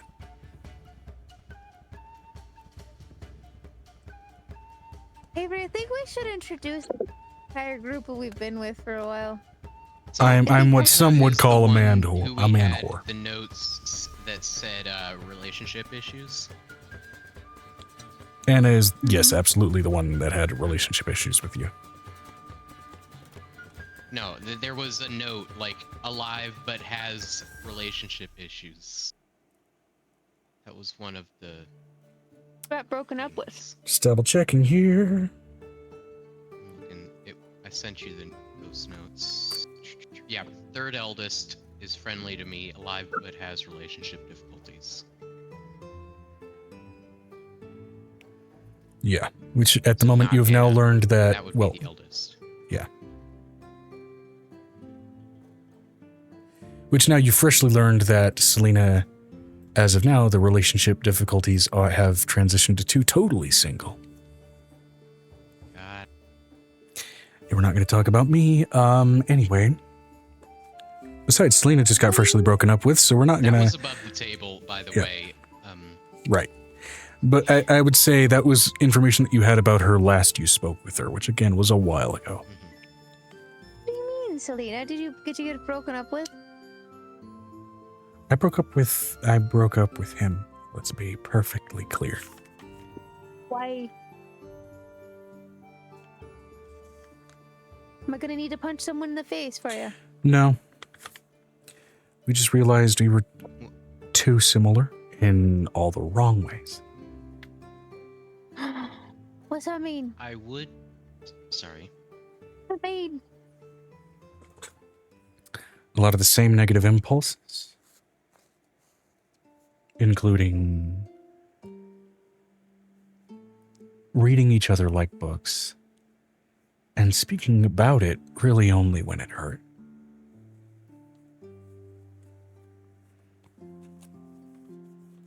We were a little too similar. So who did you date? What were they like? Tell me your tale of woe. She hands her over a beer. I don't drink. It dulls my mind. Okay. Okay, do you want hot cocoa? That would make me tired. Would you like a strawberry spritzer without the alcohol? Yeah. Okay, strawberry slush it is. Okay. She a mean strawberry slush. It's one of the things that Blue's able to do is make some mean cocktails. So if we're talking, and she takes it and just starts drinking it, if we're talking relationship details, because I guess we're talking about me now. It's fine, since Anna's out, made sure of that.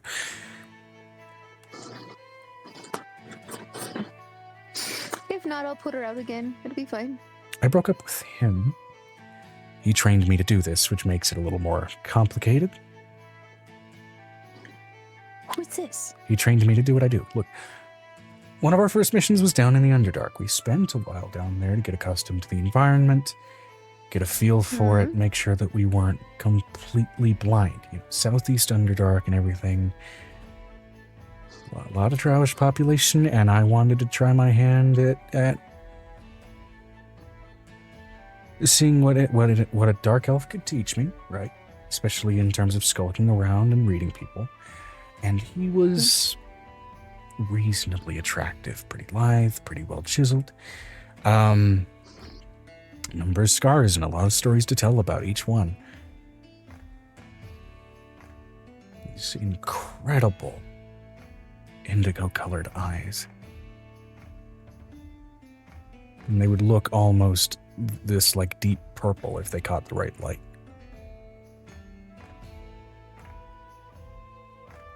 But he taught me how to weaponize reading people, which was then also a skill that he learned, and so when we'd get into small arguments after we decided to hit it off, we both did what we were trained to do, and we weaponized things we learned about each other.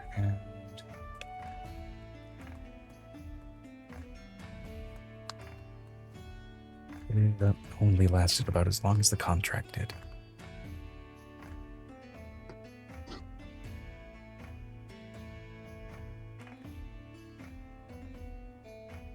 Of course, I wasn't adventuring when you last saw me. I may have had him as a pen pal for a while.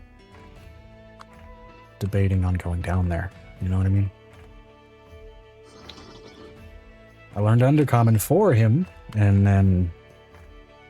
You said Southeast Underdark? Yeah.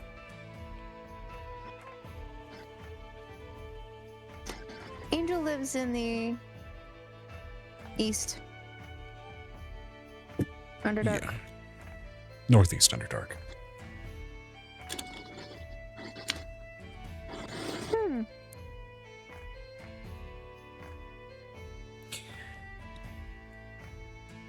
So we were a little too alike. And it just didn't go well. Our arguments were always hurtful. And I was... Does he, like, run a faction? Hmm? Does he run a faction or a country or... No, what is he's a free agent. Oh, so not like a guild of thieves or something like No, that. no. Just, he's a...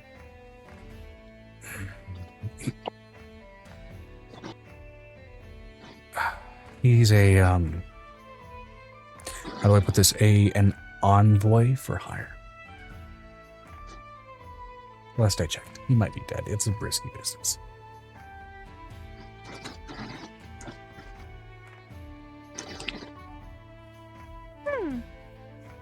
Curious.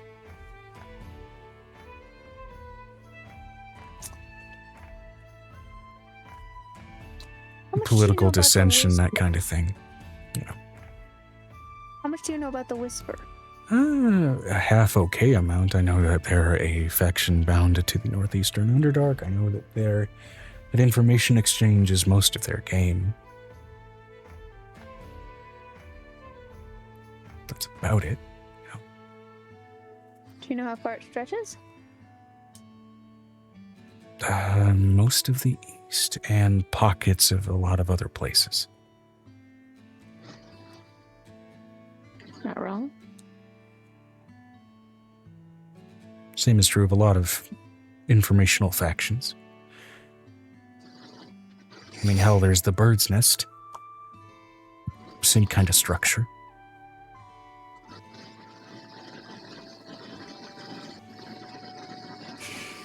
There's the Rat Pack, same idea. There's the Red Eye, that one too.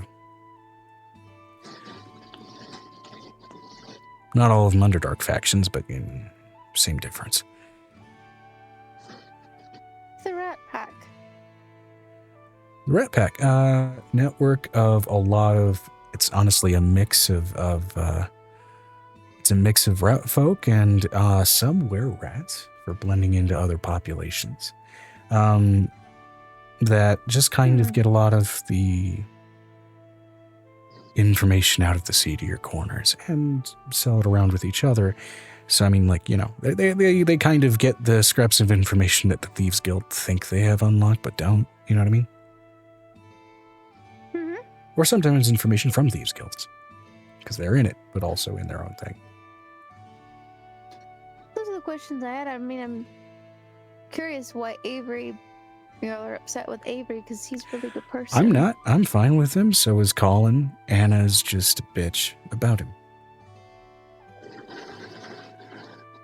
She's got really weirdly conflicted attachment issues about you. I mean, like, she hates you but doesn't want to be with that. It's confusing. It's real confusing. Avery, would you be comfortable if we put them around everybody else? If you put what around everyone else? Would you be comfortable if we invited them to the castle? I mean, if they're down. They could I, get some better. They could probably get some people who would actually teach them their actual crafts. It's kind of a brief downtime kind of thing, you know. No. We know in between jobs you're gonna finish your null job, and we were gonna help you finish that. Still didn't strictly say yes. I mean, again, I think we can handle that, but there's also notoriety Well, to consider. If another group jumps in on that, then that has to follow in through the paperwork. We get these contracts from the Adventuring Guild. So, Which adventuring guild? whichever branch we're close to at the time. Right now, we're getting our contracts from the Dolgallen branch. I can actually sign you out of that one. I used to have contracts with them all the time. It's a little on the nose. We've called our company the Starlings. Which means by de facto relation, technically Avery, you could be a part of it.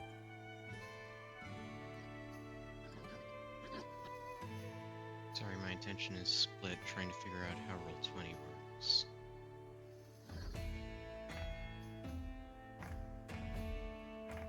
By relation, technically, you could be part of what? a part of our little quote-unquote adventuring band, mercenary company, whatever you want to call it. In official circles, we are referred to as the Starlings. So, if you're related, it would technically apply to you.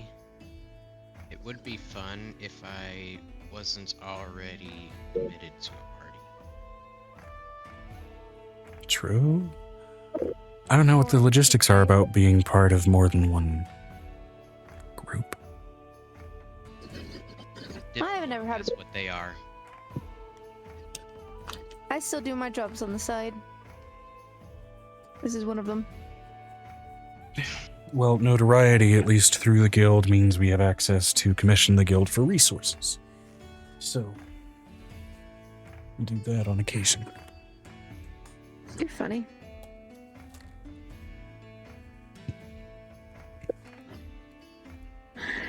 Avery, do you want me to tell me who your friends are?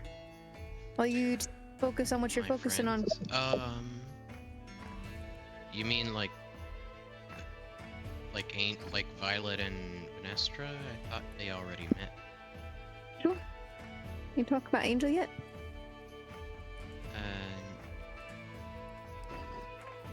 I'm not great at describing people. I prefer to let the people speak for themselves. If you do, are you saying you want to meet her? Well, I was asking if they wanted to. That's, A I lot of money. mean, that's kind of your guys' group, so that's up to you whether you're comfortable with letting us around it, you know? I'm fine with whatever anyone wants to do. If y'all want to come visit the castle, that's good. If y'all rather go about your merry way, that's also alright. I'll see you around.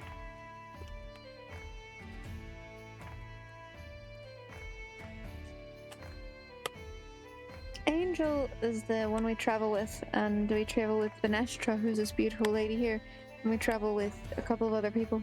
Okay. Big, beautiful lady. I am No, very you thought drunk. You thought she was a wall, didn't you? I thought so at first, too. I'm very drunk. She has very long boobs. Yeah, like I said, one tit is the size of my head. I'm just letting you know. I'm just letting you know.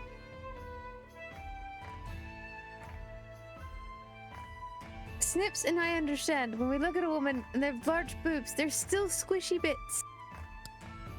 Vinestra said, correction, I can. Have very large boobs. Okay, correction. I am very small, so any boob is technically a very large boob. She looks over at Snips and giggles. I mean, yeah.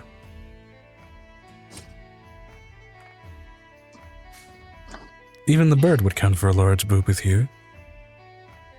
It's true. It's true. It's true. It's true. The boobies. Those boobies. Those blue-footed boobies. And she looks over at Selena. All right. So, Avery lined So your himself world up. has those too? Yes. Yep. She looks over at Selena. So, we're traveling with a warlord. Two-time warlord for the Underdark. She's fun.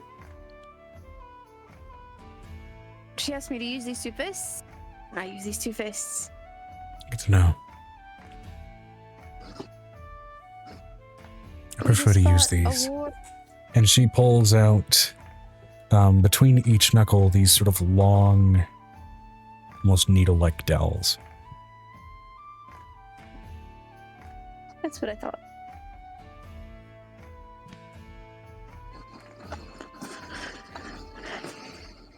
Smaller and easier to hide it, the better. Could try to convince her to come here, but that would be one too many movements, I think, for everything that's going on.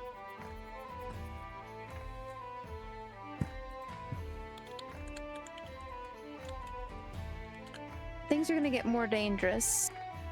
And there's about to be a big war. I just thought I'd warn you all. You old people, you, and you, and she points him at and you can tell Snips is like, you need to take another drink. Because she's like, takes a swig. Which is, to be clear, what she appears to be wielding are, they appear to be the MA piercers.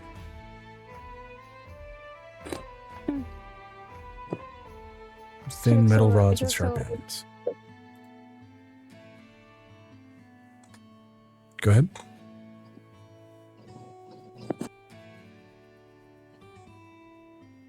There's going to be a war.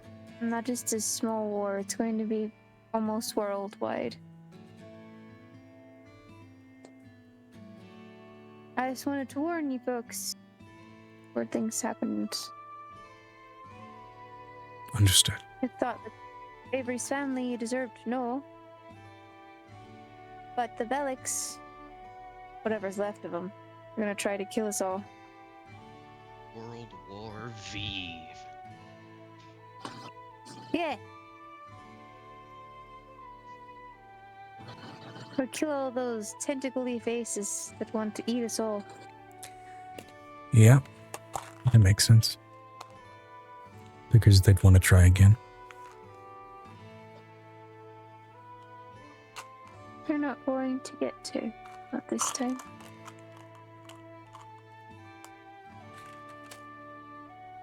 The Grey Thief won't allow it. If you all will excuse me. Where are you going? Just to get a bit of work done. What kind of work?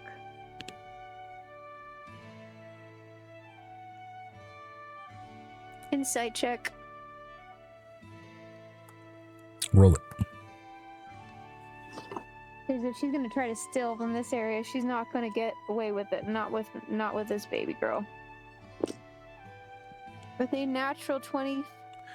Thank you. The type of work she's described being trained in is not strictly that of being a thief.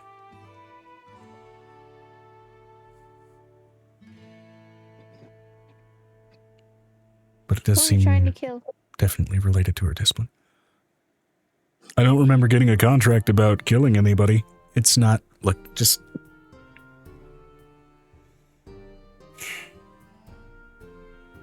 She flicks out of her sleeve another salt stick, snaps it in front of her brother's nose, and he drops like a sack of potatoes.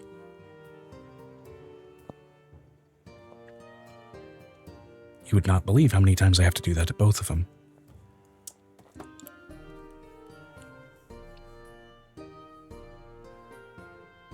I'm letting you know this is when she basically touches her with a draft. Same idiot who had his face burned off. Why?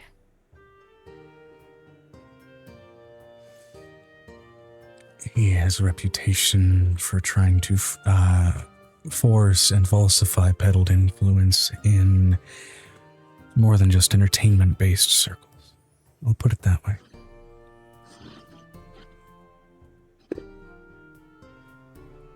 Then let me just alert the authorities. No. You don't want him to end up in the lower pits? Let me be clear. Part of the contract, especially with how much he wants to be public, his death can't be. The contract specifically states that his death needs to happen in a way that he's forgotten rather than public. I know how to do that. No one can find the body, and I'm very good at that. Oh my goodness, do you not know what goes on under this place? I do, which is where I was planning to do it. Anyway, sorry for you to hear that about me, Avery. Wasn't about to knock you out, given how fiercely your friends seem to defend you from the smallest, mildly hostile action, so... Oh no, I'll basically put it into the ground. They just, I don't know.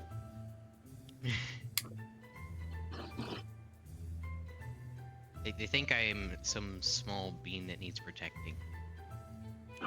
I mean, you are, Yes. but that's neither here nor there. The small bean basically has a giant robot that will beat everything else Vinistra up. said, "To be fair, Avery, you are." Right now.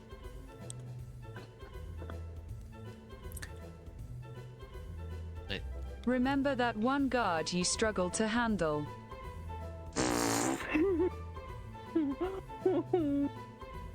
no, but probably for the best. Or the vampire that you basically alerted to everybody being there. He scared me. What's this about you Yoinked alerting a me vampire? Off of Violet. He did launch you off a Violet. It was funny to watch.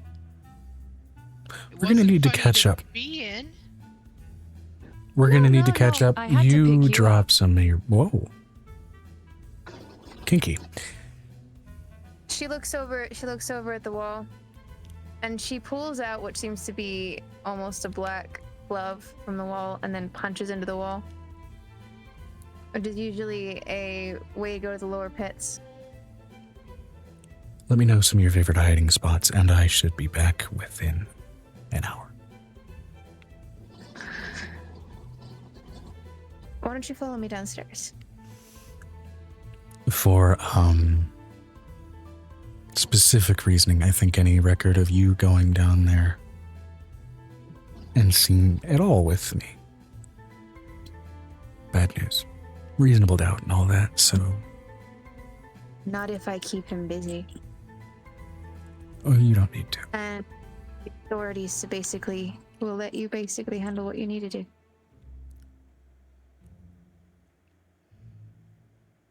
I have a way about doing some things. And to be fair, She looks over, she put her hands on her. It's the first time she does it, and this is the first time she will probably ever do it. The person who runs this place will kill you if they find out you've done this under their nose without letting them know why.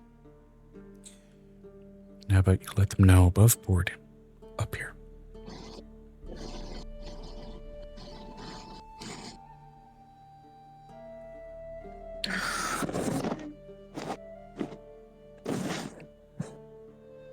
Blunderbuff, Yeah.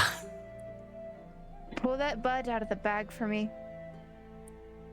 I am out of the back. Not you. But why not me? Because I don't want you to sacrifice yourself. That's why I exist. But you can't sacrifice yourself. Yes, I can. mentioned Aegis earlier. Oh, sorry, I did it again. Go ahead.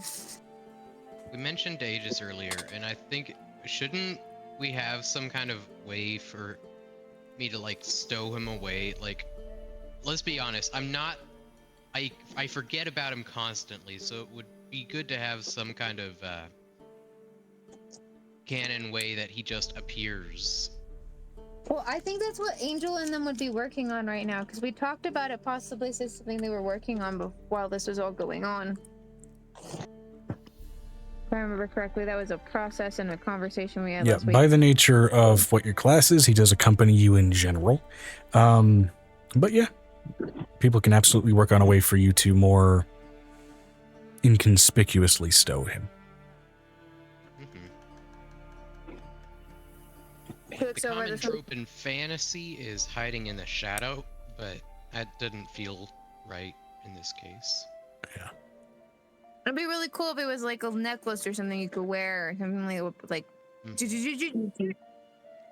like a suit, Or a big old wristband.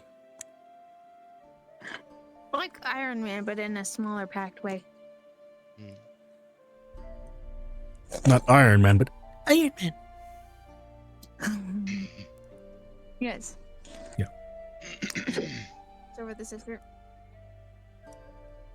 She pulls out a bud. I'm not letting you die. She basically she lights it on fire. Breathe deep. And I mean deep. okay.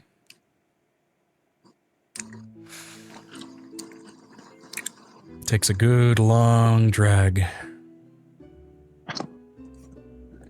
Blue joins her.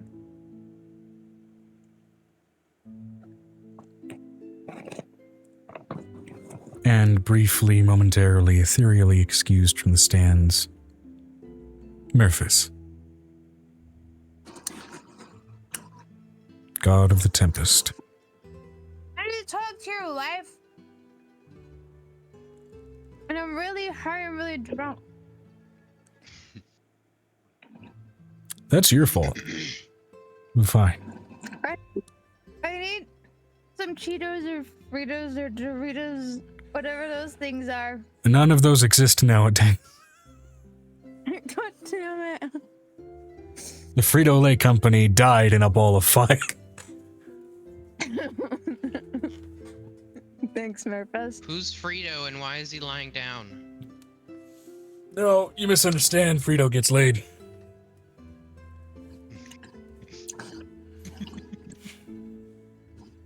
Vinistra said, why? You would not believe, back in the yesteryear of humanity, how many online orders at department stores included specifically Cheetos and dildos in the same package. But I digress. Selena. Why? You don't want to know. This is the great god, Merphis. Merphis, thank you for the Swede. It will be used the right way. I promise.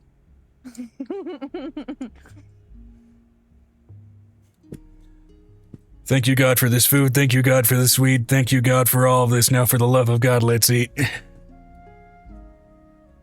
She's like, I need to talk to your big, beautiful bear wife. Fine. As she just opens the door and walks into the room. Oh, hello. Hello, sexy lady.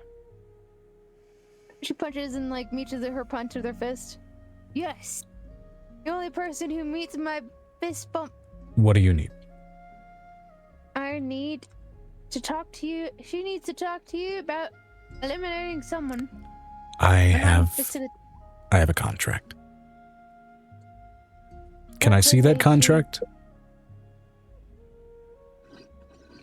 Understand it's not really a request. She's a mafia boss. Don't mess with her. Don't intend to. She hands it over quickly enough.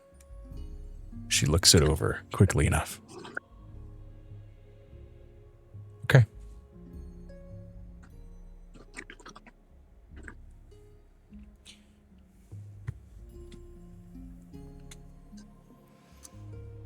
I just needed your approval.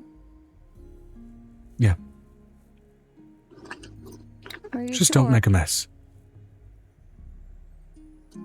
Can we use the back stock rooms with the pigs in them? Not the pigs. Not in the contract. Oh. Yeah. Not in the contract. No excrement, no leftovers or record of any kind. As she twiddles with a ring on her pinky. And notably, Avery, Blue, and Vanestra in particular recognize this rune work immediately, even just with your passive arcana modifiers. It's a ring of disintegration. Hey, I've seen one of those before. It's a one-time use. Good luck for that. I don't need luck. You can use my stairs. Because she okayed it. As long as she okays you, you can use my stairs. Sorry, weird way for you to find out about this, Avery.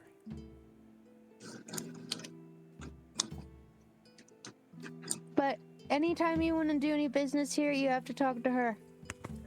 Because she's the one that owns the business. You found out that your first oldest sister kills people for a living. Technically, all three of your siblings kill people for a living, but she does extra killing people for a living on the side. I mean, that doesn't surprise me given her disposition. Quiet, soft-spoken, everything else. You did agree that... I thought it's not the eldest one? No. Oh. It's the youngest one just up from you, who is particularly friendly with you. She looks at the bugbear. You did agree that we were going to hide some of the people here from Yes. you if we were going to evacuate, yes? Yes. Okay, good. I'm checking. I'm going to roll real quick just a percentile to see how her mission goes. The better the roll goes, the faster it gets completed as well. Okay, it hasn't even been 2 minutes. She comes back up. And is in the middle of prestidigitating ashes off of her face. Oh, and she also brings that woman like 3 things of dragon wine, and from Akihito, and from the family of Ryuzaki, I brought you wine. Your Very favorite, nice. by the way. He's gone and Good forgotten. vintage. And she takes the contract gently back from Bugbear Woman, signs it, and in a puff of light green flame, it dissipates.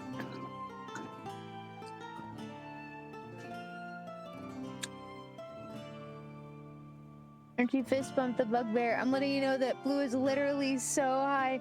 She's laying down on the bench, like out almost. It's almost comical. I'm gonna chill here, watch the rest of the fights. Doing okay, little bro.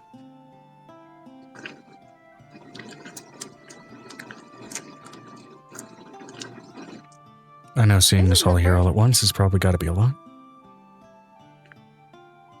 I mean, I knew that y'all were all here when I teleported over. Figured as much. Somebody had to be on the other end of that looking glass. Yep, someone was definitely on the other end of that looking glass. Oh, you saw. saw Oh, it. okay, you saw. Does anybody here have modified memory? I would rather not my baby brother have intimate memories of my chest. I don't think you're not gonna have You know, that. I have much more scarring memories from that chick right there. I point at Angel. Angel's not here. Dick. Oh, fuck. It's I Violet. have much more scarring No. memories from a party member of mine. We unlocked some trauma in her head together, and Glorious trauma. yeah.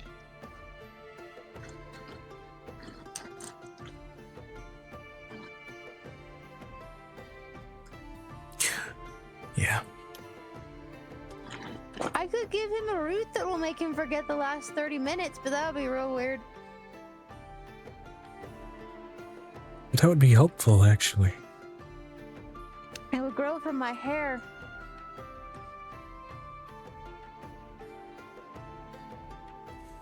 You want to eat some hair to forget about my chest? That sounds so weird. That is kind of bizarre sounding. She looks over at Snips. She's giggling like a fool.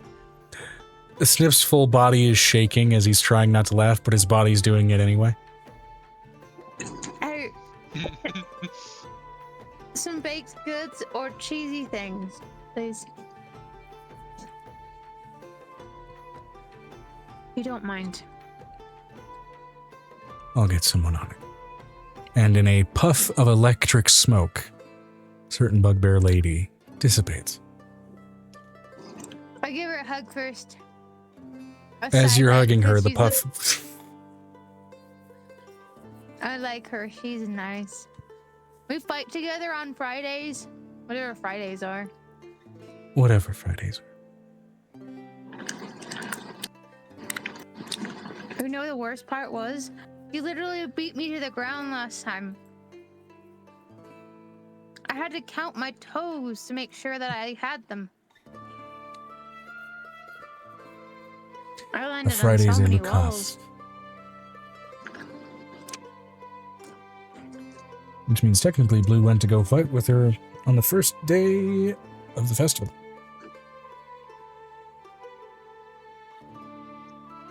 Day of Remembrance. It was great. I was in so many walls. Looks over to Ava. It was so colorful. There was so much blood everywhere. It was glorious, and so many walls. How many holes in those walls did you make? Like 30. Colorful walls. That's How many holes in those walls did you make?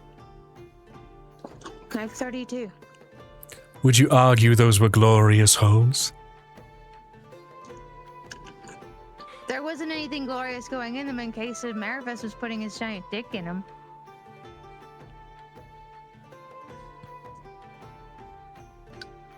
Leaning into the joke somehow makes it worse.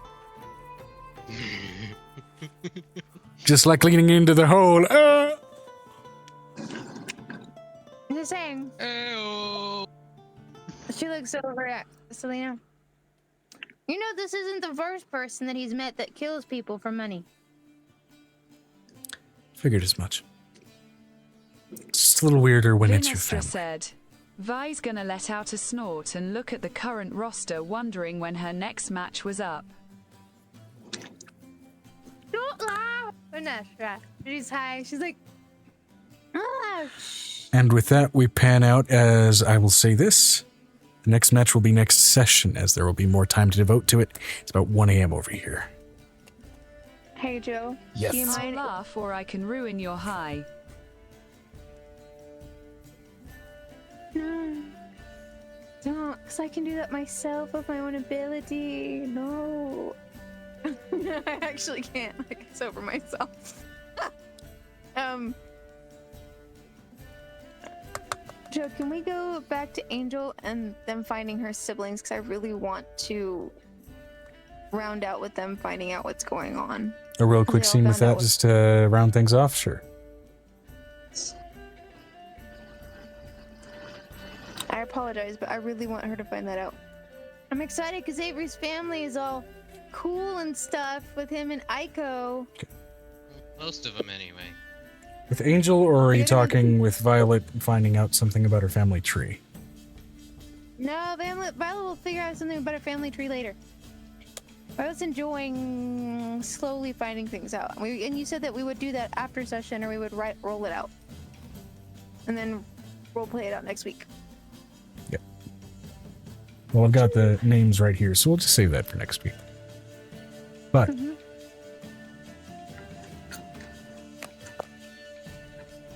on then over to Angel. The dragonet is back into a person at this point. Yeah. Your brother finally walks back, and your brother, wrapped up in some webs, is brought back. And your sister's just chilling there. She got all of my memories shared with her. Was You a got memory all of share. hers. You got a She looks play-by-play of a over- lot of her early childhood, really gentle, really easy, and then really crazy. She tried to sneak out of the time bubble a lot. Almost got eaten by dragons on numerous occasions, only to get pulled back by her grandparents. Very much trying to be an escape artist. Her great moments too. One of those moments of don't. And then you got the preview of her trying to join that orchestra, which very much is a bit of a mental snapshot of just trying to get into band in high school. It's that kind of awkward atmosphere and then slowly just really getting into it.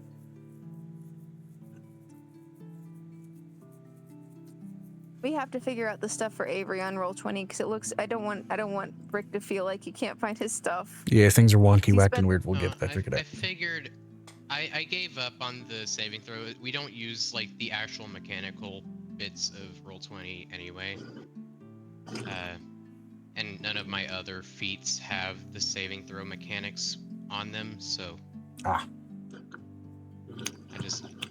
it's probably fine. I put the description and I put 6 per long rest. I'm gonna call that enough. Okay. It was just really concerning because I thought you were so frustrated. Yeah, I was frustrated when I was trying to figure it out. As soon as I gave up trying to figure something out, there's a reason I gave up. Is because like, no point worrying about it anymore. Gotta figure this out. Yeah. So You get flashes of her bandmates as well as her skill set, and also just kind of the bard that she's trying to be, which is not at all the type of bard that Angel is in any regard. It's not about revealing yourself. It's not about drawing attention. It is very much, however, about influence and drawing from other skill sets that you know about. And that is very much where she kind of sits within the orchestra. She is one of a few different magical locusts in that grouping. And she did say she doesn't know whether there are any actual full dragons in the orchestra, because if there are, they are definitely polymorphed. Which even just passing through her memories, since it is just her memories through her perspective, you don't get a sense of that either.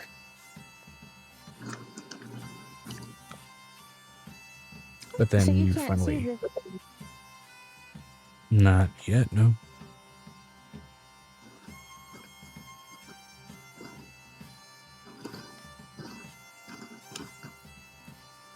What else happens to her? As she finally breaks out of it, she is trying not to cry, getting memories of what happened with her oldest sister. And in your own right, possibly even just a bit of jealousy for a better childhood.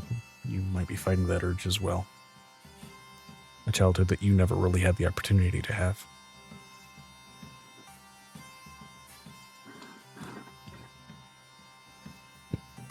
Because for all of the craziness that she got involved in as a kid, for all intents and purposes, it was a full and complete childhood.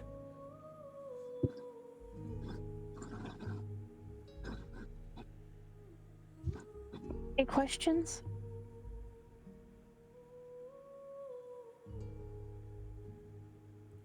Are you okay? No. Do you want a hug? Yeah. She gives it without question.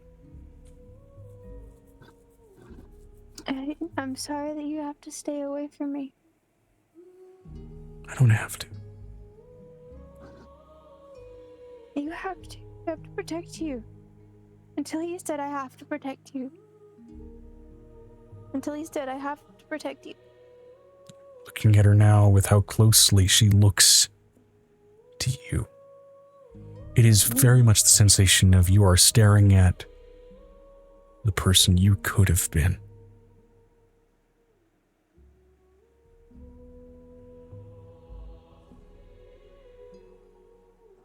It's just a few different changes in your life.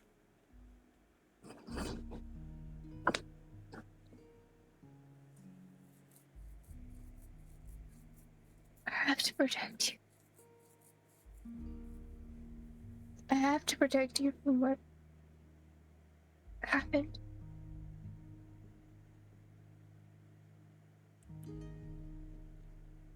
know what's coming.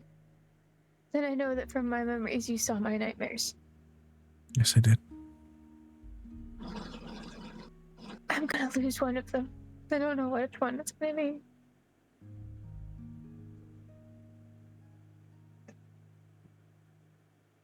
And even the DM won't tell you which one it'll be. I'm scared.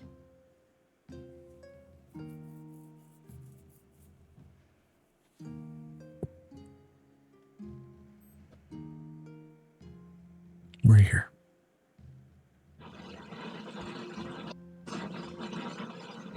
I can't lose them.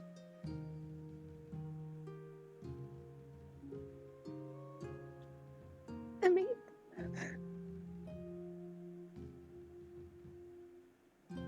We'll it always is be their close to lives. help.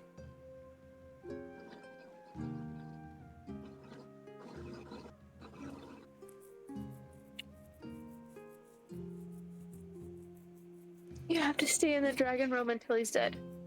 I don't care what everything else happens, but until he's dead, you have to stay there.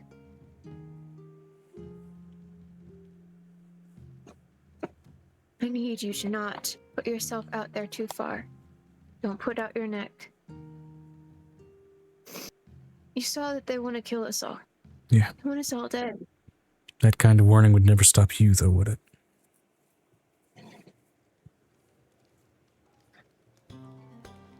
It wouldn't stop the rest of our family either. But they're at least listening. Because we lost all of them before. We lost them all. And it was just me and Grandpa. Yeah.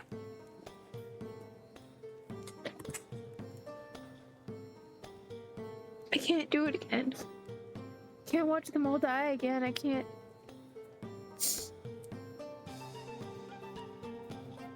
We'll stay safe. I will.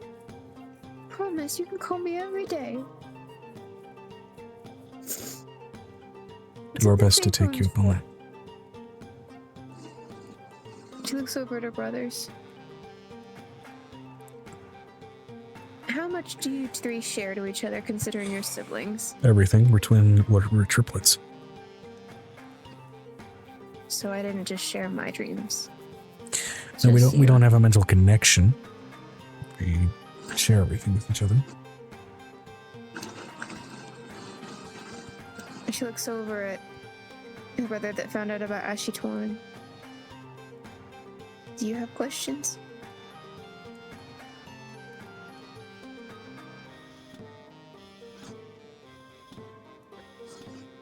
Is there anything I can do to help? When he comes, I need you to help my kids find a way to me.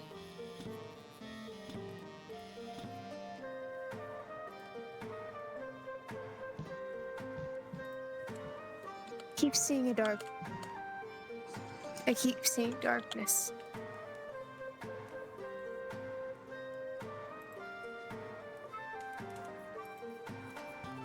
And sometimes I can hear him call to me in my dreams. Kijran Foley summons out and climbs out of Masaki. It's Hi. brilliant, beautiful silver drake, no wings. I mean, it's, well, no wings yet. Fully reflective, these beautiful piercing blue eyes. We'll figure out something to help.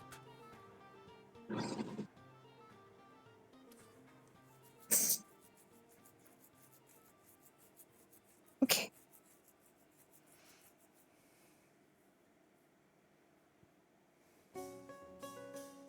She pets the drake, and she also... She knows that Nick is in the corner. She looks over at Nick. Yeah. And she looks up for Navarre. Navarre summons out. Hey! This is Navarre.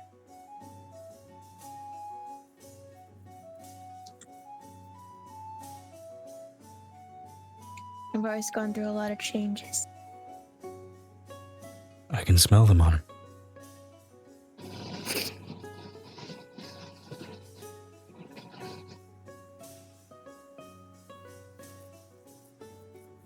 She lets the two drakes look at each other and kind of get to know each other. Which it is very much that exchange between dogs where they're kind of measuring each other up and then eventually circling around each other, sniffing each other's ass.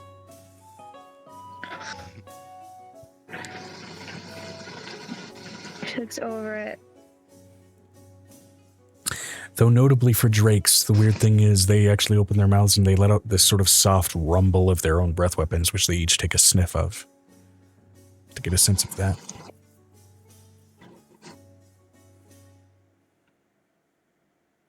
She looks over at her druid sibling. Do you have questions?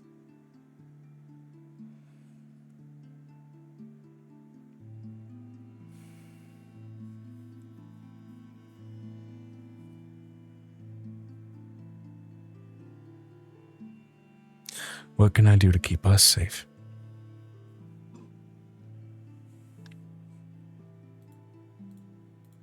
He smells like... His words are like an eel sliding down your skin. Like an oil slick in the water that won't go away in a rainy afternoon.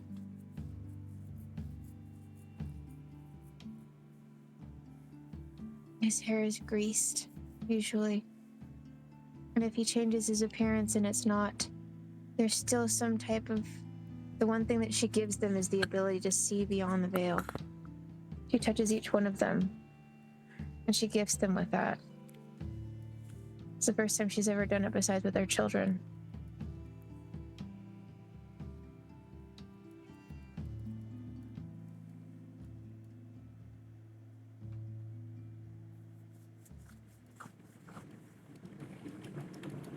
His shadow will create two shadows.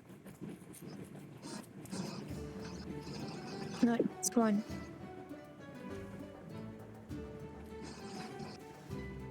And his voice would sound...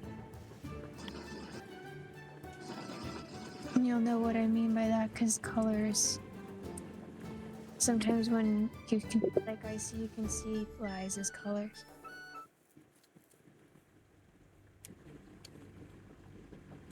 This is the first time they're actually getting to see Nick and her for what they are.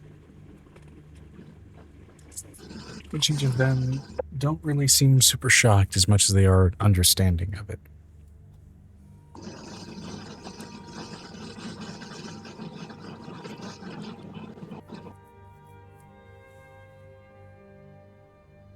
I don't want you to be afraid. We're not. And they say that in unison.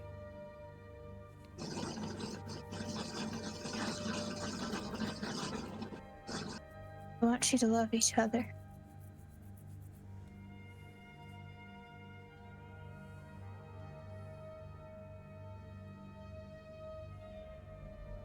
No matter what should happen to me.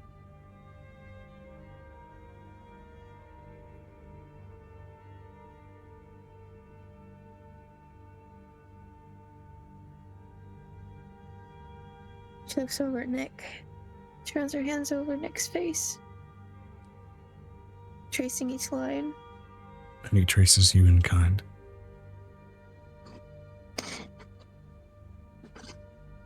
This is number 6. And me giving you a gift is number 7. I don't know how much time I have before he comes after me. But I want you to be able to see what I see. I don't want anyone to be afraid.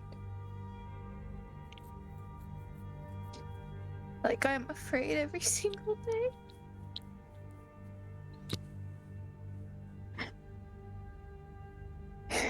I'll help where we can.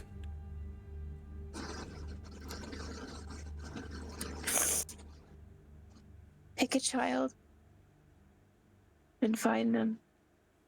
Create a grouping. Whoever you connect with.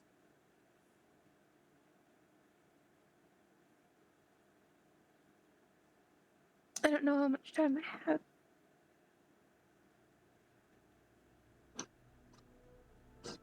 I'm trying to help Avery before anything happens. I'm scared because I know he'll come after us.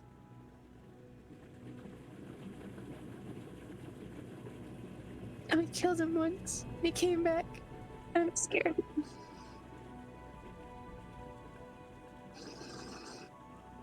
And I may act unafraid, but I'm more scared for my kids because they're gonna lose their...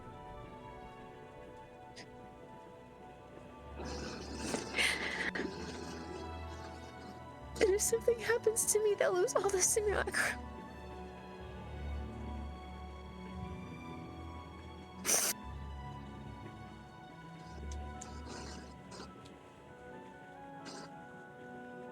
They won't have anything. We'll help where we can.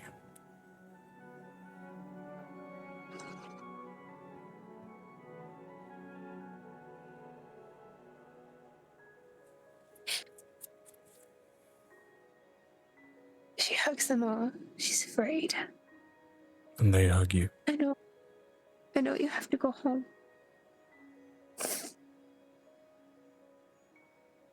But I want you to be skeptical about every single thing that happens. And in the Underdark, I want you to look for those worms. If you find them, you run away. You don't follow them. You don't chase them.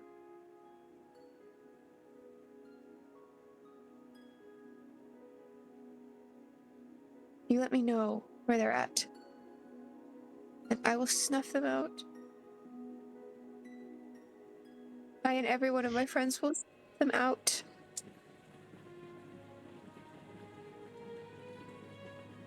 And you can help me when we get together. It's better in numbers.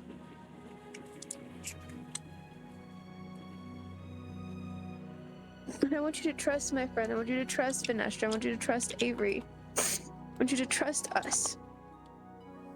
I want you to trust every fighter I've ever met up until this point. And trust them to help you.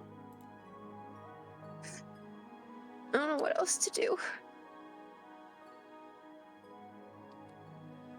Trust that it'll be okay. That we'll all find a way to make it okay.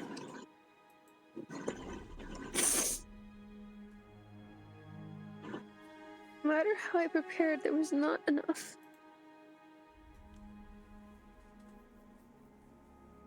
You can't prepare for the unpredictable.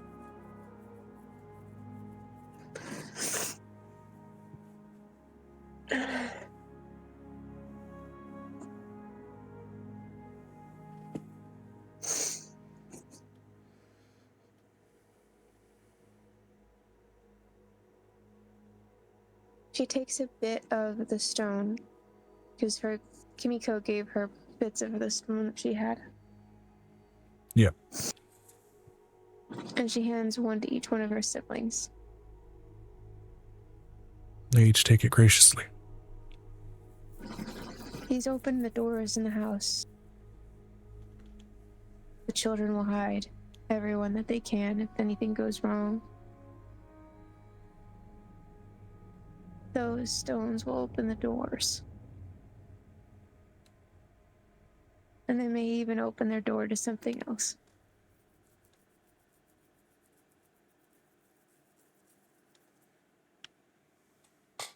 They say heaven is close. Maybe you'll find it too. Maybe. What she's given them is a piece of the postwood of the piece of the necklaces. Yep. She has it that way and had it blessed. Or whatever she had left of the water. It's her contingency plan. Yeah.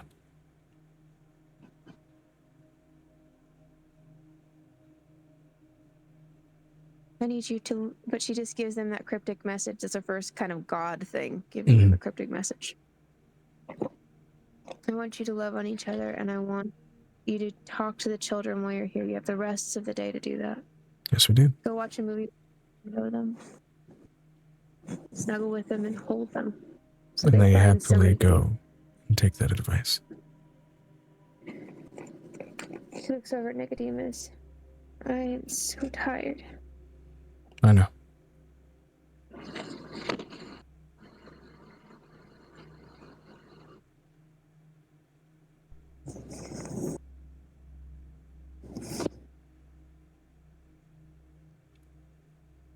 Let's go get some rest, Lovey.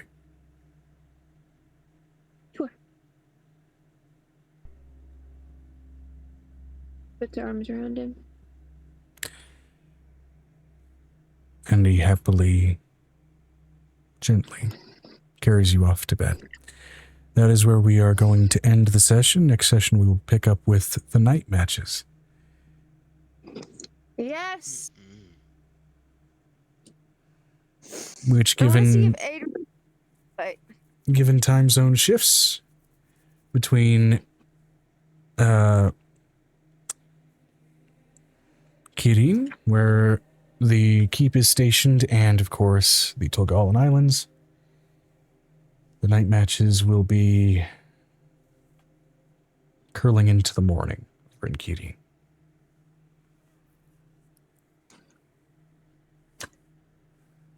But we'll cover that when we get to it. What should we name the episode, everybody? Siblings were a heavy theme